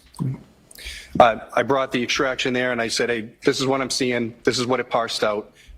Why are we seeing it marked this way? And he goes, well, first off, you have to look exactly where it's coming from. The browser state. Sure. So I'll strike that last part, what he told you. Okay.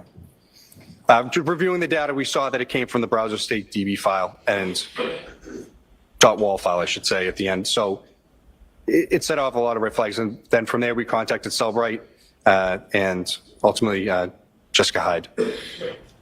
And ultimately, Mr. Whiffen as well, is that correct? Yes, he came in after Cellbrite. I reached out to them and they escalated it up, and he reached out to us to help us. Now, with respect to the health data that you were asked about, again, if you could explain to the jury when something in there in the health data says steps, what exactly does steps mean? As I said before, the phone is seeing movement. Doesn't necessarily mean you're taking steps. If you have the iWatch paired to it, you're going to get a greater level of accuracy, and I would be more apt to believe that steps are being taken because it's going to also bring your heart rate. So if you're taking a large amount of steps, it's going to correspond.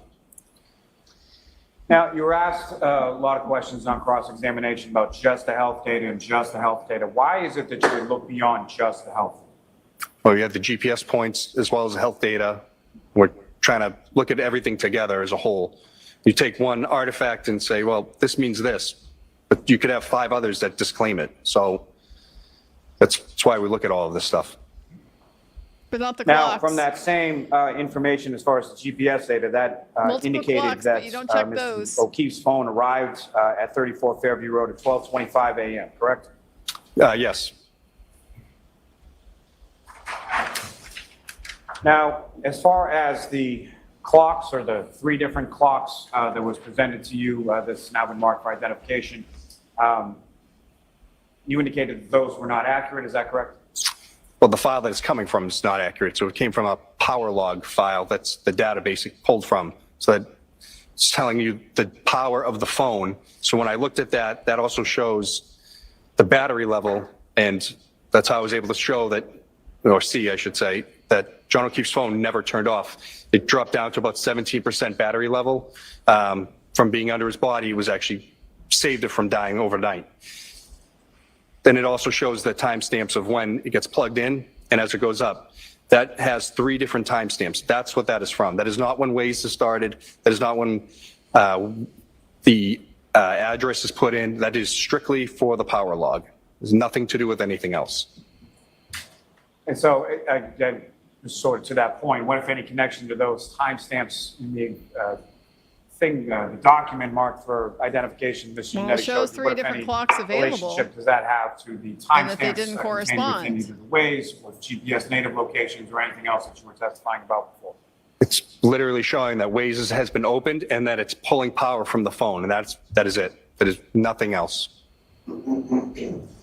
Now, with regard to, you were asked some questions about Ms. McCabe signing a consent for extraction on February 2nd, 2022, correct? Yes. And Ms. Kerry Roberts, she did the same on the same date, is that also correct?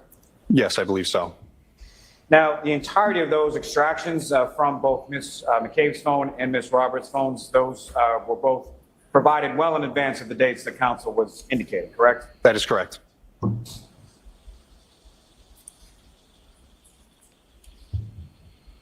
Now, in regard to the Celebrite extraction, in regard to Mr. Green's affidavit, Celebrite has periodically updates the versions of their software, correct? That is correct.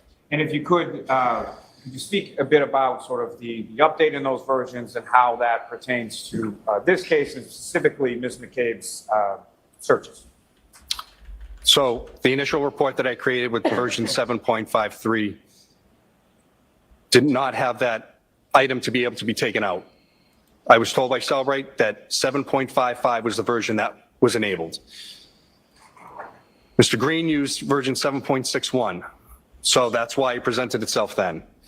Can I just stop you there for 1 second? The version that Mr. Green used, was that available at the time that you did the initial extraction?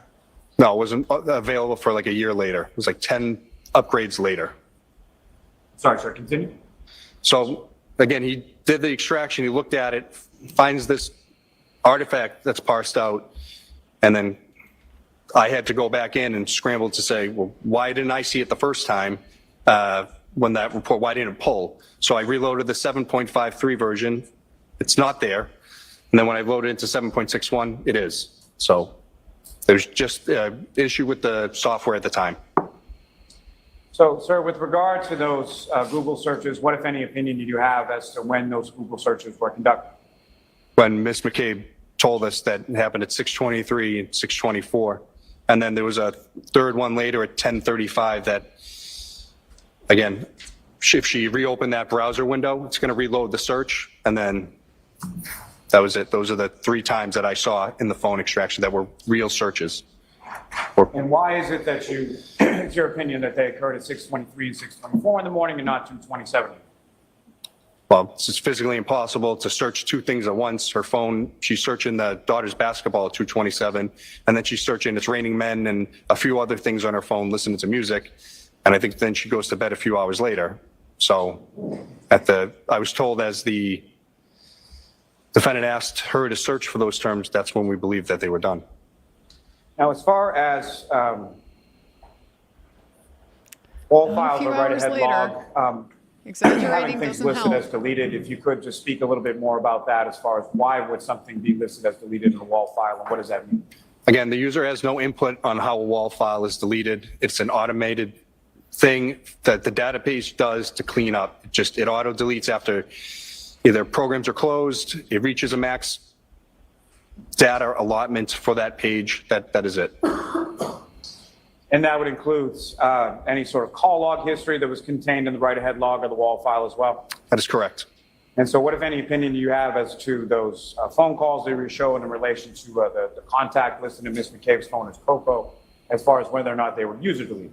Well, again, what the defense showed me was limited thing. I know should be 2 other locations that phone call was listed from looking at it myself. So I don't know why they gave me just the 2 deleted things, but there should be other spots in the database where that phone call was there. So I don't believe that it was user initiated. It was phone initiated. And that's in reference to the write-ahead log, sort of first in, first out as far as data that comes in. Is that correct? That's correct. Now, again, as far as your unit was concerned, you were the only one who created any Cellbrite reports in relation to any of the phones, in this case, with the exception of the defendant's phone that was created by the Attorney General's office following their extraction of privileged material, correct? Objection. So objection is sustained as to the form. This seems a good place to stop. So jurors, we'll take the luncheon break. Good place to stop. There is a chance that we may be able to go a full day tomorrow. So just think about that at lunch. If there's any emergency that would prevent you from being able to go a full day. Sir, it's closing it up. We'll leave on the chairs. All right. Was that a signal, Mr. Lally? You're done here. Good time to break. You don't have anything else to ask about? Maybe.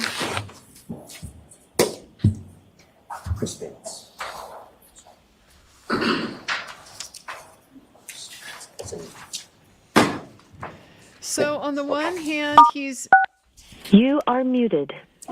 very explicit that they didn't extract Karen's phone until the August of 2022 because they had to break the passcode. But at the same time, then with the defense, he was very explicit that no, they were able to have data from the phone all the way back on January 31st. Which one was it?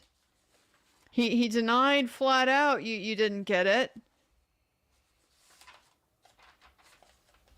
He said they had data as far back as January 31st. Well, if you didn't have the passcode, you couldn't do the extraction. You couldn't open it up and thumb through it. So that really doesn't make any sense there.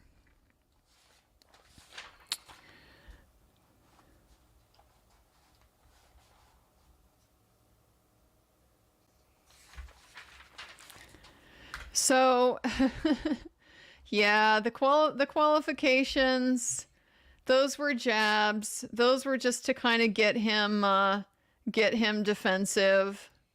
You're taking intro to cell phone investigations classes during COVID, and you became overnight the expert on the Cellbrite analysis for the Norfolk County DA's office. Is that a little alarming? Who was doing it before? Who is doing it before? What were their qualifications? Why does the guy who's taking the online courses during COVID on introductory classes, why does he get promoted to like the chief cell phone guy? I knew he was going to be defensive and squirrely as soon as Mr. Yannetti asked him that part of the purpose of writing a report is to be fair to the people that you're investigating by including the account. And he said he's not sure. He's not sure if being fair to the person he's investigating is part of the reason why you write down a report. I don't really think that was the right answer. That's one where you just say yes, because now you just validated everything that you've said. Obviously, I was being fair to the defendant when I wrote all this down, when I wrote all of these reports.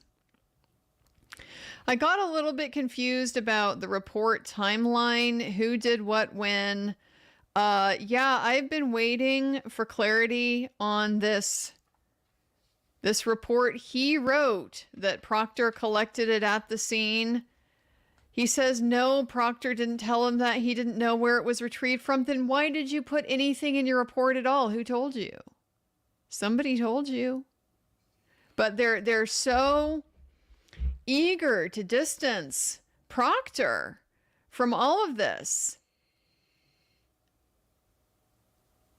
He wrote in the report while on scene. He recovered it. He's the one who wrote that. You don't know. You don't know where that is. On scene.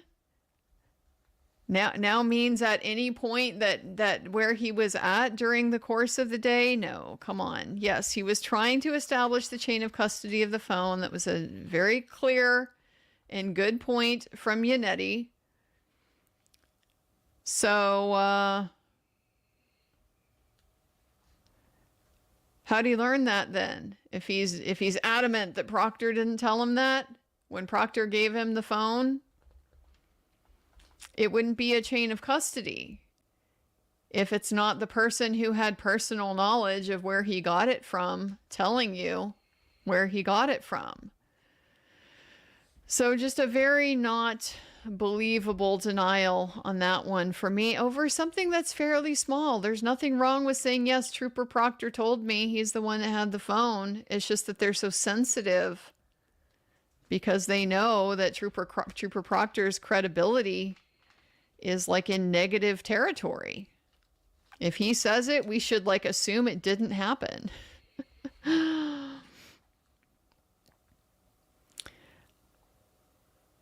Very confusing. I didn't look at the extractions, but then he did look at the extractions, but not till later. No, is he saying he never looked at the extraction from Jen McCabe's phone? No, obviously not, because he's given us this whole theory about the wall file, and he just told us he took the extraction to a conference to ask somebody about it. So he clearly did look at the data from Jen McCabe's phone.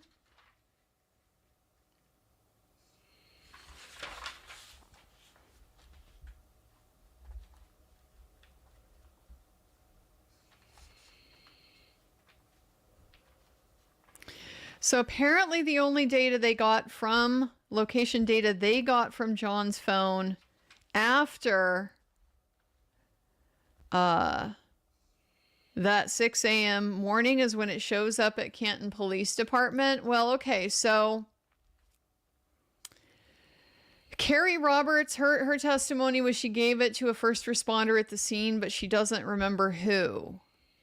Okay, well, let's just say she gave it to Officer Seraph. He doesn't say anything about it. He doesn't, remember that as far as I can tell, but let's just say it was him. Nobody who was a first responder at the scene volunteered. Yeah, I got the cell phone. I secured it. I took it into evidence. I took it back to the Canton PD. Nobody said that, which is just that's a big red flag. It's a big red flag because it's a big missing piece. It's an important piece of evidence.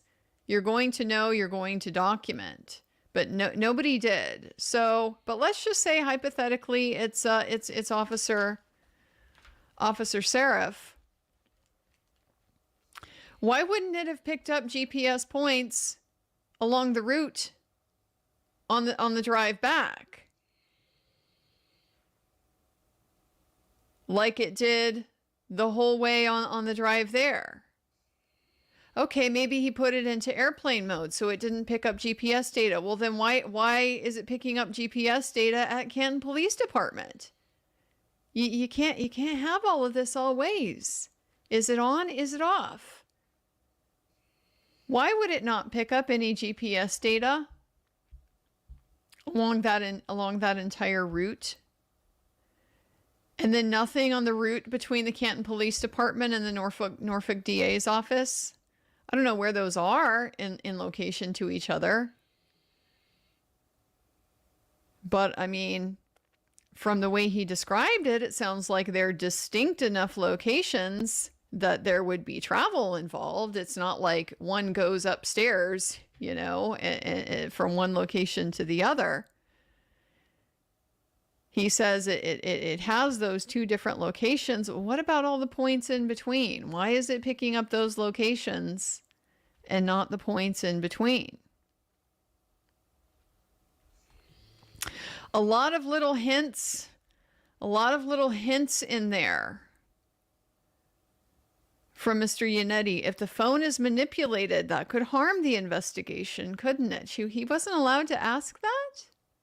Wasn't allowed to ask that. Seems like a pretty straightforward question to me. Yeah, of course it would. So are we going to hear about reasons to believe the phone was manipulated? Are we going to be hearing about that from Mr. Green, I wonder?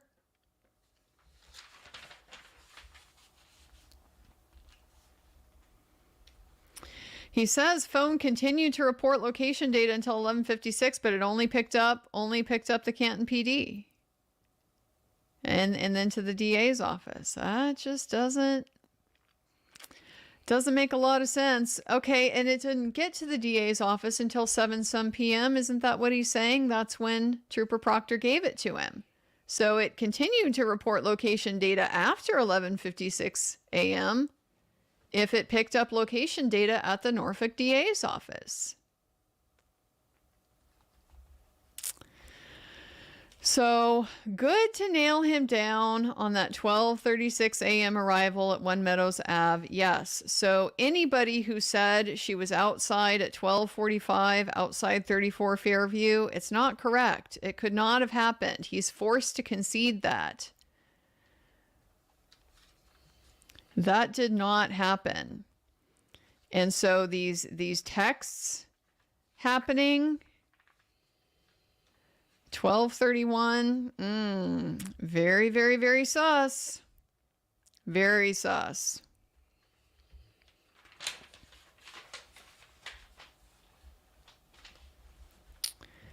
He didn't like the step ranges. He really wanted to nail down that one piece he got from Celebrite that nailed it down at 12:22. Because if the range is 12:24, that he could have taken the 80 some steps.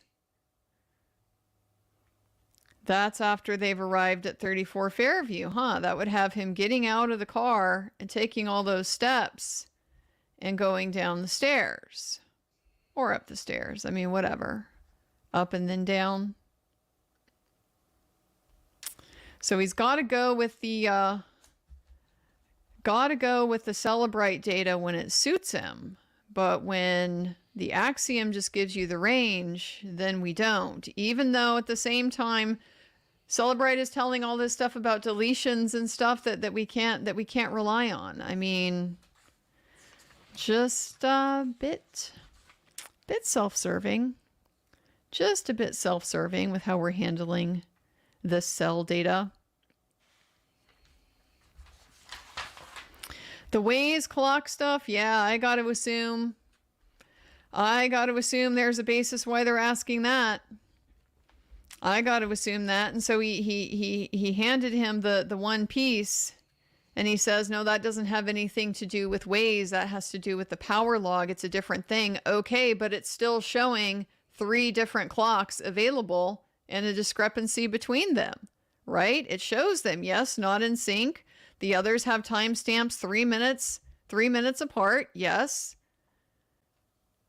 And he never looked at what one's Waze used. So he doesn't know. He doesn't know what clock Waze used. And we know there's 3 available, and there's 3 minutes difference. So that's something, that's a little seed that seems like it's planted for a future expert.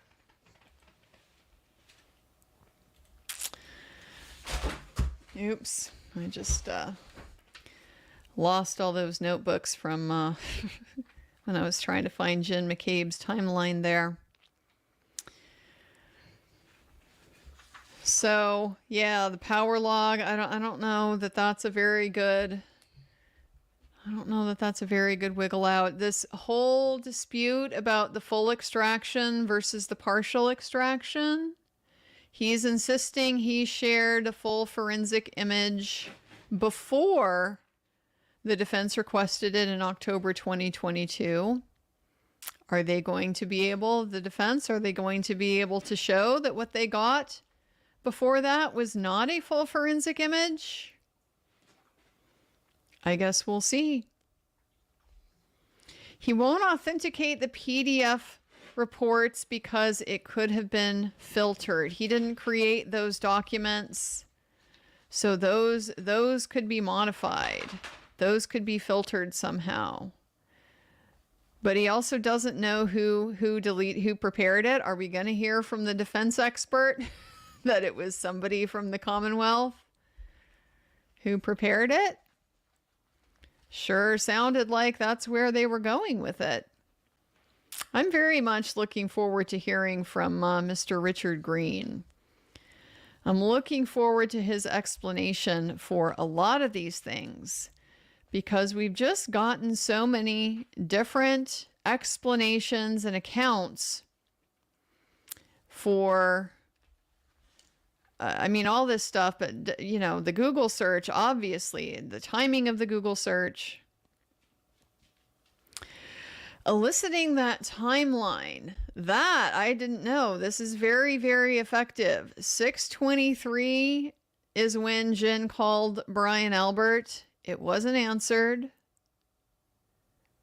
He says, oh, it doesn't matter. It's in the wall file. Okay, well, maybe she didn't delete it. It doesn't matter.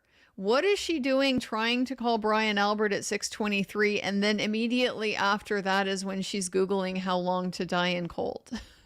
Because she needed him to tell her. Is he going to survive this? Are they going to be able to revive him?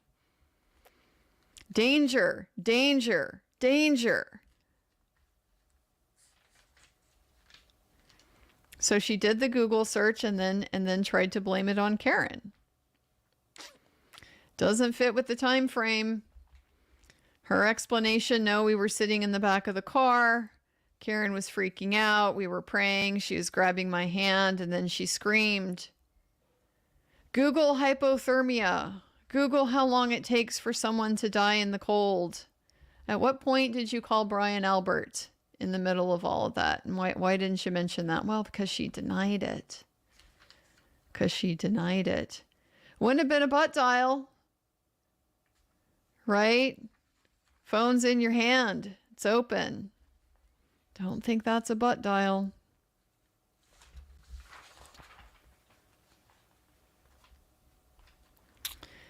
Then all of these various versions of Celebrite. I tracked where he was saying the artifact from 2:27 a.m. didn't get the browser state.db wall file. That didn't get picked up in his initial version of Celebrite. It only got picked up in the later version of Celebrite. I understood that. But he also seemed to be suggesting Was he suggesting there was other stuff, that was the reason why some of these things the defense was pointing out you didn't disclose? You didn't disclose these phone calls. You didn't disclose the searches originally at all. Is he trying to say that was because of Celebrite versions? That seems unlikely. I'm pretty sure Celebrite is gonna pick up phone calls no matter what version you're in.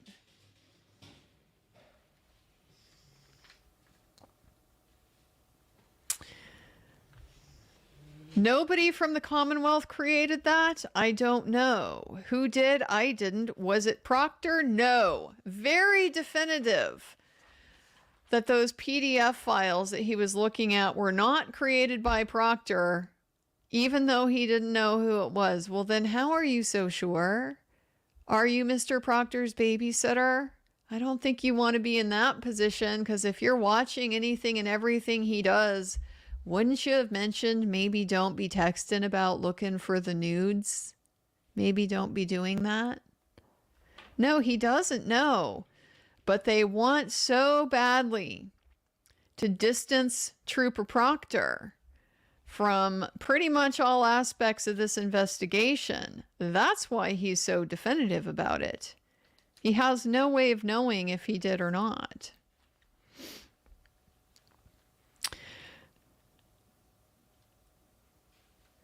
So very specifically, Proctor sees Karen Reed's cell phone on January 29th, 2022. And Mr. Yannetti asked him 6 days later, when you wrote your report, you hadn't accessed the data. And he said, not true. On January 31st, 2022, they accessed the data. Well, how did you do that without the passcode? How did you do that if your explanation is you didn't extract until August 2022 because you didn't have the passcode and you had to run it through the code breaker? How did you get any data on January 31st? I don't know how that works. Why wouldn't you have just done the extraction then if you were able to access data at that point in time? Don't think I can reconcile that with what he said. And then Karen had no deleted calls, only calls to her parents, no Google searches between 12 and 4:30 a.m. She wasn't at home Googling how to make it look like the guy I hit with my car was beat up and chewed on by a dog. She wasn't Googling that. She didn't Google anything at all. And then she had Google searches deleted, a few from the afternoon. Well, now, are we able to track what's deleted and what's not, or aren't we? Is this another wall file? You got to emphasize it's not user controlled when it's Jen McCabe. How do we know this is a user deleted Google search on this occasion? You couldn't show me that? I don't know about that. I don't know, maybe Lally will get there on the redirect and they'll show us. This is why this one is different. This is why her searches are different, and we can say hers are user deleted, whereas these other ones are not. Do you think we're going to get that? I'd like to get it if it exists.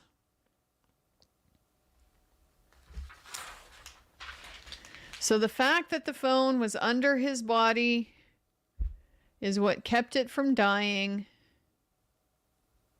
It went down to 17%, but then they were able to plug it in and keep it live. Interesting acknowledgement that yes, at least in theory, you could change and manipulate the data from the extraction. And he tries to wriggle out by saying, well, it probably wouldn't work later. Well, really? Why not?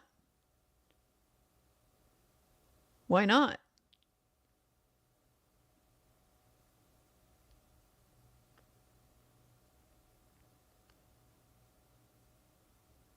You can't go in and do selective deletions and alterations?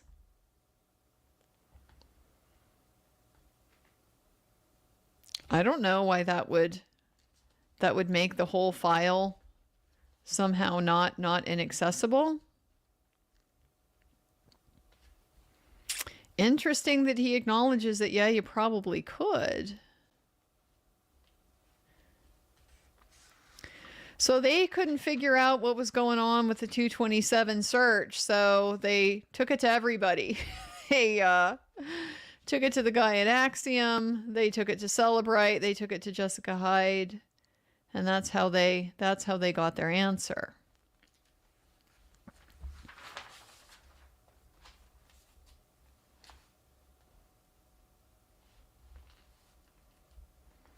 Full extractions from Jen McCabe and Carrie Roberts were provided well in advance of the dates that the defendant provided. Well, I think they were...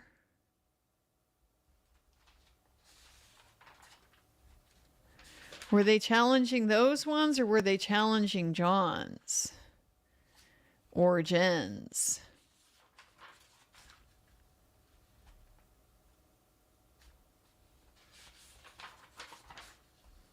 Okay, they were talking about Jen's, and according to the defense, it didn't return the full data. It was limited to certain communications. It did not include communications with Nicole, and it did not include communications with Allie McCabe. And then at that point, we had that objection in the sidebar. And when they came back, Yannetti just reiterated that it was the full forensic image wasn't shared until after they requested it back in October of 2022, and he denied that. So I do wonder if Mr. Yannetti is going to be able to substantiate that with his own expert.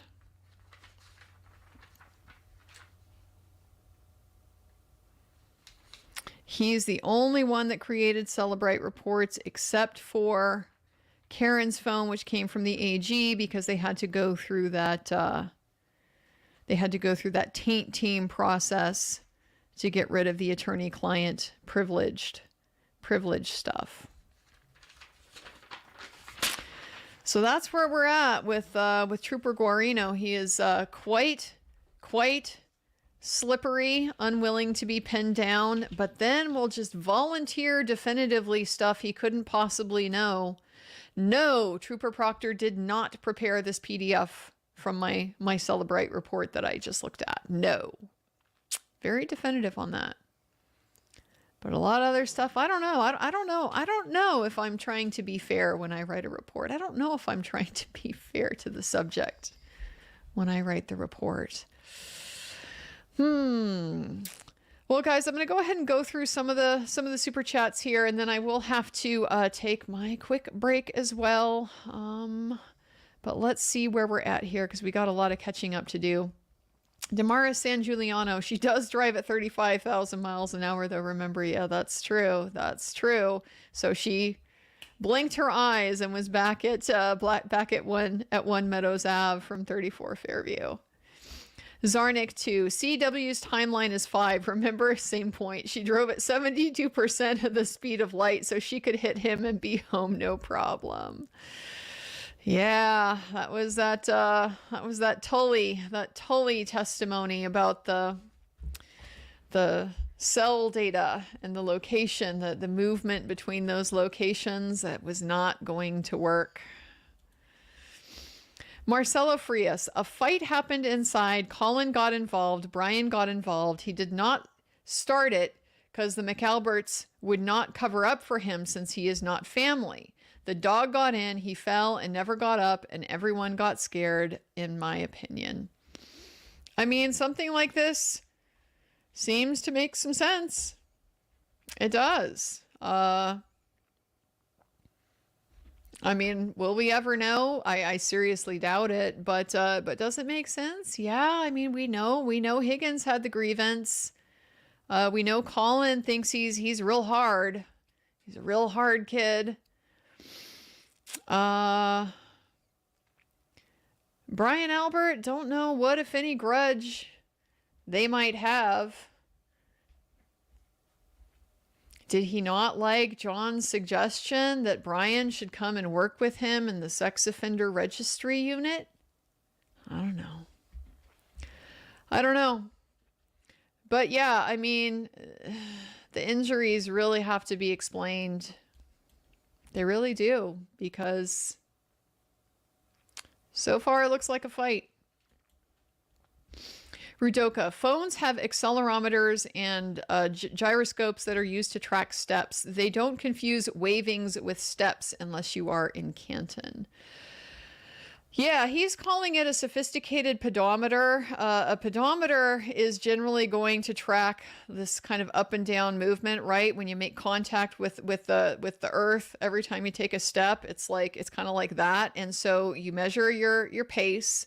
Like when you set a pedometer, you typically, walk for a while, you measure your pace, and then it just kind of assumes that pace, at any point, and then you get the steps, and then it tells you how long you're going. So that's kind of a conventional pedometer.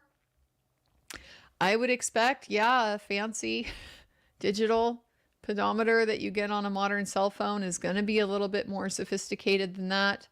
It's going to have the ability to pull from different data sources and stuff. So I don't know. I really don't. I just don't know enough about this. I've never had one of these types of phones to know how it measures steps, if it's accurate, if it's not accurate. But I mean,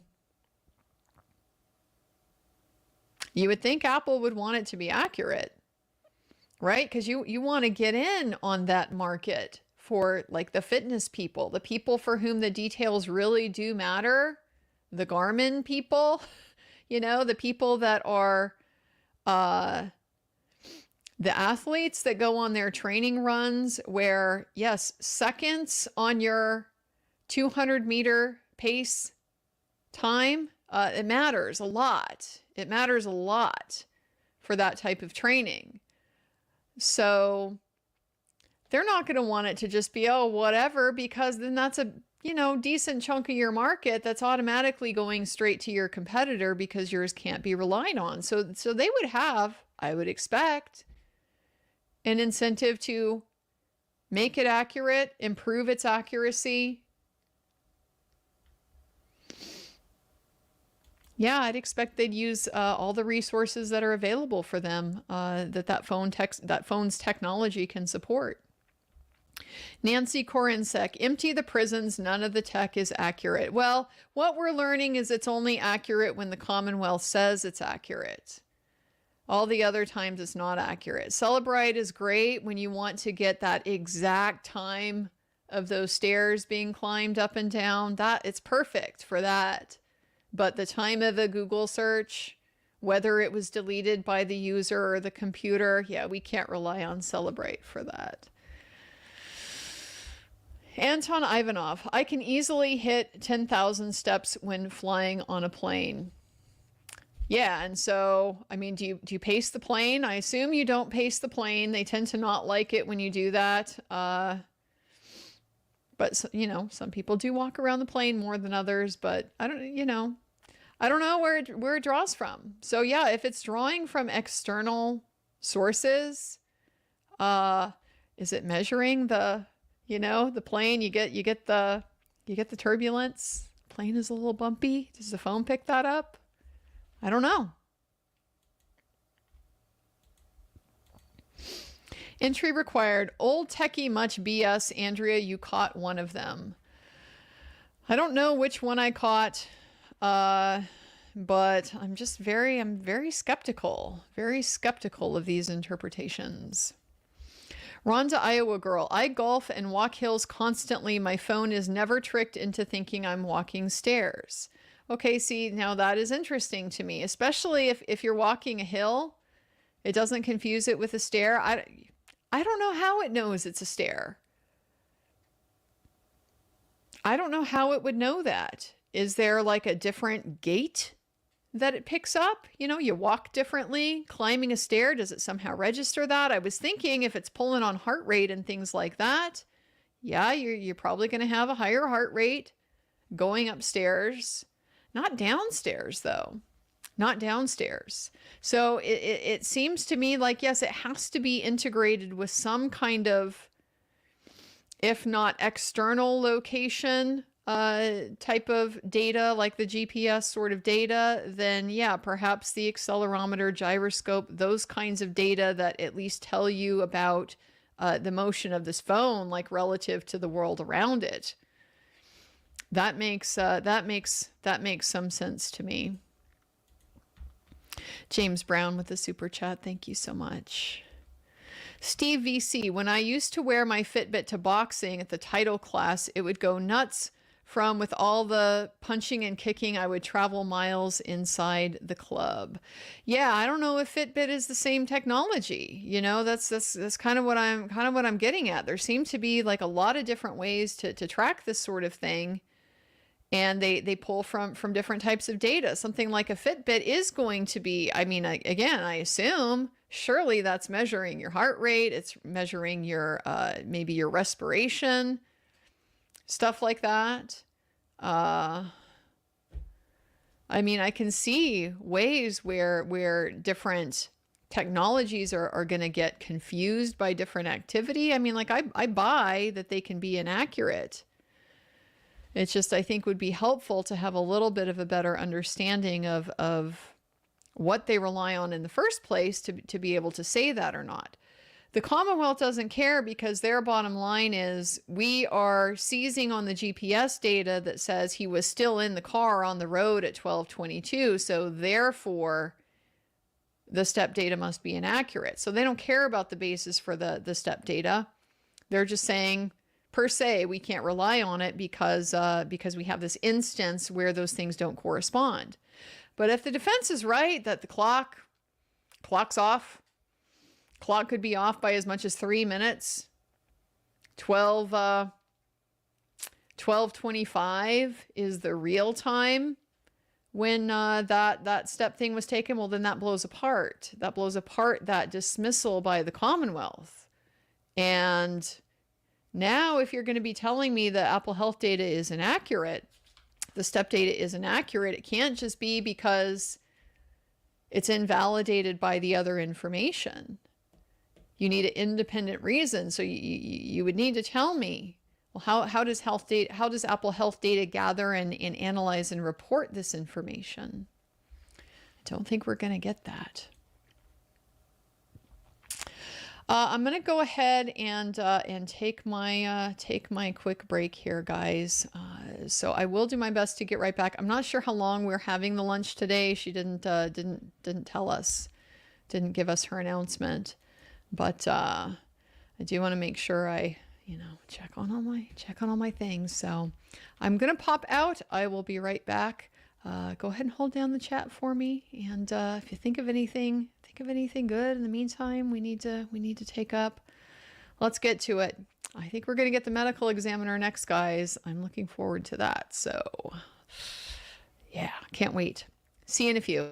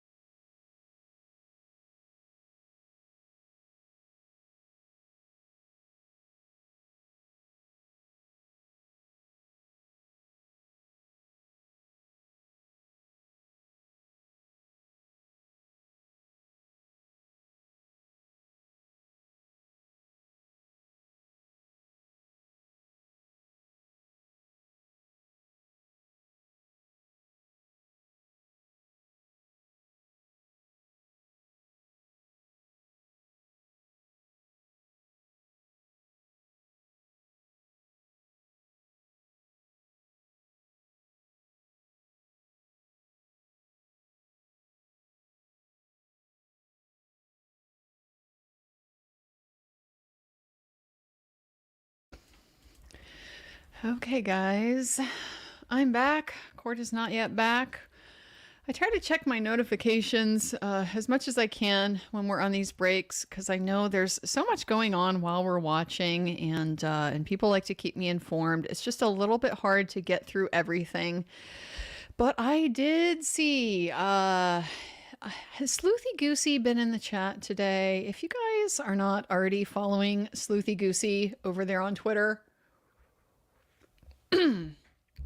Sleuthy is like the queen of the resources, the database, having everything organized. So she has posted the full text messages, the exhibits. Remember we just heard he skipped over like 40 pages of the text exchange between Karen and John. Well, the whole thing is in evidence, and the jury is going to get to look at the whole thing. So there's a lot there that the Commonwealth did not show us. Of course, I don't have time to go through it all and read all of it right now, but the general message I'm getting is that, yeah, there's a lot in there that paints a pretty different picture than what the Commonwealth is trying to tell us this relationship is. So I will definitely be checking that out once we get done with court today. Why am I not surprised? Why am I not surprised? Cherry picking the stuff that suits your narrative and ignoring the rest is just kind of par for the course with how the Commonwealth thinks you're supposed to put on a case.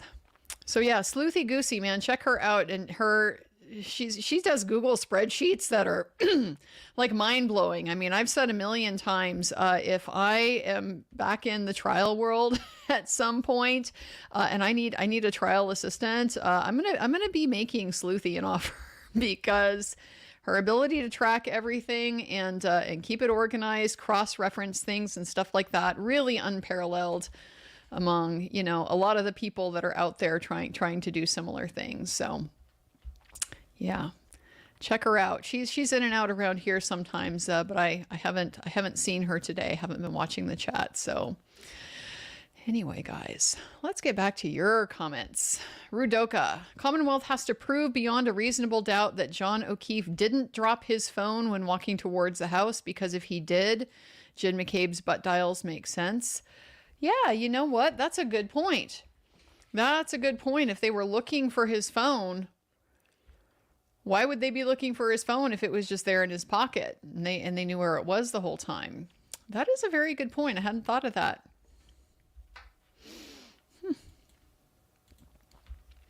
Not Squirrel. QQ, a consolidated map of GPS, Lexus key cycles, Apple Health would be nice. If Commonwealth doesn't produce it, could the defense?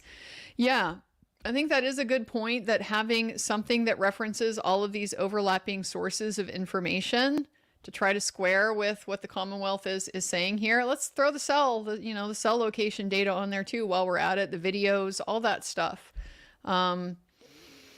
Yes, anybody can produce that. It would just be a demonstrative exhibit. It's a visual to help the jury be able to understand all of these different pieces that have been put in front of them.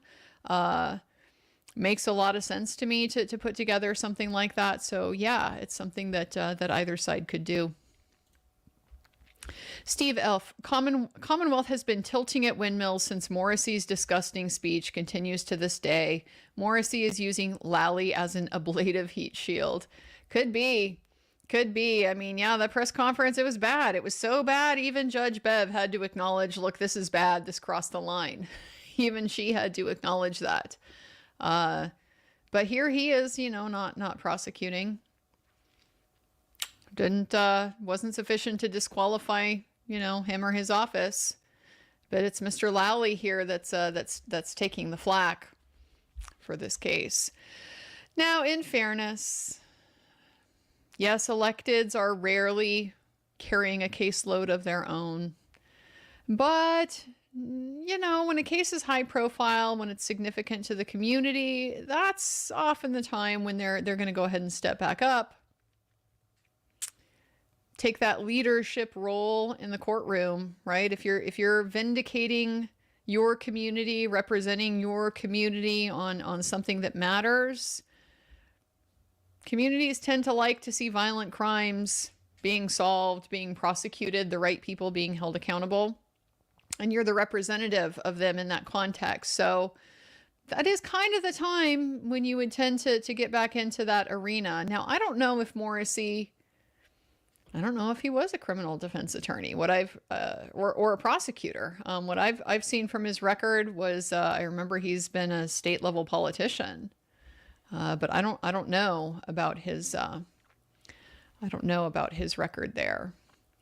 So looks like Judge Bev is back. Let's go ahead and get us back on here. Are we about done, Mr. Lally?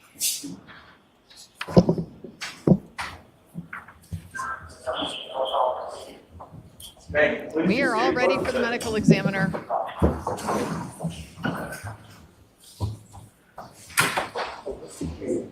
All right, so jurors, when we were doing scheduling, and I know scheduling has changed a lot in this case, but my main goal is to get this case to you folks by next week, when we all want the case to you by next week.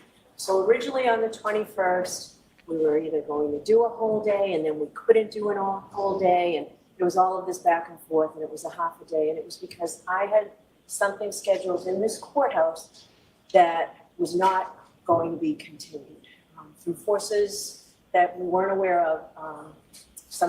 It is going to be continued tomorrow. So in light of that, I would like us, and we will be doing a whole day. I understand that for one of you, that you planned on an earlier start to the weekend or a vacation day or something from the afternoon on. But really, all I'm asking of you is to go from, instead of a 1 o'clock stop, to a 4 o'clock stop. And where I guess 14 of you are able to do that, we're going to do that. So tomorrow will be a full day. Okay, I don't know who I'm inconveniencing, but I apologize for that. Because when I said emergency, an early start for the weekend is not an emergency. All right, could we call the witness back, please? I don't know that anybody minds a full day tomorrow, Judge.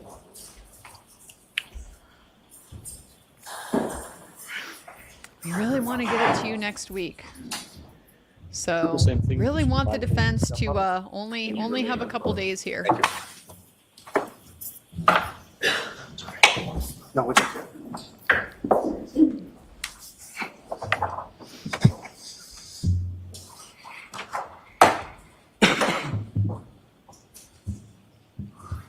All right, Mr. Lally. Thank you, Your Honor. Good afternoon, sir. Good afternoon. So with reference to this case, this investigation, who, if anyone besides you, created any Cellbrite reports or extractions from any of the phones involved in this case? Other than the AG's office, it was just myself. And now you had mentioned that there was some deleted material from the defendant's phone from the afternoon of January 29th, 2022. Is that correct? Yes, that's correct. And what was that was deleted? There was some search items that were not there in the phone, but found cookies related to said searches and websites visited. So as far as search terms or web history, were those the areas that were deleted? Yes, that's correct. I have nothing further on. Oh, okay. Okay, so we brought you back for that, Trooper. Thank you very much. Thank you. All Well, right. that was on you, Judge. You're the one who decided it was a great Your next time. witness, Mr. Lally. Yes, Your Honor, the Commonwealth called Dr. Renee Stonebridge to the stand. Okay. Oh, interesting. So they do have 2 medical examiners on their list.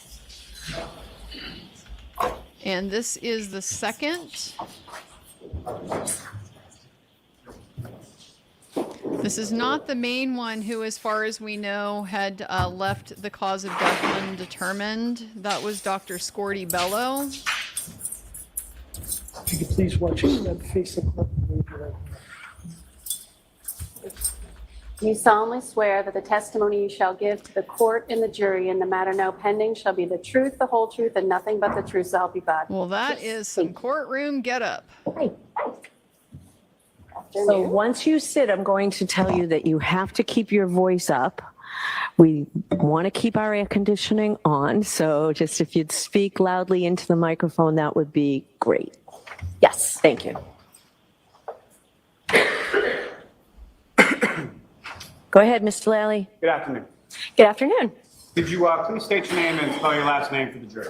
Yes, my name is Renee Stonebridge, last name Stonebridge, Stonebridge. And what do you do for work here? I am employed through the Chief Medical Examiner's Office at Boston as Director of Cardiac and Neuropathology and Medical Examiner. Now, if I could ask you just a few questions about sort of your educational and work history background, if that's all right? Yes. Starting with your Very bachelor's degree, chin where high. did you go and what, if any, Very areas did you chin receive a high. degree in? So I went to SUNY at Stony Brook in New York. I was a double major in biology and Germanic languages and literature. I graduated with a Bachelor's of Science degree. After that, I went to the American University of Antigua for medical school, and I graduated with honors, magna cum laude. After that, I did a 4-year combined anatomic and clinical pathology residency program at NYU Winthrop Hospital in Long Island, New York.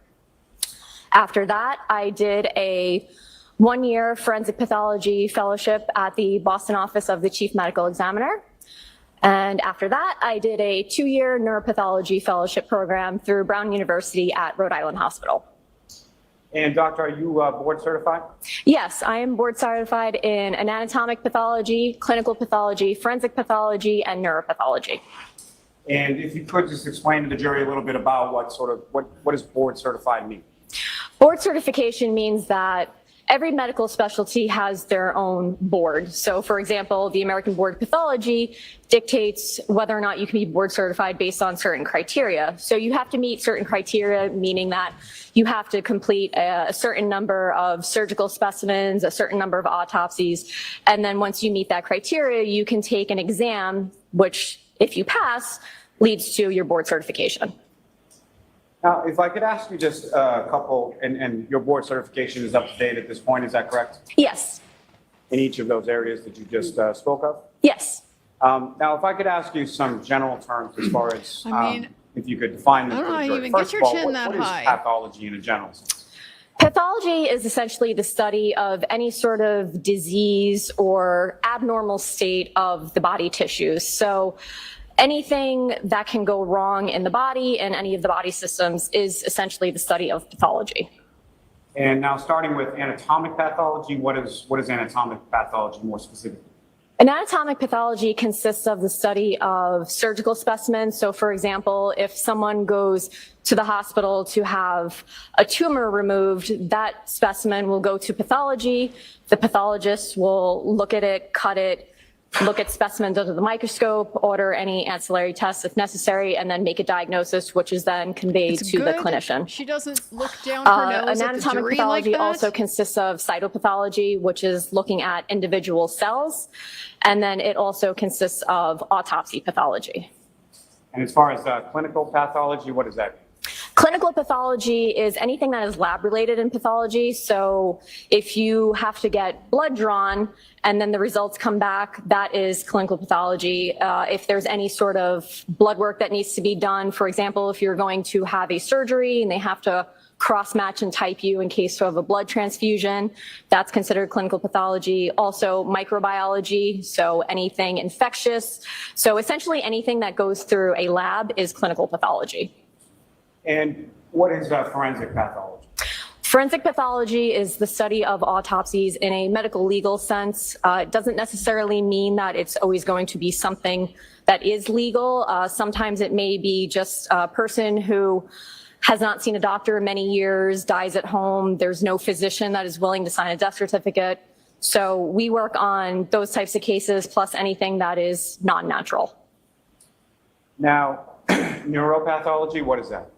Neuropathology is the study of the brain, spinal cord, eyes, muscles, and nerves.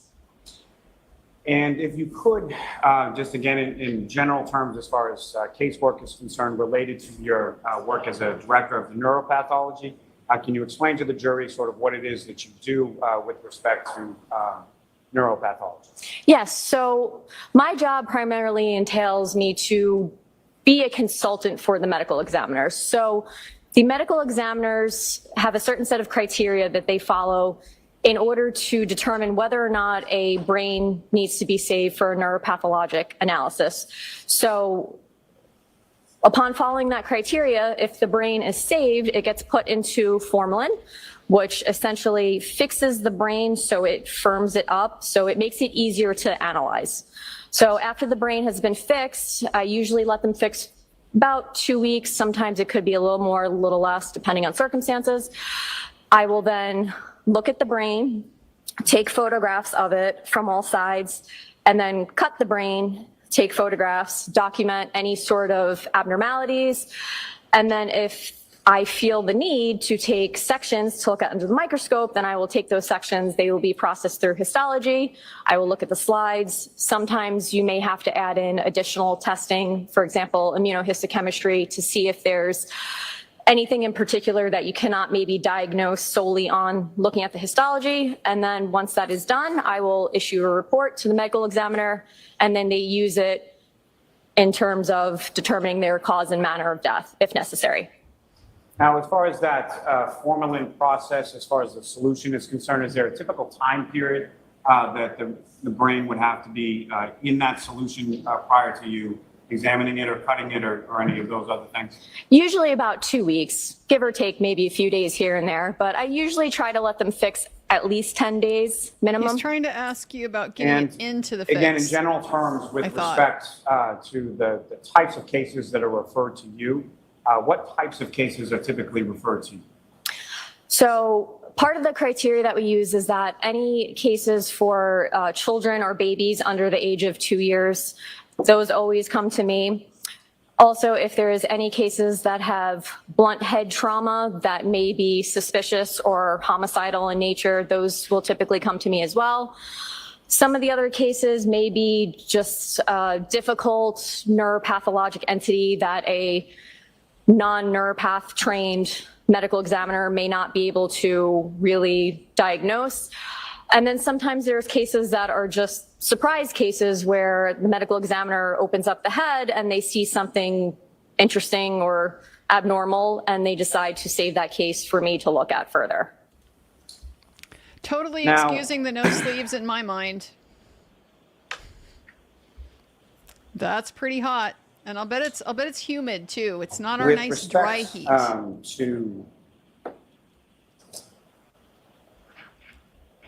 With respect to the cases that you do see, at some point did you become involved in analysis or testing of a brain belonging to John O'Keefe? Yes. And was the doctor that was the medical examiner that made that referral in this case? It was Dr. Irini Scordi-Bello. And with respect to your analysis here, obviously you looked at the brain. What, if any, other sources of information did you review or did you look at in ultimately formulating your opinion in this case? So at the time when I was able to cut the brain of Mr. O'Keefe, I had information that was relayed to us from our intake department. So when a case gets called into the medical examiner, it gets taken by the intake department and they're given kind of just a rough summary of the case. I also had the police report, I had the EMS report, I had the medical records from when Mr. O'Keefe was in the hospital. I also had medical records from the primary care physician. I had autopsy photos, and I also had, I believe just refer to my notes here because I had a lot of notes. I also had the inventory and tracking sheets, which are notes created by the medical examiner, and the neuropath request itself. Now, are you familiar with some terms in relation to injuries that you would observe as far as from a neuropathological perspective, as far as injuries being acute, subacute, or remote? Yes. And can you explain to the jury sort of what those are and what those mean? So it depends on circumstances. Acute generally is something that happened within a very short time frame. So when I refer to something as being acute, I usually refer to that as something that's occurring from the time of an injury to maybe a day or so afterwards. As I said, it's variable dependent on circumstances. Subacute is something that has not happened within the last few minutes, few hours, maybe even a day, and maybe something that is now in the process of healing. And then chronic is usually something that has happened a while ago in the past. You may see some sort of evidence of some type of injury in a chronic state. You may also not see any evidence because it may have completely healed by that point. And so from your analysis in this case, how did you characterize, in your opinion, from everything that you reviewed as far as the injuries you observed in Mr. O'Keefe's brain? The injuries I observed were acute injuries, meaning that they probably occurred minutes to hours. Now, Before if I what? could turn your attention Before he died? your findings as far as when you conducted your analysis and your testing in this particular case, what, if anything, did you find as far as injuries to Mr. O'Keefe's brain? So when I look at the brain, what I do is I look at all surfaces from all sides. And one of the things that I look for is anything grossly obvious, meaning anything I can look at the brain and see that there's something there that shouldn't be there. So one of the first things I noticed was a subarachnoid hemorrhage. And subarachnoid hemorrhage is something that occurs when you have bleeding within the leptomeninges. The leptomeninges are a very thin membrane that encase the brain and the spinal cord, and there should not be blood freely floating within the leptomeninges.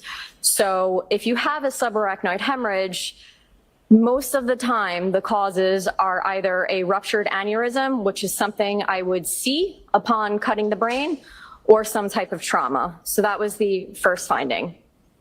Can I stop you there just for a second? Of those taking notes and for our court reporter, could you spell the type of hemorrhage and the membrane? Yes. Subarachnoid is SUBARACHNOID. And leptomeninges, LEPTOMENINGES. Thank you very much. You're welcome. Now, with regard to anything related to the aneurysm that you indicated that you would have seen, what, if anything, did you see during the course of your review or testing or analysis of Mr. O'Keefe's brain? So aneurysms are typically seen in the cerebral vessels that sit around the base of the brain. So there's something called the circle of Willis, which is the main arterial supply. It sits around the base of the brain, and it's kind of shaped like a circle that has vessels that come off that extend to other areas of the brain. So typically, if there is an aneurysm that is ruptured, it's going to be located somewhere in one of those vessels. So upon observing those vessels, I did not see any evidence of any aneurysm or any sort of natural disease state that might have led to a rupture in one of these vessels. Also, sometimes these vessels, since they do go deep into the brain, you may only see the rupture upon cutting the brain. And I did not see any evidence of any rupture of any of these vessels anywhere in the brain. Now, as far as the subarachnoid hemorrhage that you observed, where was that located within the brain, and if you could? So the subarachnoid hemorrhage was on the frontal poles, which is essentially right here in the front of the brain. So the frontal lobes obviously sit in the front, and then the poles are the very frontmost portion of the brain. So it was on the frontal poles. It was also on the left temporal pole. So the temporal region is right here in the temporal region. And because of the way that the temporal lobe is shaped, it kind of has a little loop right in the front. So it has a pole as well. So it was on the left temporal pole. And then it was also in the left lateral fissure. So you have a frontal pole here. You have the temporal lobe right here. And then the lateral fissure goes kind of in between the temporal and the frontal lobes. So you have the hemorrhage here, and then hemorrhage right there. So it's kind of all concentrated almost in one area. But then there was also hemorrhage of the posterior surface of the right temporal as well. So on this side. Now, doctor, I'm probably going to butcher this horribly, but just as far as the bilateral unci, are you familiar with that? Yes, so the unci are the medial portion of the temporal lobes. So the brain is essentially oriented in a way that each hemisphere, the right and left hemisphere, are the same. The unci are the most inner portion of the temporal lobes. So the unci sit just next to the brainstem. So if you have anything that causes herniation of these unci, they start to push inwards onto the brainstem. So say this is the brainstem, here are the unci, they start to push in. And because the brain is within the skull is hard, you have no room for any sort of expansion of the brain. If there is herniation, it will start to push in that area because the brainstem turns into the spinal cord and goes out of the skull through the foramen magnum. So you have this hole about this big or so at the base of the skull where the brainstem turns to the spinal cord, then comes out. So that's one of the only areas in which the brain can actually move because it's encased in the hard skull. So if you have herniation, it'll start to push and then push downwards. Could I ask you to spell unci? UNCI. And with reference to this bilateral unci area, what, if any, herniation did you observe? So when the unci herniate, it can be subtle. Sometimes if it's herniated enough, you may see hemorrhages in the brainstem. And this happens because this tissue is now pushing on the brainstem and it's essentially being compressed. So there was herniation noted, and then there was hemorrhage within the brainstem. Now, if I could ask you, Doctor, just to be familiar with the term or medical term known as a contusion? Yes. And can you explain just in general terms to the jury what you understand that term to mean? So a contusion is essentially a bruise. It's blood that's coming out from a blood vessel. It's a blood vessel that has been broken in some way, and now there's blood coming out. Now, you're also familiar with another term, part of that term, known as a punctate contusion? Yes, so punctate is essentially just a way to describe the size of a contusion. When I say punctate, I mean something that's very, very tiny, almost just like a dot. And with respect to punctate contusion, what, if anything, did you observe in this O'Keefe's brain, and where was it located? So there were punctate contusions in the frontal and temporal cortices. So frontal, once again, is the front portion right here. Temporal is kind of right behind it in this area. And the cortex is the gray matter of the brain. So it's a thin strip that kind of just goes around the brain, and then the white matter is underneath all that. So in traumatic injuries, you can see punctate contusions or even larger contusions in the cortex. It usually indicates that the brain has been pushed against something, which is now causing these little blood vessels to rupture, hence seeing the contusions, because the blood is no longer contained in the blood vessels. Now, Doctor, with regard to the subarachnoid hemorrhage, is there anything that you're able to do as far as measuring that? It's hard to measure because it's usually pretty vague. It's not usually something that is a well circumscribed, meaning I could say it starts here and ends here. A lot of times with subarachnoid hemorrhage, because it's sitting in this space that it's not supposed to be in, it can spread. So it may be thicker in one area, thinner in another. So you may have some that may appear just as a very faint hemorrhage, and then some that might be very thick, which you can physically measure. So I usually just give an area where it is and say it's here, it's there, because it's almost like measuring something that has blurred edges. You can't really get a completely accurate measurement. And what, if anything, were you able to observe or measure with regard to the subarachnoid hemorrhage in the area of the left prefrontal lobe? So it appeared thicker in that area, meaning that as opposed to it looking just like a faint red color that should not be that color, it was actually thick enough that it was obscuring the underlying brain parenchyma. If I could turn your attention, Doctor, just back for a moment to the punctate contusions that you were testifying about before. As far as your observations of those, was that one or more than one, or what? How many did you observe? So there were multiple. There were multiple contusions to the point where it's not something that you can count. I mean, you could count it, but it would probably take a very long time. If it had been something like 1 or 2, 3, 4, maybe a handful, it would probably be something I would say there are 3 here, 4 there, but there were so many that it didn't serve a purpose to count. And the number of those, what if any significance does that have in regard to your analysis, your observations, or your opinion? So given that there's multiple, it means that there's enough pressure in the brain that there were many surfaces that were pressing on the bony prominences of the skull, which was leading to a lot of blood vessels rupturing, causing these contusions.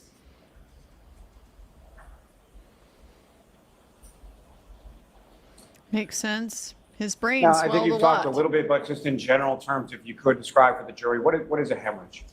So a hemorrhage is essentially blood that's coming out from a vessel. So it's like a bruise. Hemorrhage, bruise, contusion, they're fairly similar. Some people use them interchangeably, but it's essentially blood that's no longer contained in a blood vessel. When something is termed medically, based on your training experience, as a diffuse hemorrhage, what does that mean? So diffuse means it's over a very large area. It's not something that's just a tiny little area. You could say, okay, I'm looking at this person's, let's say, liver, and there's Unlike a punctate. 2 by 2 centimeter hemorrhage sitting right there in the right lobe of the liver. Diffuse would mean there's hemorrhage throughout nearly the entirety of the liver. Now, with regard to, you made a note as far as there being a diffuse hemorrhage within the pons, P-O-N-S, is that correct? Yes. Can you explain to the jury sort of what that means and where is that located within the brain?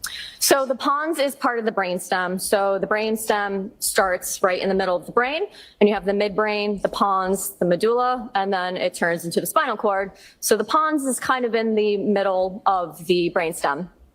And when you have hemorrhage in the pons, in this circumstance, it was because there was the herniation of those oci, which began moving closer and closer towards the pons, pressing on it, causing hemorrhage, because now the tissue is compressed, the blood is not going to be able to flow in and out freely, therefore hemorrhage.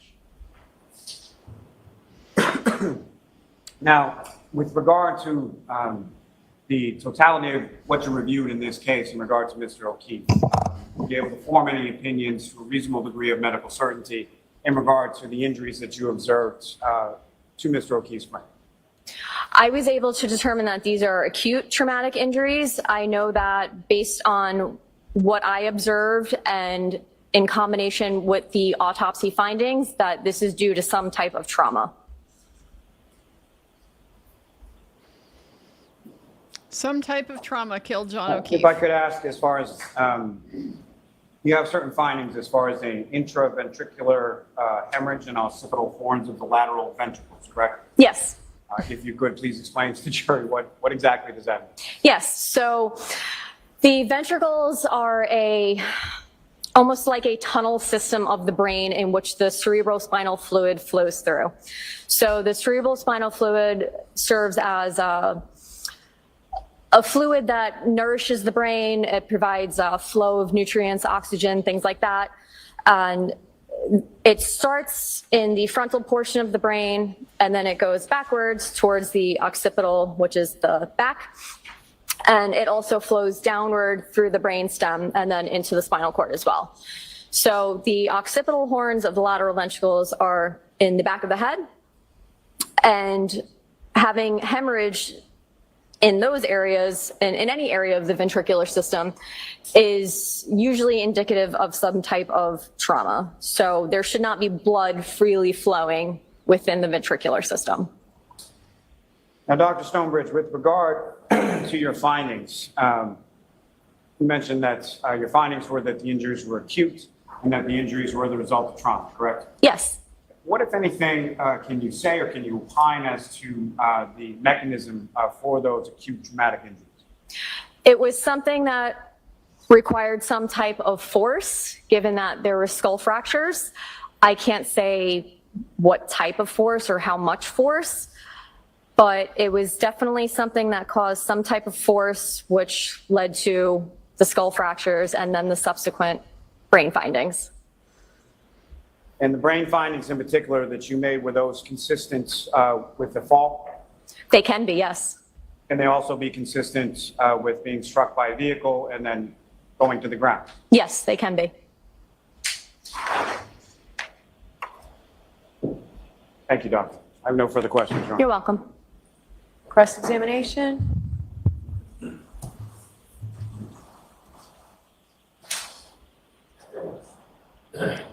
Ms. Little is doing it? No questions, thank you. No. You're welcome. Doctor, thank you very much. You are all set. Thank you.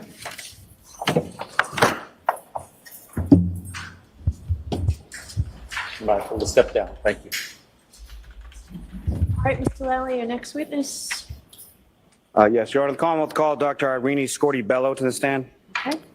Here she is. This is the And Your quote Honor, as unquote she's coming whack in, may we job. approach briefly? Sure.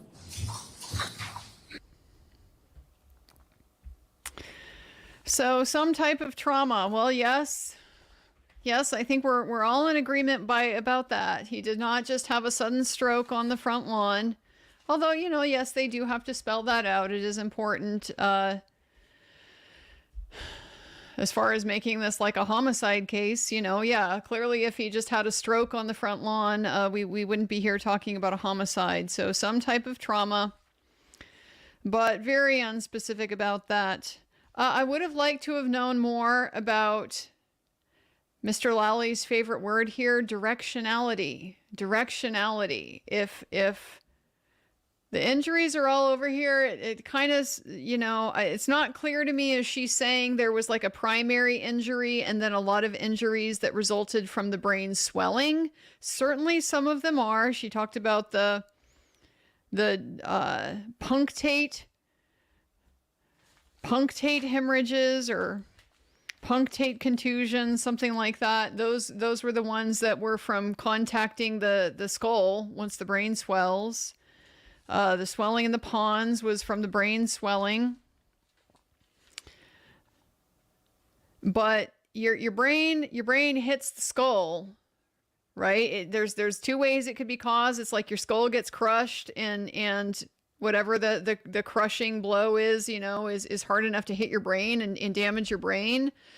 Or you take a blow and your head moves, but your brain, you know, the skull moves, the brain stays because of those momentum forces. And so your brain, you know, collides with the inside of your skull. That can be a cause of brain injury too.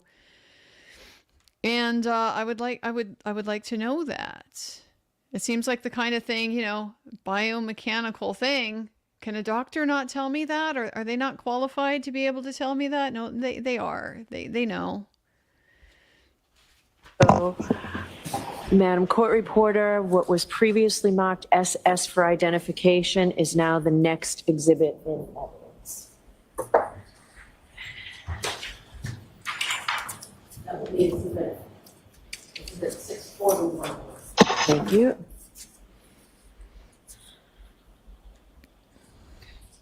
So I'm guessing that's her autopsy report has already been marked.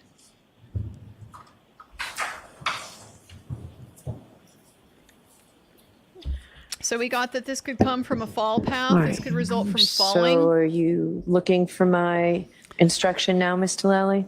Yes, please, Your Honor. All right. So jurors, I gave you a similar instruction before about photographs. So the Commonwealth intends to introduce into evidence through the next witness certain photographs showing Mr. O'Keefe post-mortem. You'll have those photographs with you in connection with this case. I understand that some of them will be shown up on the screen, and that's why I want to sort of give you a warning that will happen. When they come to you as exhibits, they'll be placed in an envelope. You can, look at them briefly.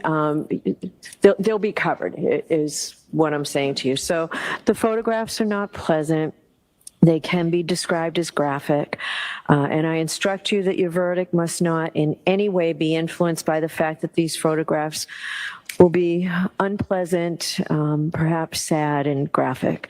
The defendant's entitled to a verdict based solely on the evidence and not one based on pity or sympathy for Mr. O'Keefe, which might be occasioned by the photographs. So please consider those photographs only as they draw your attention to a clinical, medical status or to the nature of Mr. O'Keefe's injury or to the nature of the incident itself. Okay? All right. Now your next witness, please, Mr. Lally. Yes, sir.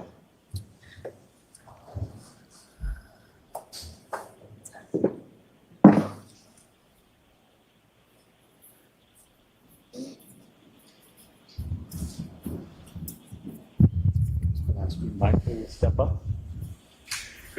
Waiting for that one on cross. I sure am. Do you solemnly swear that the testimony you shall give to the court and the jury in the matter now pending shall be the truth, the whole truth, and nothing but the truth, so help you God? I do. Thank you. Good afternoon, doctor. Good afternoon.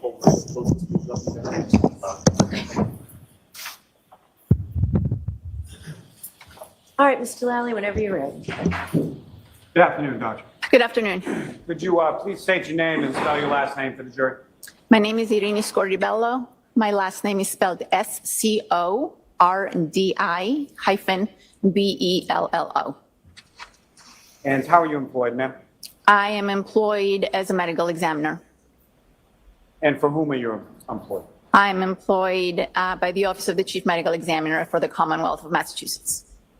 And how long has it been that you've been medical examiner for the Office of the Chief Medical Examiner in Massachusetts? I have been with OCME in Massachusetts since December of 2016. Now, ma'am, if I could take you back and just ask you a few questions regarding your educational background, work history a little bit prior to working at the OCME in Massachusetts. If I could start with your undergraduate work, as far as where did you go and what, if anything, did you receive a degree? I completed a bachelor's degree in microbiology at the University of California. And after receiving that degree, where did you go from? I went on to the University of Miami, where I completed my doctorate degree in immunology. And following that, I moved up to New York City, where I went to medical school. I completed 4 years of medical school at the Mount Sinai School of Medicine. And following medical school, I completed 3 years of pathology residency at the Mount Sinai Hospital. And then following your residency at Mount Sinai, where did you go from there? And from there, I went downtown in New York City, and I completed a 1-year fellowship in forensic pathology at the Office of the Chief Medical Examiner for the City of New York. And following that 1-year fellowship there, where did you go from there? I worked in New York City until 2016, when I moved here to Massachusetts. Now, are you board certified? Yes, I am. What are you board certified in? I'm board certified in anatomic pathology and forensic pathology. And if you could explain to the jury just briefly, what does it mean to be board certified and sort of what is entailed in that process? Board certification is actually a voluntary process that a physician decides to go through. It involves completing an accredited program in the specialty of choice. In my case, it was pathology and forensic pathology, and then completing a number of requirements, as well as taking and successfully passing exams, and then being able to say that you're board certified. And is that certification at this time, is that up to date? Yes. Now, with regard to the time that you've been working as a forensic pathologist, are there any organizations that you belong to in relation to your work in that field? Yes, I am a member of the National Association of Medical Examiners. And that's an acronym as far as name. Name. Is that correct? Yes. Now, with respect to Really that need to know timeframe that, as Lily. well, what, if any, experience do you have in regard to teaching the areas related to your field? I've always been interested in teaching. I started teaching as a pathology resident, teaching other residents and medical students. And during my time in New York City, I enjoyed teaching medical students and residents. We had a very active education program in New York City. So I've always been involved with teaching both pathology and forensic pathology. Now, to those terms themselves, if I could ask you briefly just to describe to the jury as far as pathology in general sense, what is pathology? We don't need this again, Pathology is a specialty of medicine, and pathology looks at disease processes and as well as trauma and the effect they have on the human body. And what is forensic pathology? Forensic pathology looks at disease processes and injuries in the human body and tries to determine the cause of death in deceased individuals. And as far as anatomic pathology, what exactly is it? Anatomic pathology, as opposed to clinical pathology, is it has to do with any organ that is in the body versus clinical pathology that deals with fluids and blood analysis and things like that. So anatomic pathology, a lot of anatomic pathologists are surgical pathologists. That's another term that you will hear. These are pathologists in the hospital that look at tissues under the microscope, and they come to a diagnosis, whether something is benign or malignant. And forensic pathology takes anatomic pathology to another step, to another level, by looking at the whole body and trying to determine the cause of death instead of organ specific. Instead of just looking at one organ, forensic pathology looks at the whole body. Now, you're also familiar through your work and training experience in regard to forensic pathology with a term called autopsy? Yes. And is that something that typically you would do in the case of sort of your investigation and your analysis in regard to a pathological analysis when it came to a body or a patient that comes in? Yes, an autopsy is a procedure that we do to determine the cause and manner of death. And so, doctor, with respect to an autopsy, may be a term that's pretty well understood, but if you could explain in general terms as far as when a body or a patient comes in to the OCME, as far as what is an autopsy, what is involved in it, and sort of what does that consist of? Yes. When a case, a death is first reported to the medical examiner's office, we make a determination as to whether that death falls under our jurisdiction. Cases that fall under the jurisdiction of the medical examiner include all violent deaths, all deaths that are due to not natural causes, all accidents, intoxications, deaths of babies and children, and deaths in individuals that were not under the care of a physician when the death occurred. So once a case is accepted and it falls under our jurisdiction, it is given a numerical number, and then the body is transported from either the location of the death or the hospital to our facility. Our facilities, we have 3 facilities in the state of Massachusetts. Once the body comes to our facility, then there are a number of steps that are taken. The body is processed. What that means is that there pictures are taken, a weight is taken, a height is taken, everything is input into our computer system, and then a determination is made as to whether an autopsy is required in order for us to determine the cause and manner of death. If the answer is yes, then we proceed with the autopsy. Now, as far as an autopsy is concerned, there are 2 sort of primary components of that as far as an external examination and an internal examination. Is that correct? Yes. And can you describe to the jury, again, in general terms, sort of what the process is in reference to both external and internal? Yes. So the autopsy or the post-mortem examination has 2 main parts. The first one is the external exam, and it is basically what it sounds like. We do a very thorough exam of the outside of the body. We document physical characteristics, eye color, hair color. We document any scars or tattoos that may be on the body. We take pictures, we make notes, we look for any signs of disease and any signs of injury. All that is, as I mentioned, documented. And once we're, during the external examination, sometimes we will take evidence. We will collect hair and nails from the body if we think that is necessary or warranted. And once the external examination is done, then we proceed to the internal examination. Did you collect his That hair? involves making surgical type cuts on the body, what's known as the Y incision that goes from shoulder to shoulder and down the middle of the body, and the organs of the neck, the chest, the abdomen are examined thoroughly, again, looking for and documenting signs of disease or signs of injury. We do the same thing with the head. The head is open, the brain is removed, and we document any disease or injury.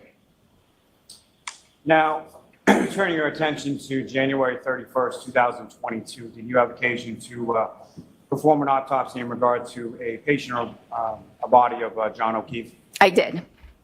And do you recall which of, you mentioned there were 3 different offices of the chief medical examiner within the state of Massachusetts, correct? Yes, it was in the Cape Cod office. Is that the office that you typically work out of? No, that's not the office I typically work out of. My permanent position is in the Westfield office in Western Massachusetts. I was covering the office that day because we were short-staffed. And in the reference to the autopsy that you performed with regard to Mr. O'Keefe, was that in conformity with what you were speaking about just before, generally as far as how you conduct Jesus, autopsy? Lally. Yes. Now, during the course of the autopsy that you performed in reference to Mr. O'Keefe, during the course of the external examination, what, if anything, did you note in reference to that external examination of Mr. O'Keefe? First, I noted that there was evidence of medical intervention. Mr. O'Keefe's body was transported to our facility from the hospital, and he had evidence of attempted resuscitation.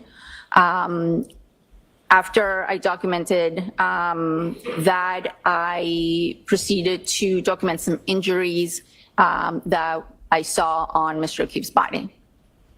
And before we turn to that, if I could just ask you a couple more general questions. You've made some mention earlier in your testimony as far as the cause and manner of death in general. That's 2 things that you're trying to determine during any sort of forensic pathological examination, correct? Yes.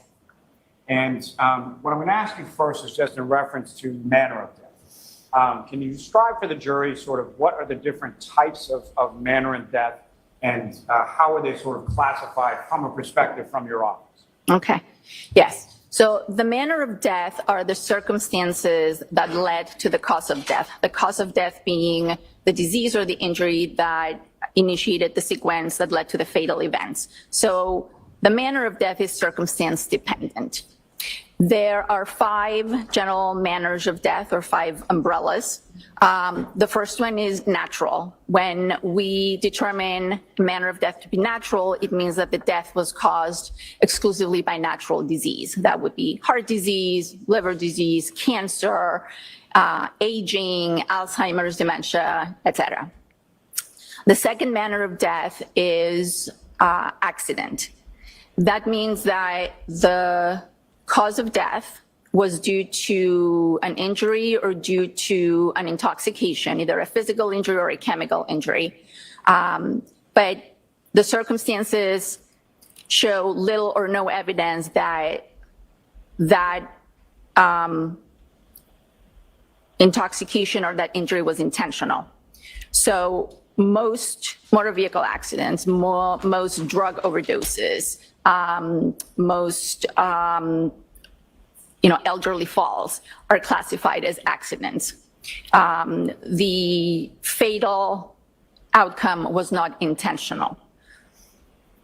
Homicide is a manner of death when there is injury inflicted by another person, but there is evidence that there was intent to cause fear, harm, or death to the other individual. And suicide is due to either an injury or an intoxication. And again, the circumstances and the evidence suggest or point strongly to the fact that that was a self-inflicted, intentional act on behalf of the person with the intent to cause harm to themselves or cause death to themselves. So most hangings, intentional overdoses by prescription medications are classified as suicides. And then we have, one more manner that we call undetermined. Some jurisdictions, they call it could not be determined. That means that evidence pointing towards one set of circumstances or one manner is no more compelling than evidence pointing towards another manner of death. So if we don't have enough information to know whether something, or to be able to determine the circumstances, then we are left with an undetermined manner of death. Now, am I correct in stating that the cause of death is something that's more like a medical determination? Is that correct? Yes, the cause. So watch the leading questions, Mr. Elliott. Sustained. How would you characterize the determination that you make in regard to a cause of death? The cause of death is based on my findings at the time of autopsy, along with any medical information that I may have on that deceased individual. Now, as far as the manner of death, how are you making that determination? The manner of death, as I mentioned, is circumstance dependent. I make that determination based on investigative information that is provided to me by law enforcement, by the people who did the investigation. And what, if any, legal determination are you making as far as when you classify something as either of those 5 categories in a manner of death? I am not making a legal determination. I'm making a medical determination. And so as far as the medical determination is manner of death, specifically when I'm talking about something that could be ruled or listed as manner of death as accident. Such kind of isn't. Is that, what if anything, what if any determination are you making as far as Nothing that? medical about circumstantial proof of intent. I'm making the determination that the information that I have either shows no evidence or very little evidence that the injury that led to the cause of death was intentional. So I don't have any information to suggest that that was an intentional act. And am I correct in saying that routinely people charged with, say, motor vehicle homicides, it gets classified as a manner of death as accident, correct? Objection. Sustained. May I approach on? Yes.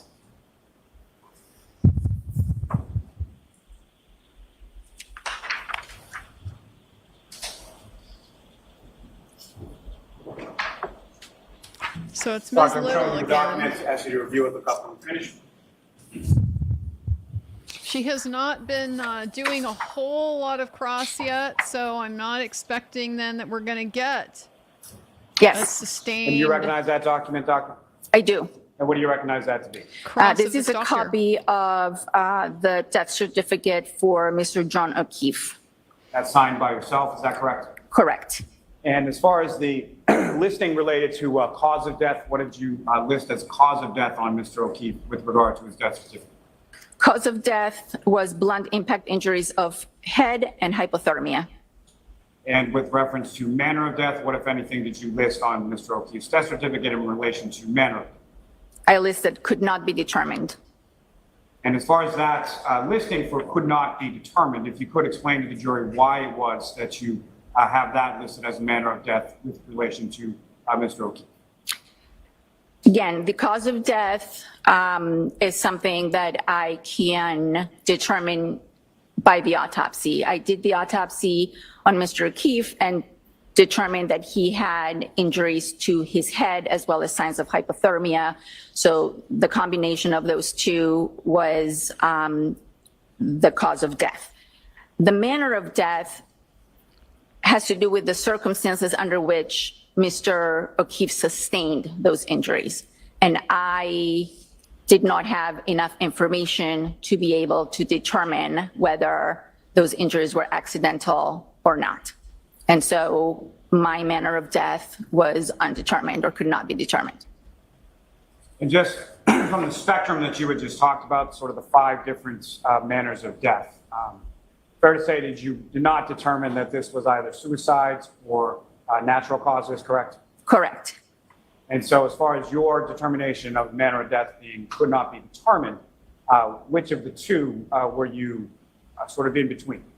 The 2 manners of death that remain are accident and homicide. Your Honor, may I approach? Yes.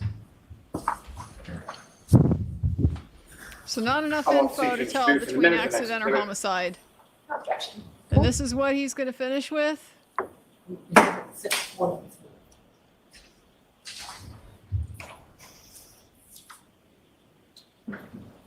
Now, Dr. Scordi-Bello, you had made reference as far as cause of death being a blunt force injury. Is that correct? Correct. At least one of the contributing causes. If you could explain to the jury sort of what you understand that to mean as far as what is a blunt force injury. Blunt force injuries are caused by any blunt object.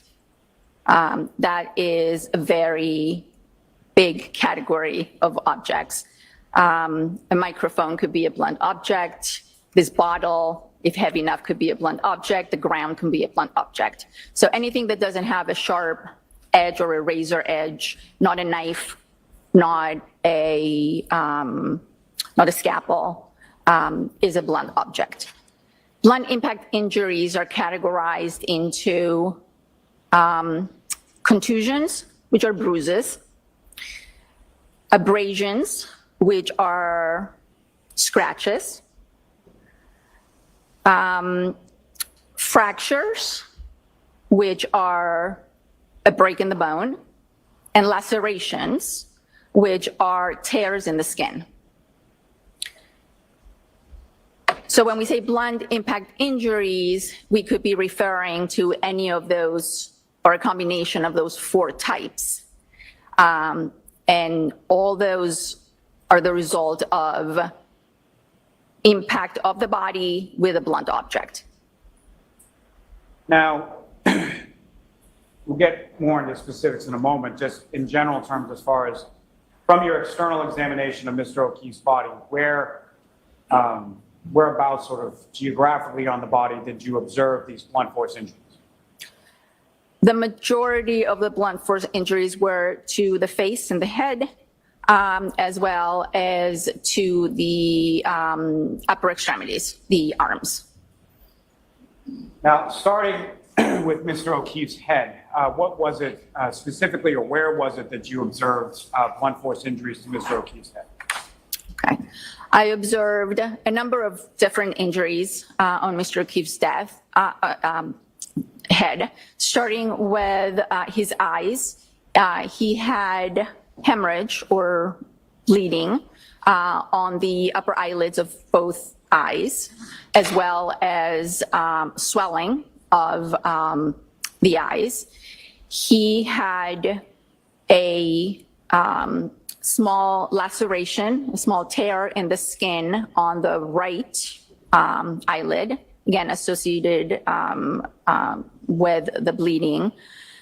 He had some abrasions. Abrasions are superficial scratches on the skin on the left side of his nose, I believe. And when I looked at the back of Mr. O'Keefe's head, he had a laceration It's a tear in the skin that was surrounded, or it was associated with an abrasion, a scrape. Now, in terms of the extremities, and I'll start with upper extremities as far as his arms, what, if anything, did you observe in regard to blunt impact injuries to his arms? He had, on the right upper extremity, he had a number of somewhat linear, somewhat patterned abrasions, scrapes, varying sizes, ranging from small 2 to 3 millimeters to, I believe, 5 or 6 centimeters, both on the upper arm and part of his forearm. He had some contusions or some bruising on the dorsal aspect of the right hand that I measured and documented. He had he had a very small abrasion, I believe, on the lower extremities near the right knee, but I would have to look at my notes to be absolutely sure. You can go ahead and look at your notes anytime you need to, Doctor. I can go into my notes? Yes. Okay. Yeah, the bruising on the back of his right hand sure looks like a boxer's fracture.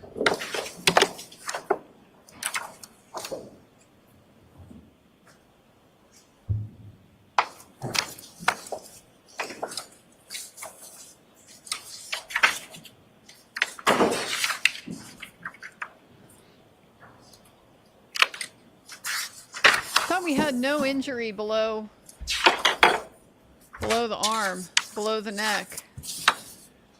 Well, we've got a knee scratch. Is that where the car hit him now? So as far as his extremities, I noted a 3 centimeter superficial abrasion to his right medial upper arm. That would be the medial aspect, would be the inner aspect of the right arm. I noted the abrasions on his posterior right arm and forearm. Those ranged from 3 millimeters to up to 7 centimeters. I noted 2 red contusions on the dorsal aspect of the right hand. Again, that's the back of the hand. A faint abrasion, a faint scratch on the dorsal aspect of the left hand, and a small 0.5 centimeter abrasion on his right lateral knee, on the side of his knee, on the right side. Now, I think you've defined it fairly well so far, but I'm just going to ask you, just for delineation purposes, if you could explain to the jury sort of what is the difference between an abrasion versus a contusion versus a laceration. Okay. An abrasion is a scrape. It's a scrape of the superficial layers of the skin. A contusion is a bruise. So if I hit myself hard enough on my nightstand, and I break blood vessels and under the skin, then I can end up with a bruise or a contusion. A laceration is a tear. A tear in the skin is due to a blunt object, maybe the corner of the nightstand that's sharp enough to tear my skin, but not so sharp as a blade that would actually cut the skin smoothly. So we differentiate between lacerations and cuts because cuts are due to sharp objects, lacerations are due to blunt objects. And fractures are basically a break in the bone, again, due to blunt trauma. I'm familiar with what is termed as an incised wound. I'm sorry, I didn't hear you. Incised, I-N-C-I. Incised, yes. If you could explain the difference between sort of the mechanism and sort of what you observe between a laceration and an incised wound. Yes, so an incised wound is what I previously called a cut.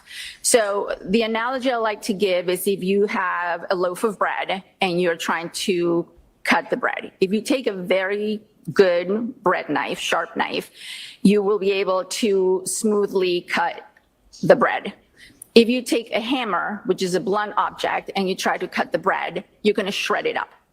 So an incised wound is a smooth cut. Knives, razors will cause incised wounds on the skin.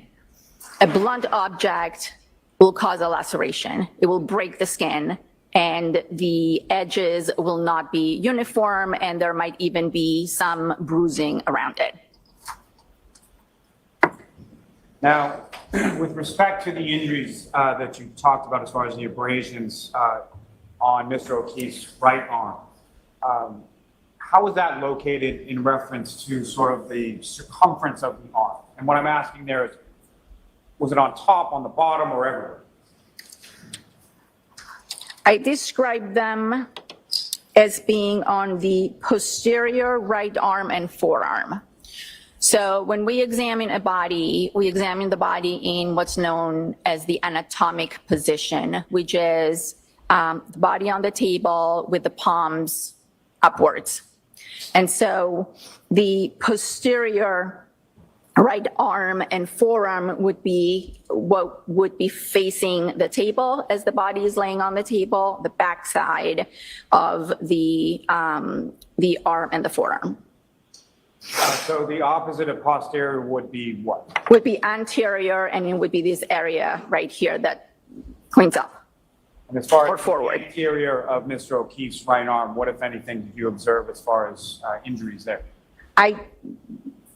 Again, I noted in my diagrams and my charts that they were mostly on the posterior right arm and forearm.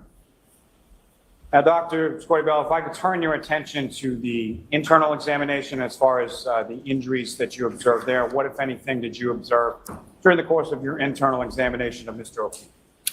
Okay, the internal examination, I will start with the head. Once the skull was open and the head was examined, I noted that there were skull fractures in Mr. O'Keefe's skull, both in the back and the front aspect of his skull. I noted that there was recent subdural hemorrhage. That is blood that is under the dura, and the dura is a very tough protective cover that sits over the brain. I noted that there was subarachnoid hemorrhage. That's hemorrhage that is directly on top of the brain under the leptomeninges, which is a very thin membrane that covers the brain. And at that point, I removed the brain, and I,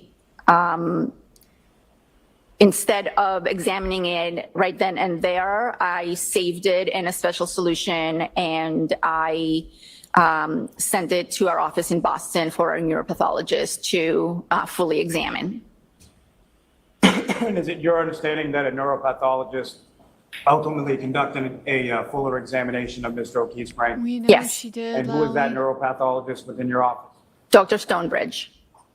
Now, with reference to the head, as far as the skull, you indicated that there were fractures as in plural, correct? Yes. And with reference to the fractures, what, if any, relationship did you know between the fractures that you observed and the laceration to the back of Mr. O'Keefe's head that you spoke about in your external examination? So the laceration on the scalp that I observed was overlying the area of the skull that appeared to be fractured, or at least appeared that the fractures were originating from that point of impact and extending into the rest of the skull. Now, one of anything as far as your What about on the front observations of the side? skull on that point in the, I'm sorry, which part of the skull was the originating fracture? This would be on the back of the skull, slightly right of midline. Is that the medical term that that's referred to as? I'm sorry? Is there a medical term that that's referred to as far as the right rear sort of? It's the right occipital. And what, if anything, led you to that opinion that that was sort of the originating source of the multiple fractures in the skull that you observed? Again, observing or looking at the skull fractures and their pattern, there appeared to be a central point with fractures radiating or originating from that central point and going into other parts of the skull.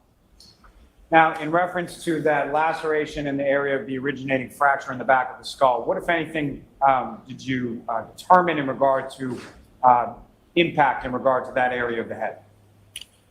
Well, the laceration along with, so the tear in the skin along with the scrape, because they were adjacent, are both evidence of blunt impact. So I knew at that point that Mr. O'Keefe's head had come in contact with a blunt object. Would that be sort of the point of impact between the blunt object and Mr. O'Keefe's head? Right. Now, with reference to the ground can be the fractures blunt that you object, right? observed, how extensive were the fractures that you observed, the multiple ones? Well, there were multiple fractures. So by definition, multiple fractures in multiple chambers or parts of the skull. So I would say they were extensive. Could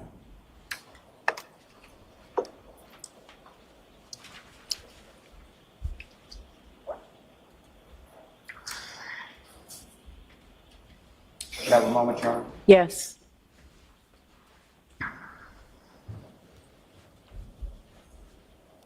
Is this going to be it? That's all he's going to give us?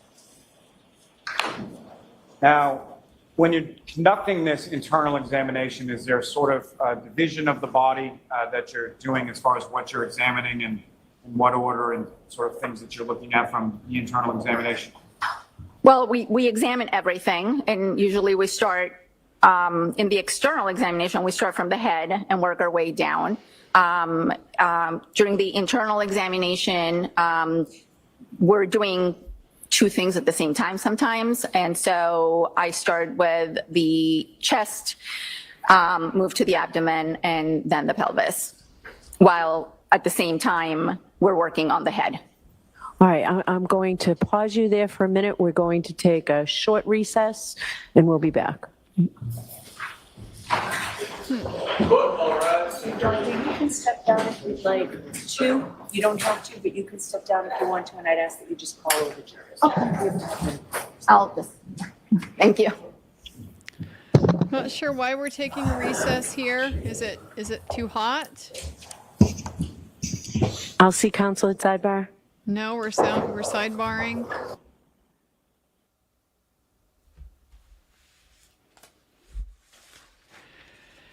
So really nothing from either of these people so far about mechanism. The small laceration on the right eyelid, along with these other things, yeah, that sounds pretty fighty. And on the left side of your nose, yeah, that sounds pretty fighty. And a big injury on the back of your head, yeah, that sounds like what happens when you go down hard. You take a hard shot, knock your head on the ground. This is why you never, ever fight on concrete. Always fight on a soft surface, something with some give. Because yes, you can absolutely crack your skull open by falling and hitting your head on the ground. All rise to the court, please. And now we're just getting the fan. Okay. So let's just revisit real quick. We had the first Renee Stonebridge, who basically just told us his brain was messed up. Like, his brain was super messed up, injured on multiple places, injured deep into his brain, injured from swelling, injured from some type of trauma, some type of injury process like that.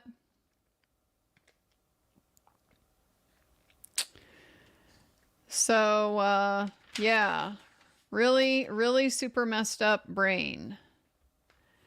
But other than just it was caused by trauma, didn't tell us a lot more. Consistent with a fall path, consistent with going to the ground. Of course, all they wanted to put in struck by a vehicle and going to the ground. Yeah, but also potentially struck by a fist or struck by a weapon and going to the ground.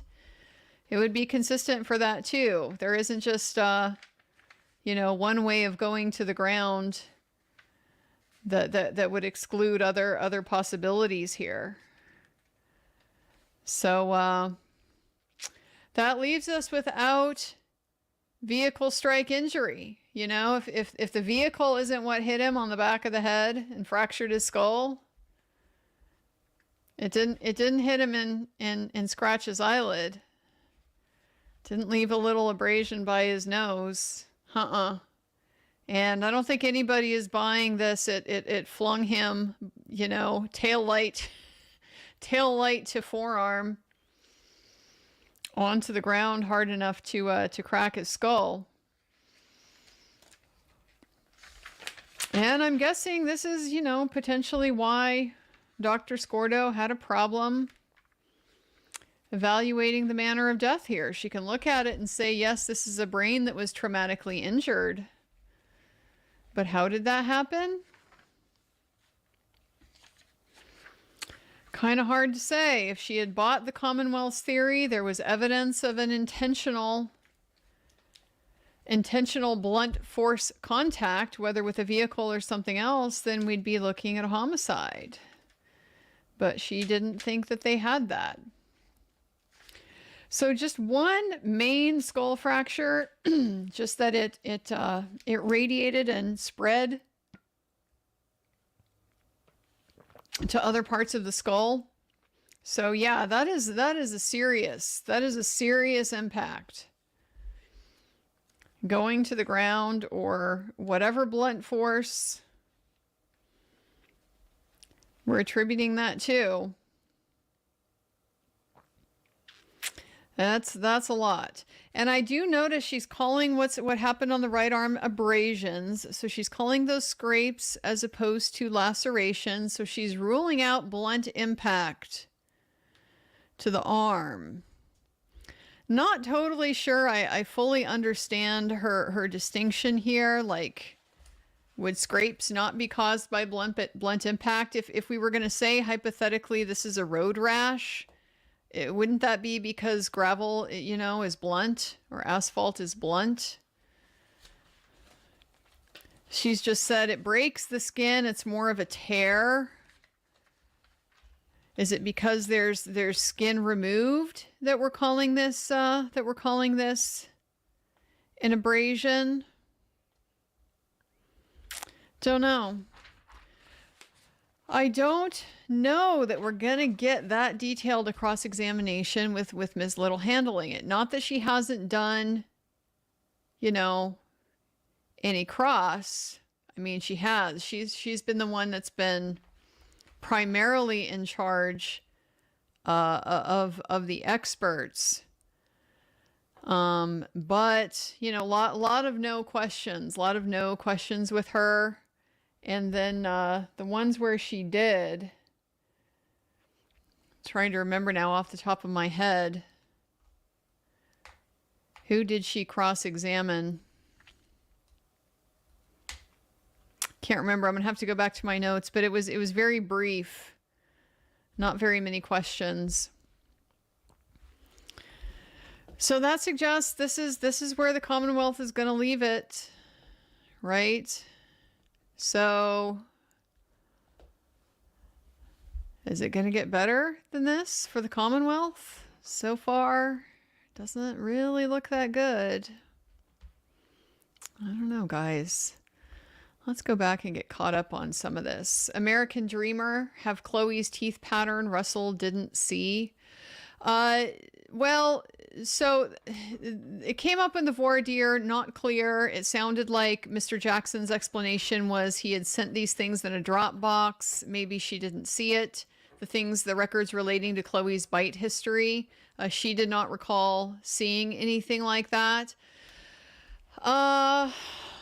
I mean, I gotta say personally, that's getting a little bit into the pseudoscience-y bite mark analysis stuff. Just because, no, there's too many variables with that, with just how the human body deforms, and if you're talking about bites on two different bodies. I don't have any reason to know or think that there's going to be some, the same impression, because it's not the same material that the teeth are being impressed into. I don't know if the nature of the contact, the interaction is the same. So it really, frankly, it doesn't bother me if she didn't see it. It would almost maybe alarm me a little bit more if she was saying stuff like that. But it was a discrepancy that they pointed out, that Mr. Jackson had said it was disclosed, and she didn't have any recollection of seeing that during her voir dire. Kevin, do you think Bev and Judge Granville text each other advice throughout the day down there in Fulton County? Neither of them really seem like the type of people to take advice, so I kind of doubt it. They are in their own worlds and decide for themselves what the right course of action is. Michael Corey, 85 steps at 12:32. Karen connects to Wi-Fi at 12:36. Takes 6 to 7 minutes to get to Meadows. Therefore, she is not there when he takes 85 steps.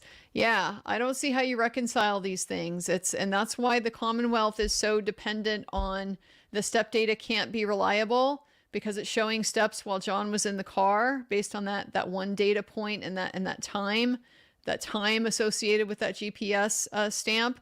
But if that time is off, and if the defense is able to show it's off, then yeah, this is a big problem, because she's already gone.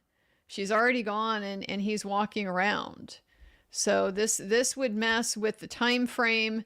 It would mess with just the theory, the mechanism of how all of this happened. Oh, I wouldn't put it past the Commonwealth to now have a theory where, he's stumbling about in the front yard, and somehow nobody sees this while they're, looking out the window waiting for him to arrive. But 85 steps that's quite a few steps. That's quite a few steps.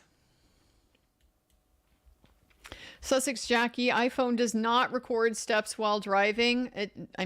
Doesn't seem to me like it would. I don't know why that would register, how an error like that would occur if the Commonwealth is telling me one more thing is wrong here, another thing that's wrong, the iPhone health data is wrong.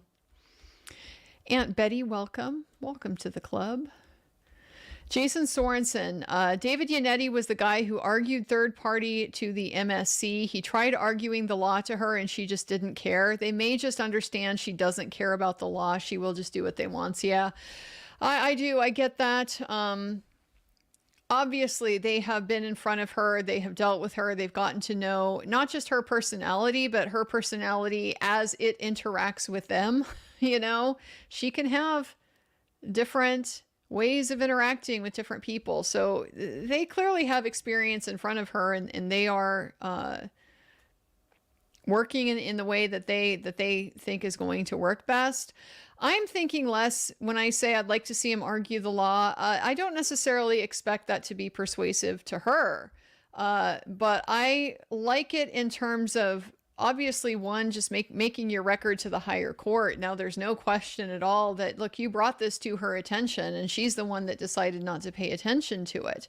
But also just in terms of putting pressure on her, triangulating her a little bit. Yeah, it may be that she just wouldn't care. But this is a public process now, and we're all getting to evaluate that. So it's one thing for her to just, well, I disagree with your recitation of the facts. But if you're giving her good, clear case law and she's disregarding it, that's a little bit more of a head scratcher for the public that is watching this and evaluating this. So that's a situation where we could potentially be in a little bit different context now with the trial, and with so many eyes that are on this case now at the trial compared to at the pretrial conferences, pretrial hearings. Yeah, those are public, but not thousands and thousands and thousands of people watching that and monitoring that in real time. But you're absolutely right as far as he's the one that is in court dealing with her. He has the read on her. I don't, you know. I'm absolutely just kind of speaking from my own preferences and perspectives on that one. Entry required. Commonwealth asks wrong, opens door to Bev exclusions. I wish I'd caught this when it came up because I'm not entirely sure what we were getting at here, but I think this might have to do with the biomechanical stuff. I hope that's what it is. That basically they could open the door for that potentially that kind of rebuttal. Things that Bev has said, you know, we're not going to allow that.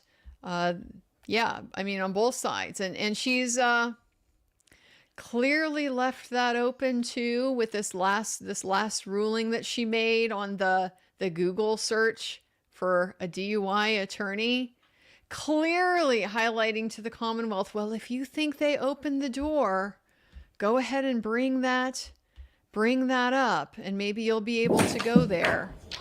That can be seated, Court. So yeah, that's kind of the catch-all workaround for her.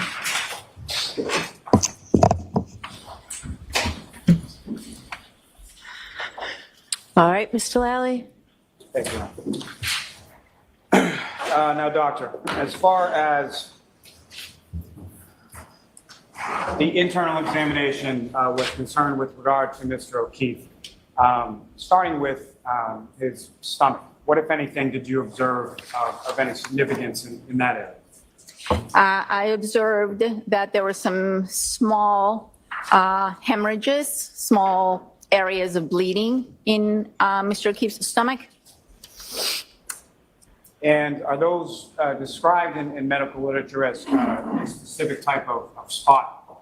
They have a name. They're called Wisniewski spots. WISCHNEWSKI. And they have been associated with cases of hypothermia. And how so? How have they been associated with cases of hypothermia? They have been seen in cases of hypothermia. It's one of the findings that supports the diagnosis of hypothermia. They are not always there, and their presence doesn't definitively diagnose hypothermia, but they are one of the findings that, if present, suggest the diagnosis of hypothermia. And based on your training and experience, based on other types of literature that you've reviewed in regard to hypothermia, what is, as far as these Wisniewski spots, and thank you very much for saving me from saying that until after you had said it. With regard to that, what, if anything, does it say as far as the causality of that or how that occurs or is related to hypothermia? We don't really know the pathophysiology of these spots. There have been various hypotheses. People have suggested that they are a response to stress. Some people have suggested that hypothermia increases secretion of acid in the stomach, and that leads to these spots, but their exact pathophysiology is still under investigation. Now, in addition to these areas of small hemorrhage in Mr. O'Keefe's stomach, what, if anything, did you observe in the pancreas? In the pancreas, I again observed some more diffuse hemorrhage of the pancreas and the tissues around it.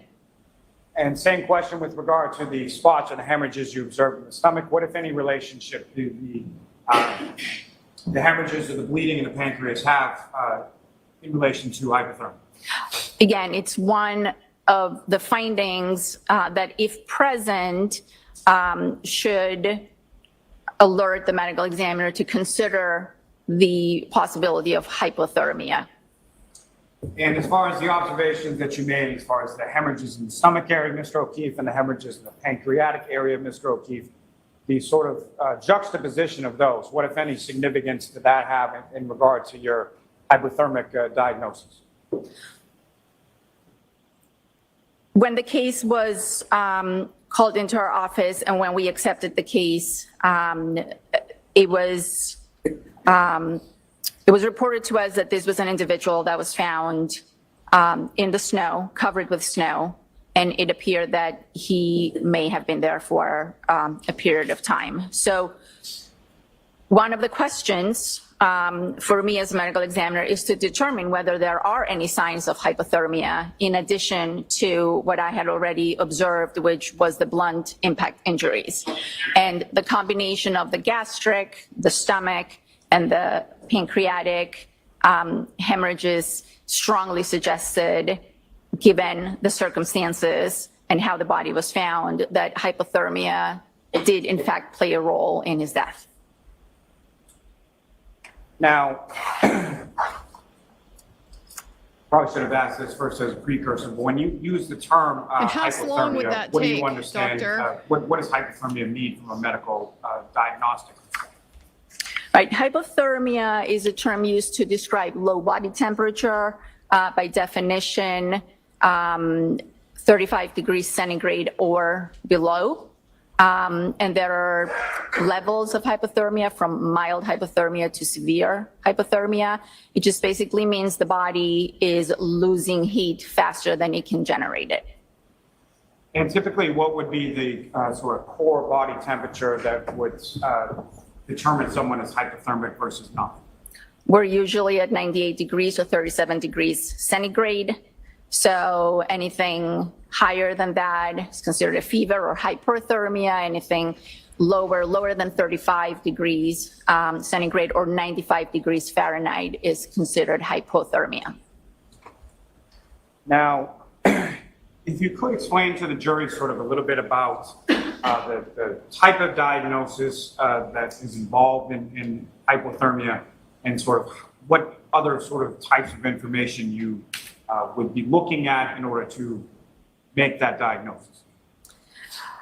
Hypothermia is a difficult diagnosis to make, and sometimes it's a diagnosis of exclusion, meaning that all other possible causes of death have been ruled out and you're left with hypothermia. So a body that is found in the snow or in a cold environment and has a core body temperature of 85 degrees and is unresponsive or asystolic, meaning that there is no heart activity, could be a hypothermic death or it could not be a hypothermic death. And it's up to us to determine by doing the autopsy what other factors are at play. So the example I like to give is a person with severe coronary artery disease goes out to shovel their driveway, suffers a heart attack, and drops to the ground and is dead within seconds. And no one discovers their body for a few hours during the storm. They're not gonna when they're have found, hemorrhages. they're asystolic, their core body temperature is 80 degrees. But the autopsy shows another reason for their death. It shows a massive heart attack, which is what killed them. They just happened to be outside after they died and they lost heat and their body temperature dropped. Doesn't mean they died from hypothermia. However, if you take a person, an elderly person, or any person, an intoxicated person, a person who is intoxicated with drugs, that goes out into bad weather, gets confused, loses their direction, isn't able to get to shelter, and they die, their body temperature starts to drop, they get more disoriented, they get more confused, their organ systems start to shut down, and eventually they die from hypothermia. So that person will also be found in the snow with a core body temperature of 80, 85 degrees. But when we do the autopsy, if we see those gastric hemorrhages, if we see that bleeding in the stomach, if we see the bleeding in the pancreas, if we look at their toxicology and we see that they were intoxicated with multiple substances, then we can determine or we can opine that the cause of death was at least partly due to the hypothermia, because they were still alive, when they started losing heat, as opposed to someone who had the heart attack and was already dead when they started losing heat from the body. Explain that with the hemorrhage. Doctor, when coming to your opinion in relation to the cause of death of Mr. O'Keefe, in addition to your autopsy, your internal, your external examination, what, if any, other materials were you provided, and what, if any, other materials did you review in relation? I was provided with a police report, an investigative report. I was provided with some of his prior medical records. I was provided with records from the hospital where he was first taken by emergency medical personnel. And during the course of the autopsy, of course, I didn't mention this. We also, during the autopsy, collect fluids from the body that are sent to the lab for toxicologic analysis. And after a few weeks after the autopsy, we get a report from the toxicology lab. And in this case, I looked at the toxicology report. As I mentioned, all the information from the investigators, the autopsy findings, the neuropathology findings, and came to a conclusion as to the cause. Now, as part of the documentation that you received from the investigators, did that include photographs of the scene as well? Yes, it did, some photographs. Turning back to the toxicological findings that you received, what, if any, indication did those findings have, or did they indicate in regard to blood alcohol concentration with regard to Mr. O'Keefe? Mr. O'Keefe had alcohol in his system, and I do believe, I don't have the toxicology in front of me, but in his blood at the time of autopsy, the level was 0.21 grams per deciliter. Now, contained within those toxicology autopsy? findings, there's also something listed as a vitreous humor, is that correct? Yes. And can you explain to the jury sort of what that is, where that sample is taken from, and why? Yeah, that sample, the vitreous humor, is taken from the back chamber of the eye. It's one of the routine samples that we take in addition to blood from the body and urine. And it's, again, used to look for the presence of different drugs. In cases of alcohol intoxication, sometimes we will get a value for the vitreous, and sometimes that value might not be exactly the same as the value that we get for the blood. It gives us an idea of where in the curve of alcohol metabolism, the individual is. And so, based on sort of the disparity between the vitreous humor level and the, I'm sorry, I may not have asked, what was the level in the vitreous humor? I believe it was higher.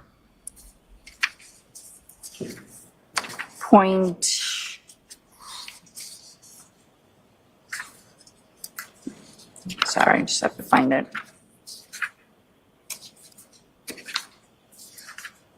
I think it was 0.26. I'm sorry, I can't find it in these notes. I don't know if you have More the, than 3 times the legal limit, yes. and this is after he's been laying out in the snow. His body is processing the alcohol Yes. while he's lying out It was there. 0.28. 2.8. Now, doctor, with respect to the This is disparity really between, high. what was contained as the BAC and vitreous humor versus the other number from his blood. What, if anything, does that indicate to you as far as, or what, if anything, did you take from it? That suggests that the level in Mr. O'Keefe's blood had been higher than 0.21, and that's reflected by the 0.28 that was in the vitreous. The vitreous metabolism of alcohol lags. It's a little slower, lags behind that of the blood and the circulation. The alcohol is metabolized in the liver, but the fact that it is higher in the vitreous suggests that the level in the blood was also higher at some point prior. So he was beyond the absorption stage. He was processing all Whenever this Mr. alcohol O'Keefe out. died, his level of alcohol was on the decrease. Is that fair to say? Correct. Now, with respect to, Well, I don't think he was you drinking mentioned in the that front you have yard, reviewed the Lolly. EMS reports from Mr. O'Keefe as well as his medical records from Good Samaritan. Is that correct? Correct. And if you could just briefly for the jury explain your understanding as far as some of the terms within those medical records. Are you familiar with your review of Mr. O'Keefe's medical records that he was labeled as being in cardiac arrest?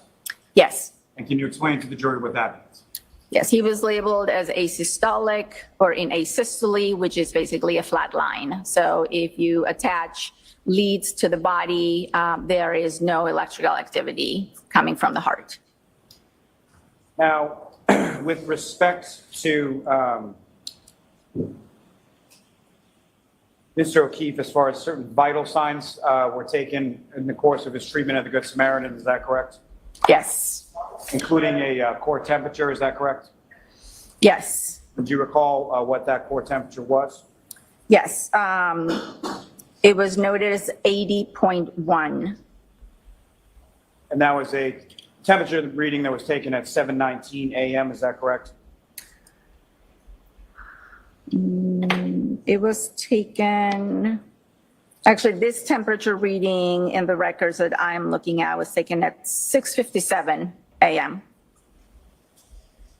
And with respect to that 80.1 degree temperature, that's in Fahrenheit, is that correct?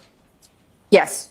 And so what, if any, relationship does that have, or what, if any, relationship does that have to your hypothermic diagnosis? Well, that is the temperature. At this point, Mr. O'Keefe is asystolic, meaning he has no cardiac activity. That is the temperature of his body at the time that he was taken to, that he was examined by EMS and taken to the hospital.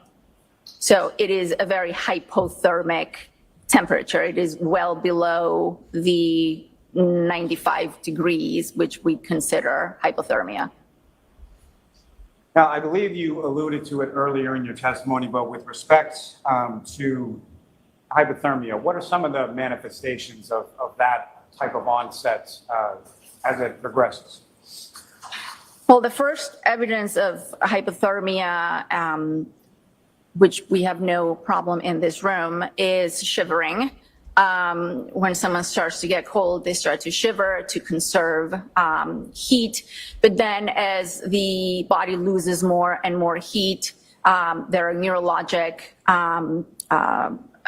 consequences. People can get confused. We see this in the elderly all the time. They can get disoriented, and eventually at very low temperatures, below 90 degrees, everything ceases to function. The heart stops. Below and would 90? physical weakness or lack of strength be one of those manifestations as well? Yes. And how many different sort of stages of hypothermia are there from the beginning of or onset of progression to the end? There is mild hypothermia to extreme severe hypothermia.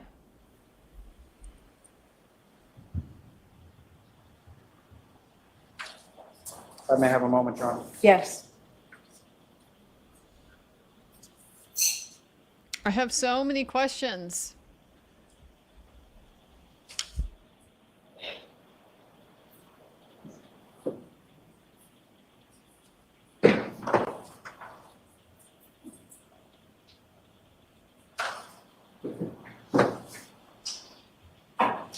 How does alcohol affect these death processes? Now, How does with regards, the cold affect the death processes? Can we establish a time? Why or why not?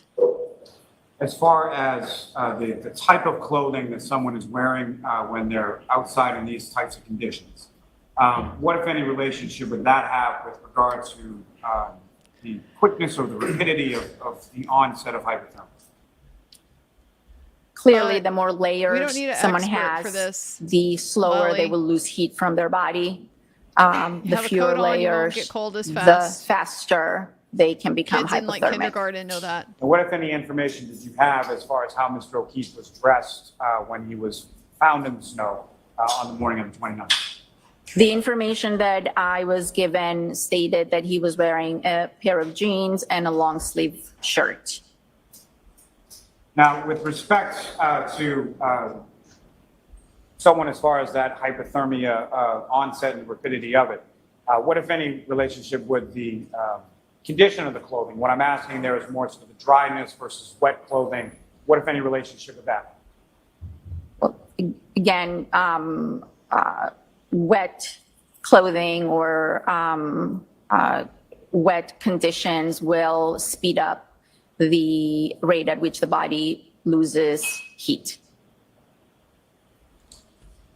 Now, lastly, with regard to this area, Doctor, in regard to Mr. O'Keefe having sort of alcohol on board in the system at the time the hypothermia onsets, what, if any, relationship does that have in respect to the onset of hypothermia and the rapidity of that? Alcohol intoxication, it has been shown to inhibit some of the mechanisms that the body uses to maintain heat. So it's definitely a factor that is a negative factor when it comes to hypothermia. May I approach? Yes.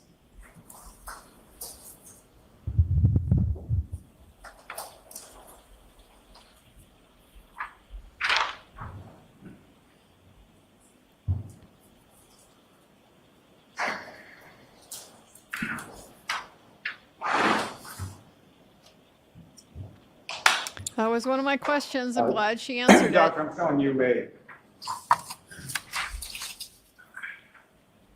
a single-page document. You can just review that, look up when you're finished. Do you Yes. recognize that, Doctor? I do. It is a photocopy of the exam notes that I took at the time of autopsy. Does that also contain a body diagram with relation to your notes as far as where you observed injuries on Mr. O'Keefe? Yes. Okay. Your Honor, may I approach? Yes. I'm about to seek to introduce the minutes of next exhibit. No objection. Thank you. And Your Honor, with the court's permission, if we could publish that for the jury at this time. Okay.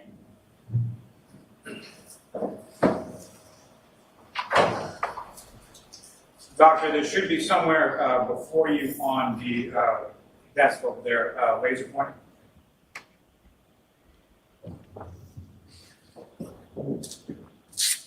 Coming, if you could, enlarge that just a bit, if you could focus in towards the top and the head area. Now, Dr. Scordi-Bello, what's up on the screen? Is that what you have before you as the next exhibit? Yes. And on this, as far as the examination that you conducted, that also included certain measurements as far as height, weight, things like that, that you did with regard to Mr. O'Keefe's body, correct? Correct. And if you could, what did you record as your measurements for both height and the weight of Mr. O'Keefe? He was weighed by our staff as 216 pounds and measuring 73 inches, which is 6 feet 1 inch. She's got an abrasion there, like near his Now, armpits. Doctor, if you could, on the inside. using the laser pointer before you, direct the jury's attention to starting with the front or the facial area and then to the back of the head, but just with reference to the head area, directing their attention to what, if anything, you observed in the area of the head of Mr. O'Keefe. In terms of injuries, Yes. you'd like me to point out the injuries? So as I mentioned, there were ecchymosis, that's another word for collection of blood under the upper eyelids.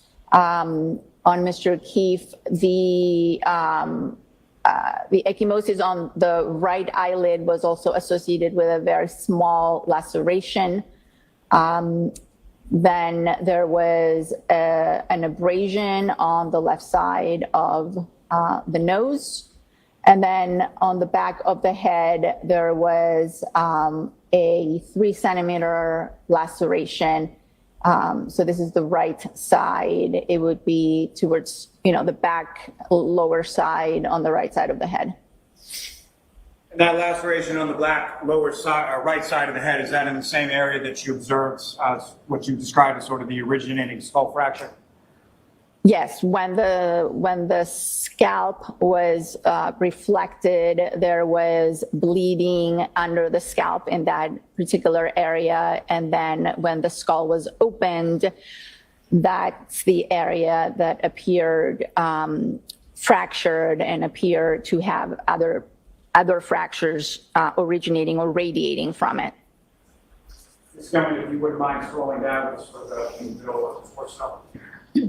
And Dr. Scordi-Bello, if you could again, using the laser pointer, just direct the jury's attention to what, if any, injuries you noted in this sort of middle torso or upper extremity portion of Ms. Scordi. So on the right upper extremity, and again, this is the back of the body. We have this collection of linear abrasions. I think the battery is dead. That measured up to 7 centimeters and extended from the upper arm down to the middle of the forearm. If I could interrupt you for 1 second, may I? Thanks.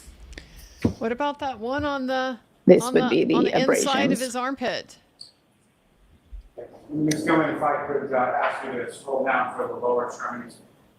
How did Again, the tail light get him Scordi-Bello, there? If you could, again, using laser pointer, direct the jury's attention to what, if any, injuries you observed on the lower extremities in regard to Ms. Scordi. The lower extremities didn't have a lot of injuries. There was a small abrasion on his right knee area on the side. And if you don't mind pushing the diagram just a little bit more up to see the hands, there were some contusions or some bruises on the dorsal aspects of the right hand and some very faint bruise on the left. Thank you, Director. Ms. Gilman, you can take that down. May I approach again? Yeah. Should we get into the acute? Were these acute, subacute? What can you tell us about them? Because if they're brand new, that looks a little fighty. Doctor, if I could show you what's a 2-page document, ask you to just review that up when you finish.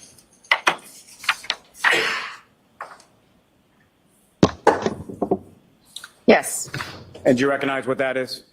I do. And what do you recognize that to be?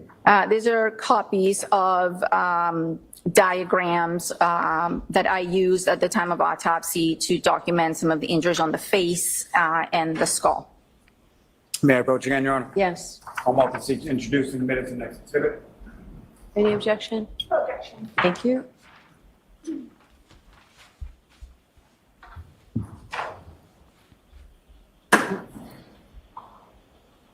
Exhibit 644.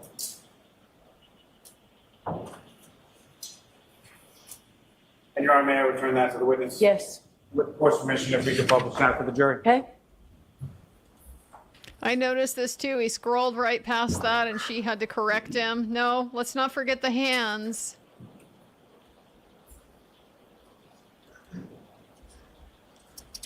Okay, ma'am. 1 moment, Your Honor. Yep.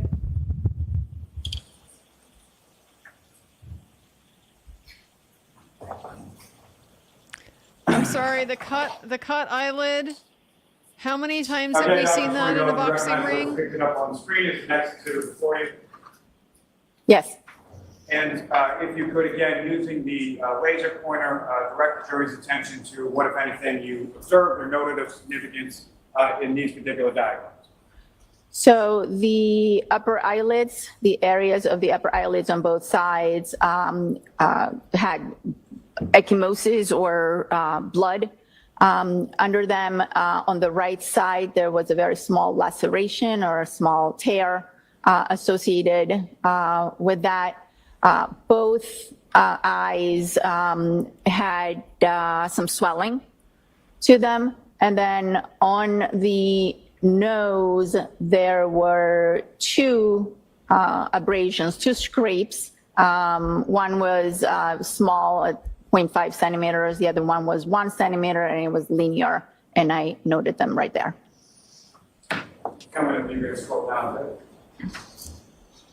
And again, from the bottom right diagram for you, Doctor, if you could, you might want to direct the jury's attention to what, if any, injuries of significance you noted in that portion of the diagram. This is the area where I noted the laceration to the scalp. I noted something called tissue bridging, which is a morphologic feature of a laceration. Is what makes it different from an incised wound or from a cut, because again, the skin is crushed, and now it's more irregular.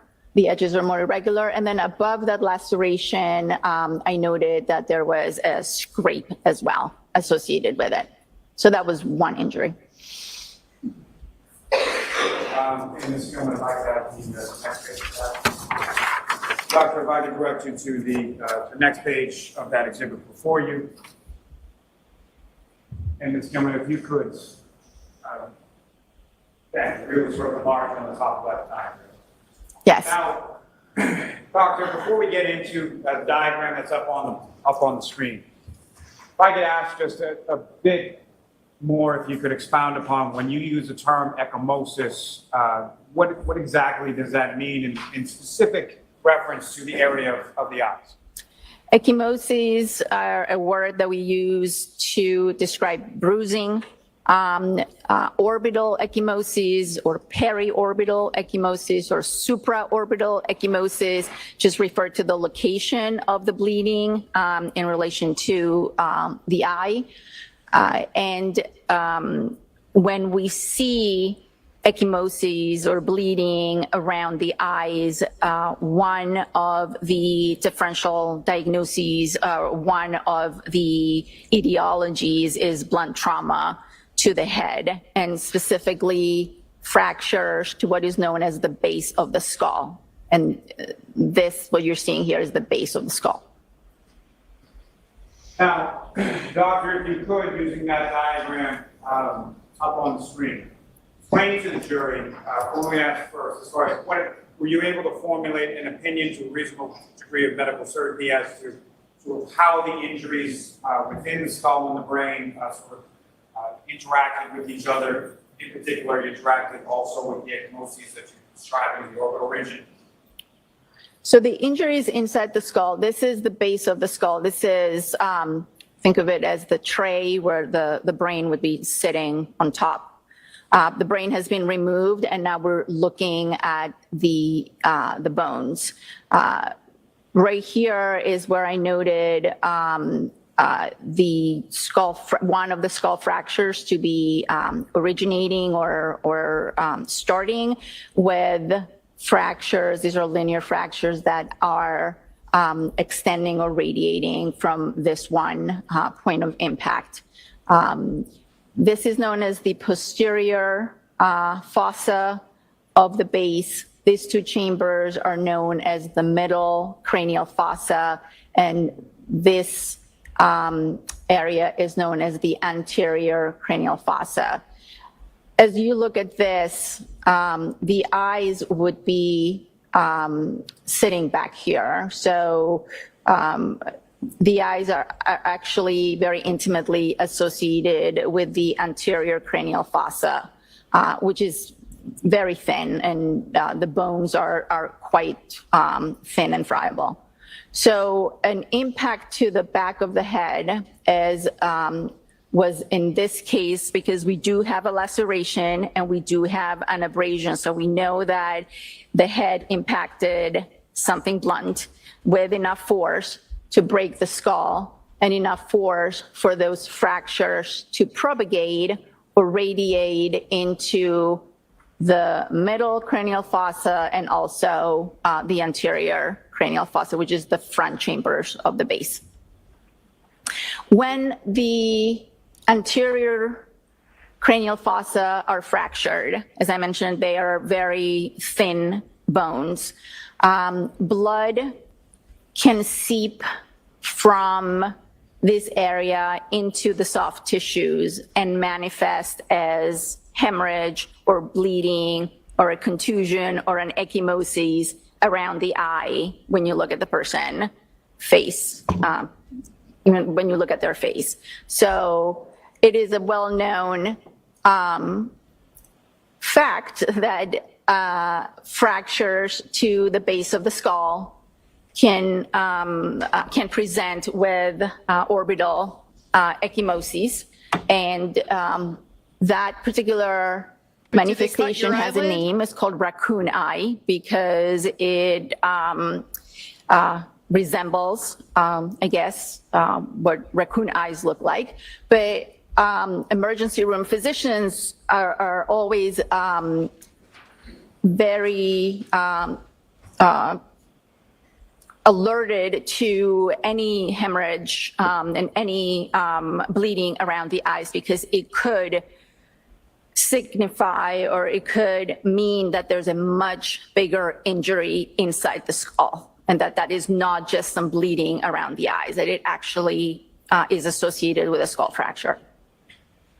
So the ecchymosis itself, as far as the sort of drainage or seepage of blood, that's coming into, that's what causes the eyes to sort of swell up, is that correct? Correct.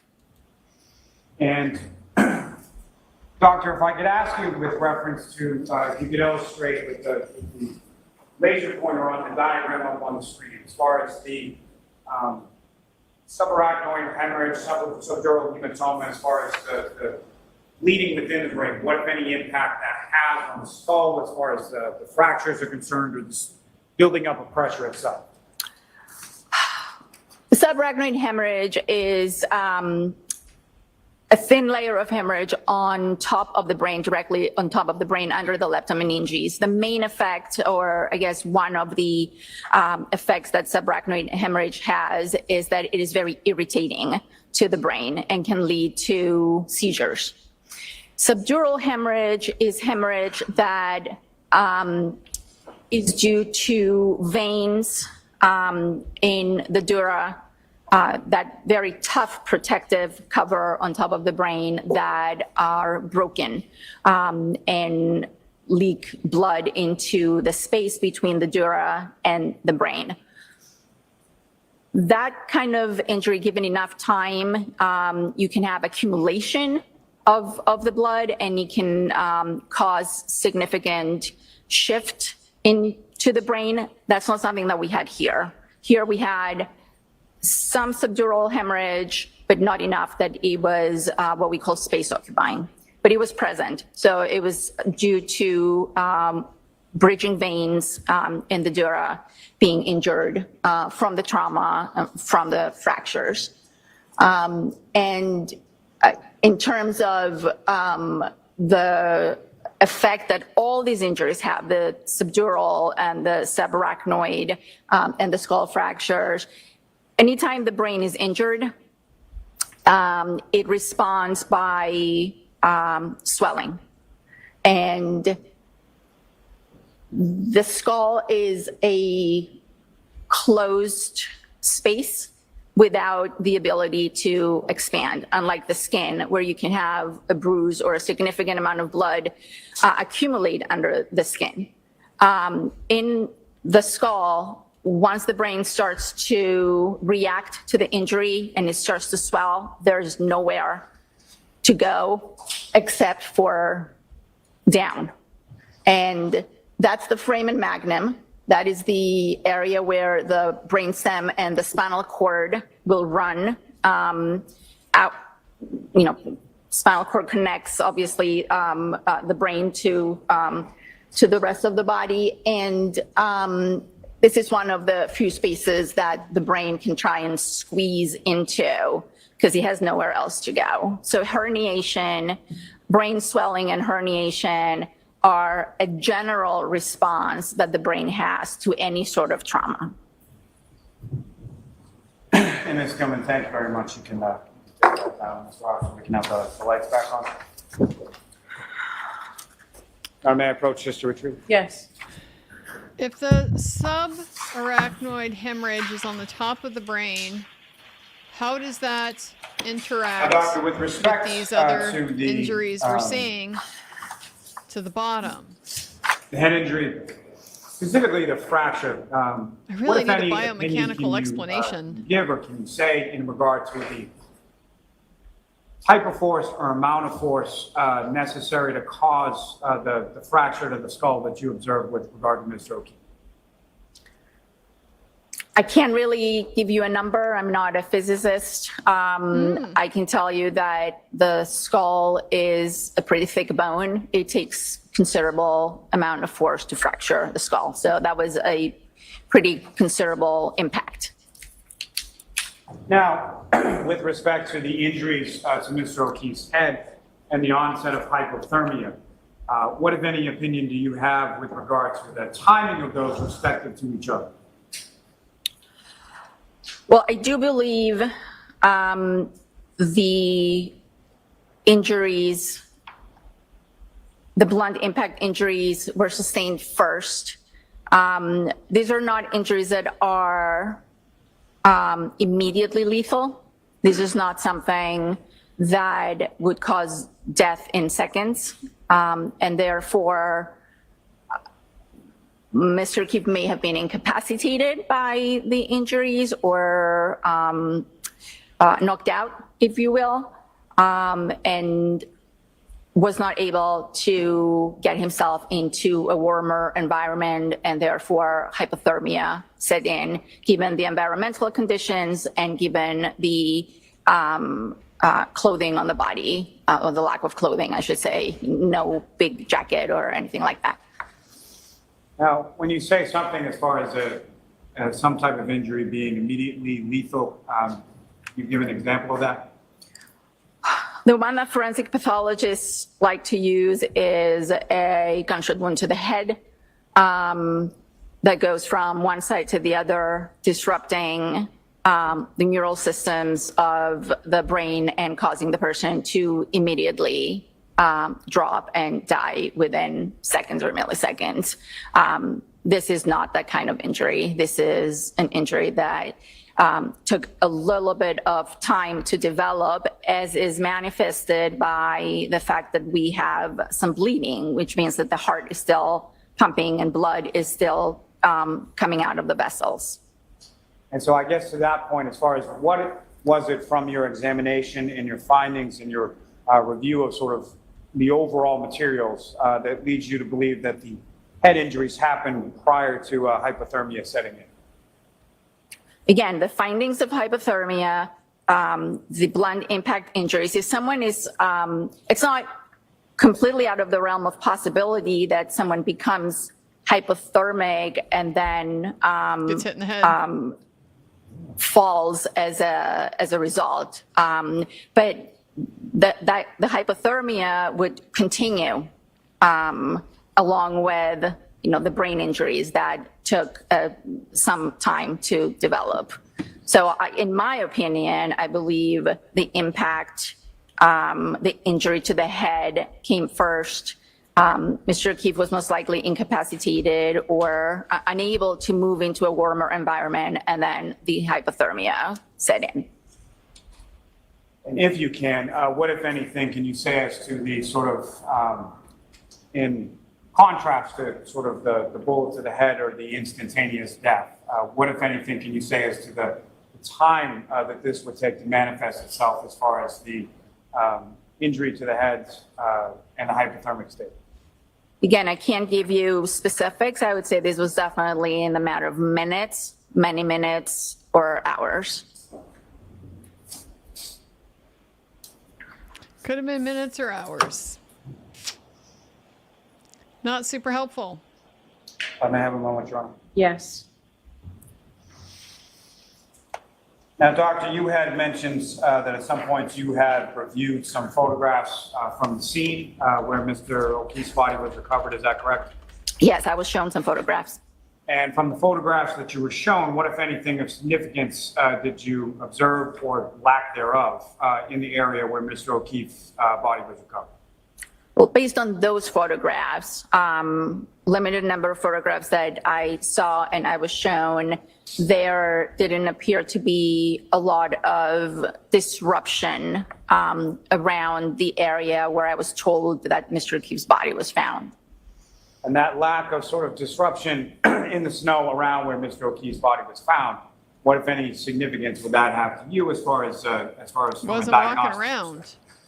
Well, it suggests that he really didn't travel a very long distance once the injury was inflicted.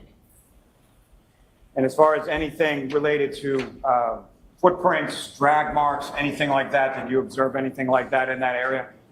On the pictures that I saw, no.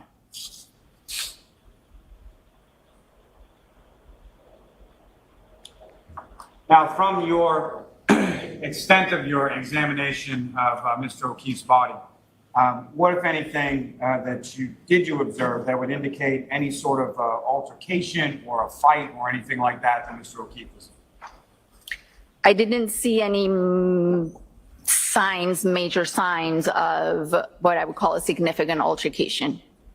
And with regards to that, as far as signs, what are some of the signs and what would you be expecting to see and what was lacking as far as your observations of Mr. O'Keefe? I looked at Mr. O'Keefe's hands. As you saw on the diagrams, I did document that there were some contusions on the dorsal aspect, very vague and faint contusion on the left, and contusion on the right hand. That particular contusion has a central little pinpoint mark that may suggest that it was due to attempts to get IV access on his hand. That's a very common place. But I didn't see any bruising on Mr. O'Keefe's knuckles. His nails were intact. I didn't see any breaks on his nails, and I didn't see any fractures or feel any fractures on any of his hands. Now, with respect to the diagrams that were up on the screen before, as well as your observations from internal examination, you observed some fractures to Mr. O'Keefe's ribs, is that correct? Yes, he did have some fractures, I believe, to the 4th and 5th ribs near the sternum. It's a very common location for CPR-associated fractures. And so I believe you just alluded to it right there, but as far as any fractures to Mr. O'Keefe's ribs, what, if any, opinion do you have as to the origination or causality of those rib fractures? As I mentioned, those are very consistent with the resuscitation. We see those quite often. Given the history that I was provided that extensive resuscitation was attempted, I documented those as most likely due to resuscitation. So it is a good question. Now, Doctor, how many with impacts regard to the, would he have had to cause these? just by way of contrast, you talked Let's a bit just say about I'm not the a significant impact or the thickness of the physicist. skull. How does Open that that door relate to wider. the area of the ribs that you're talking about as far as can be fractured in resuscitative efforts? Well, I don't understand the question. Let me rephrase it. What is the difference sort of between the thickness of the bone in the skull versus the thickness of the bone in the ribs? The skull in general is a thicker bone. It requires more force.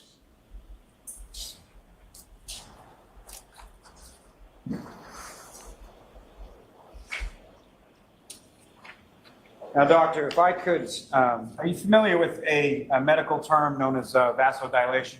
Yes. And can you explain what that term is and how it relates to Mr. O'Keefe's condition?